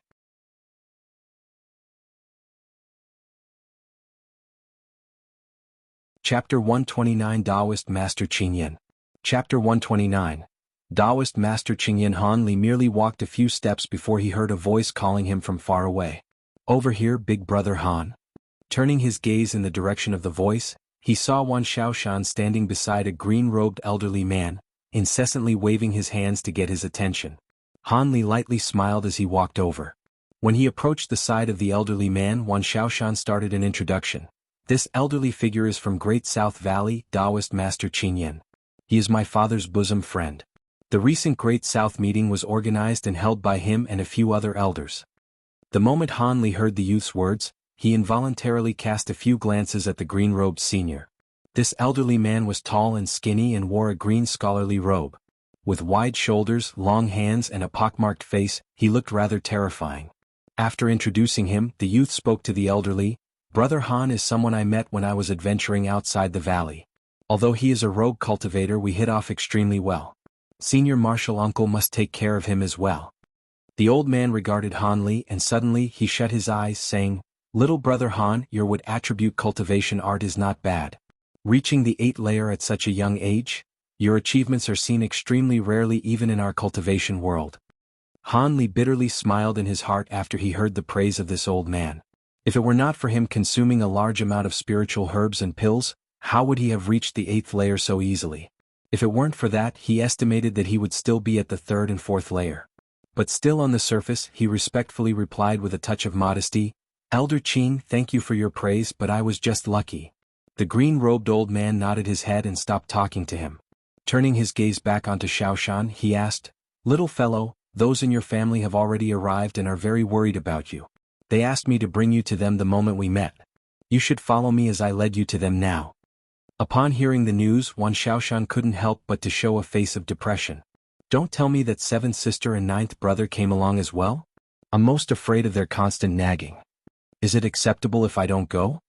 Wan Shaoshan gazed at the old man with hopeful eyes. The green-robed old man stopped smiling and asked, "What do you think?" "Sigh, of course I have to go back." Wan Shaoshan sank his head as he replied in a depressed tone. "Umph. Your guts are not small, and you actually dared to sneak out without informing your family. If you met an immortal cultivator who was unscrupulous in the middle of your journey, do you think you would still be alive?"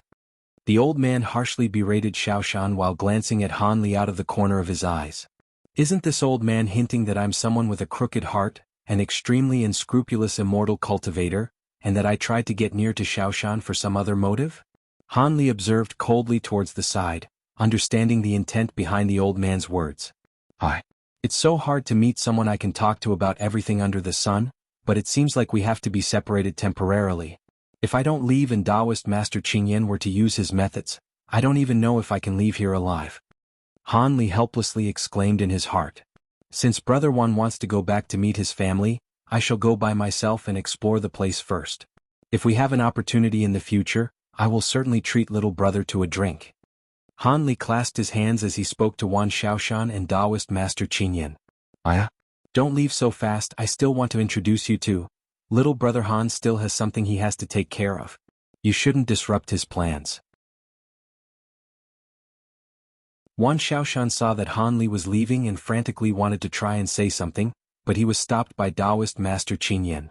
Seeing this unfolding, Hanli smiled towards Wan Shaoshan before turning and departing. Meanwhile, that youth followed behind the old man with a face full of depression, as though he was being dragged to his execution ground. He walked slowly towards his family's direction. Even though Hanli had been treated like that by Taoist Master Qingyan, he wasn't annoyed. After all, as an elderly man he would have plenty of life experiences. Seeing someone like Han Li who came from an unknown background, he would surely view him with suspicion. Any normal mortal old man would surely do so, not to mention a senior such as Taoist Master Qin Yin. However, Han Li did not have any malicious intents towards Wan Xiaoshan. He purely wanted to understand matters about the world of cultivators. But now with the appearance of Taoist Master Qin Yin, it seemed that he would have to find some other way to get more knowledge about the world of cultivators. Unknowingly, he started to move closer to the immortal cultivators' shops. The cultivators' shops were situated in a spacious market, lined up in the shape of a design around the market. This way it was easier for the potential customers in the crowd to browse their merchandise. Lining up in small groups of 2 to 3, the customers split themselves up as they explored the stores, giving the market the atmosphere of a rowdy night market. It was already approaching late evening, and the lights on the streets flickered into life. The majority of the merchants lit up their bronze lanterns that contained neither wick nor wax. Instead, the lanterns housed white stones that released a soft light, illuminating the streets. The light emitted was stronger than ordinary candlelight. Not only was it capable of illuminating a small region, even the nearby streets were illuminated as well. To Han Li this was an extraordinary treasure. Han Li couldn't help but click his tongue as he exclaimed in wonder. The skies turned dark, but the crowd was even more populated than before. The majority were immortal cultivators hidden in the crowd, causing the liveliness of the area to be even more rampant. Han Li slowly neared the market, but he didn't bring his horse in. Instead, he observed from the outside, taking note of all the immortal cultivators he saw. Because now, at such a close distance, the attire of the immortal cultivators allowed Han Li to widen his scope and knowledge. Some of the cultivators had shabby robes on, only covering their private areas, with other parts of their bodies bare for all to see. While others were heavily robed in clothes, not revealing any parts of their skin, a total opposite when compared to the shabbily dressed cultivators. What was more ludicrous was that there was a fellow who was obviously a man but was dressed like a woman. This almost caused Han Li to vomit, but luckily these type of strange people weren't often seen. Although the other cultivators were dressed strangely, Han Li was still able to accept it. After his observation, Han Li's countenance suddenly flickered as his eyes grew brighter.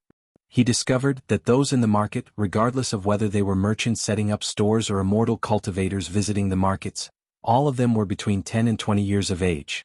He couldn't even spot an immortal cultivator older than 30. This was just as Wan Xiaoshan had described it. Taking place every 5 years, the Great South Meeting was an event targeted young immortal cultivators. It appeared that those who were older or had a higher status wouldn't appear here. Even Taoist Master Qin Yin wouldn't dare to show his face here. Thinking of this, he let out a sigh of relief. After all, these old fellows were tough to handle, and if they wanted to deal with him, they would easily be able to do so, just like using a finger and pressing an ant to death. No trouble at all. However, although the ones in front of his eyes were all young immortal cultivators, their individual levels of power weren't weak. If Han Li were to compare himself with these cultivators, he could only be considered someone at the mid-tier, average standard. Back in Jiayuan City, Han Li had once met the blue-clothed man, who was so much stronger than him. Over here, there were 5 to 6 immortal cultivators on the same level as the blue-clothed man, which made Han Li perspire with nervousness.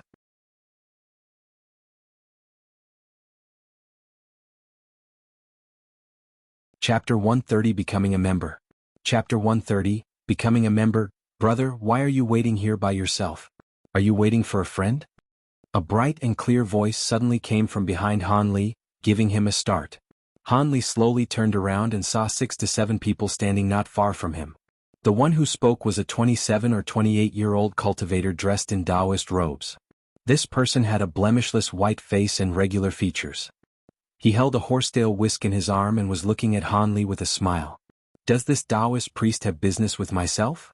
Han Li did not understand the other party's questions and instead asked him a question in return. Don't misunderstand, we aren't looking at brother with evil intentions. It's just that we saw brother stand by himself with an appearance of curiosity towards everything. That's why we guessed your esteemed self was a rogue cultivator that attended the meeting alone and thought we'd come and make friends. We're all rogue cultivators much like your esteemed self. The Taoist priest explained with a face of benevolence. You are all rogue cultivators? Han Li was slightly shocked. That's right. If your esteemed self is a rogue cultivator, then it would be best to stay together with us. That way, everyone will be able to look after each other during this meeting. These words came from the delicate and pretty face of a young woman with a scar. Beside her was a large, fully bearded man carrying a broadsword on his back. The two seemed to be married. Yes, previously lone rogue cultivators that participated in the trade meet were regularly humiliated by those from large clans because they were too weak. The Taoist priest solemnly said. Hearing these two's words, Han Li had somewhat understood the other party's intentions. This group of rogue cultivators were afraid of being bullied by those from cultivator clans during the meet. As a result, they voluntarily gathered together and created a small gang in an attempt to acquire the ability to defend themselves. That was why they looked everywhere for lone rogue cultivators. Since the other party's intent was clear, Han Li naturally could not refuse these kinds of good intentions. After all, he truly needed a small group to shield him from the rain. He did not care that this could only be considered a temporary thing. However, he still needed to carefully ask the other party several questions before being able to join them with ease. Since you several people have looked out for me, I won't conceal anything. I truly am a rogue cultivator. However, if you wish for me to join your group, could you first introduce yourselves and say what I must do as a member of your group? Han Li calmly admitted his identity as a rogue cultivator, but as soon as the people in front of him revealed happy expressions, he put forth his request. It seems that brother still has some misgivings. This is no matter. When the others had barely joined, they spoke almost the same exact words as your esteemed self. After the Taoist priest and the others heard Han Li's words, not only did they not show an expression of displeasure but instead, they looked at each other and laughed heartily. Afterwards, the Taoist priest said these words, I will give you an introduction of these several friends. The Taoist priest pointed to the several rogue cultivators and said to Han Li with a smile. These two are blood brothers from the dark blue wolf mountains, He Mu and He Jin. The Taoist priest pointed to the youthful pair and calmly introduced them. TL? He Mu, black tree? He Jin, black gold. These two cupped their hands towards Han Li, and Han Li calmly returned the courtesy. This is Flying Lotus Cave's vagabond Hong Lian and Pu Lu Mountain's master Ku Sang. This time, he pointed to the ordinary young lady and the small, bitter-faced Buddhist monk. TL? Hong Lian means red lotus. As for them, we are a married couple from Skywater Village, Hu Pingu and Xiong Dali. The Taoist priest had pointed to the young woman and that large bearded man who had not yet spoken. With a chuckle, the young woman quickly took over the conversation. The Taoist priest wasn't angry from being interrupted and calmly laughed instead. This humble Taoist is the Taoist priest of Crouching Ox Mountain's Young Ox Crown, Guashan. My Taoist name is Qing Wen. This humble Taoist is this small group's founder and current leader for the time being. However, this humble Taoist cannot command anyone and only speaks first during external affairs. The Taoist priest humbly introduced himself last and also gave the general characteristics of this small gang. TL. In this chapter, the Taoist priest was originally named Songwen, but the author changes this to Qingwen in all later chapters. This Taoist priest also had quite a bit of bearing. This person didn't seem bad at all. In addition, the others' magic power didn't seem weak for the most part. Most of them had the magic power equivalent to the 7th or 8th layer of Eternal Spring Arts. This Taoist priest Qingwen was even more formidable. Although he hadn't reached the level of the blue-clothed man, he was much stronger than Han Li. After Han Li pondered for a moment, he felt that joining these people had many advantages with no disadvantages. He then said, since everyone is a rogue cultivator and group affairs are handled well, I, Han Li, would like to join you for the time being. Very good, Brother Han has joined. The strength of our group has increased yet again. After Taoist priest Qingwen heard Han Li's words, he immediately replied in a cheerful tone. The others had also revealed a happy expression. After all, Han Li's magic power seemed to be not weak and would be of no small assistance to them. Is our entire group here? Han Li asked, currently looking left and right. There are still two more. One is currently sound asleep in a room. The other is strolling around. Hu Pingu curled her lip. It seems she did not look at these two people particularly favorably. It isn't as bad as Lady Hu says. One simply wanted to sleep for a bit and the other wanted to have some fun. The small Buddhist monk defended on behalf of the two people. Hu Pingu felt some discontent upon hearing Buddhist monk Ku Sang words, and wanted to say a few other things. Enough. Everyone mustn't argue. After all, everyone had originally come to an agreement. Except for when we battle an external power, when we all must unite and follow orders. We all have freedom during all other times and can do as we wish. Taoist priest Qing Wen hastily stepped forward to mediate. Although this lady who did not appear outwardly happy, she did not pester and argue afterwards. After all, Taoist priest Qing Wen's strength was quite powerful, so she could not help but give him face. Wait until evening, then Brother Han will be able to meet with the two. I will give you an introduction at that time. Those two truly stand out from the masses. The Taoist priest had a helpless appearance. It seemed the two were quite troublesome. When Han Li saw this, although his interest was greatly piqued, he found it embarrassing to question this matter closely. Next, Taoist priest Qing Wen asked Han Li if he planned to move together with them or stroll by himself. Han Li naturally chose the latter, not surprising Taoist priest Qing Wen. Because those who had just entered Great South Valley were naturally quite curious, they would for the most part favor moving alone. However, it would take about the same time for him to finish looking if they were to move together. The Taoist priest was also quite conscientious. After telling Han Li a few taboo subjects and a few common conventions, making sure he understood the Great South small meeting completely, he gave Han Li a talisman. He pointed to a pavilion's small bannered floor and told Han Li that the pavilion was where they were staying. The talisman he gave Han Li was a key to open the small floor's restrictive spell, allowing Han Li to rest there when he were tired. Afterwards these several people said their goodbyes to Han Li and disappeared from the dim light of night, leaving him not knowing whether they were continuing to look for other rogue cultivators. Han Li continued to look at the rear figures of these several people until they were already too far away to be seen. He then lowered his head to look at the talisman in his hand. There was a silver glisten on the yellow talisman. It was a talisman charm he was unable to make sense of. It seemed truly quite clever. After Han Li muttered to himself for a moment, he softly smiled. He folded the paper talisman and put it into his bosom. Then, after a deep look in the direction that Taoist priest Qing Wen disappeared, he turned around and walked toward the plaza without the slightest hesitation. After he entered the plaza, Han Li became like the other cultivators. He slowly walked on one side while turning his head to look at the goods of each and every vendor's stall. According to what Taoist priest Qing Wen had mentioned a moment ago, these cultivator transactions generally used two methods. The first method would be to exchange items for items. A few cultivators would trade a few goods they didn't need but were still hesitant to part with for goods that they urgently needed. As a result, those who set up a vendor stall would not have any successful transactions for several days. This was quite a common occurrence. You're tuning in to this Sword Dance in the Vast Sky YouTube channel. Don't forget to subscribe and join us on this journey to catch the most captivating stories.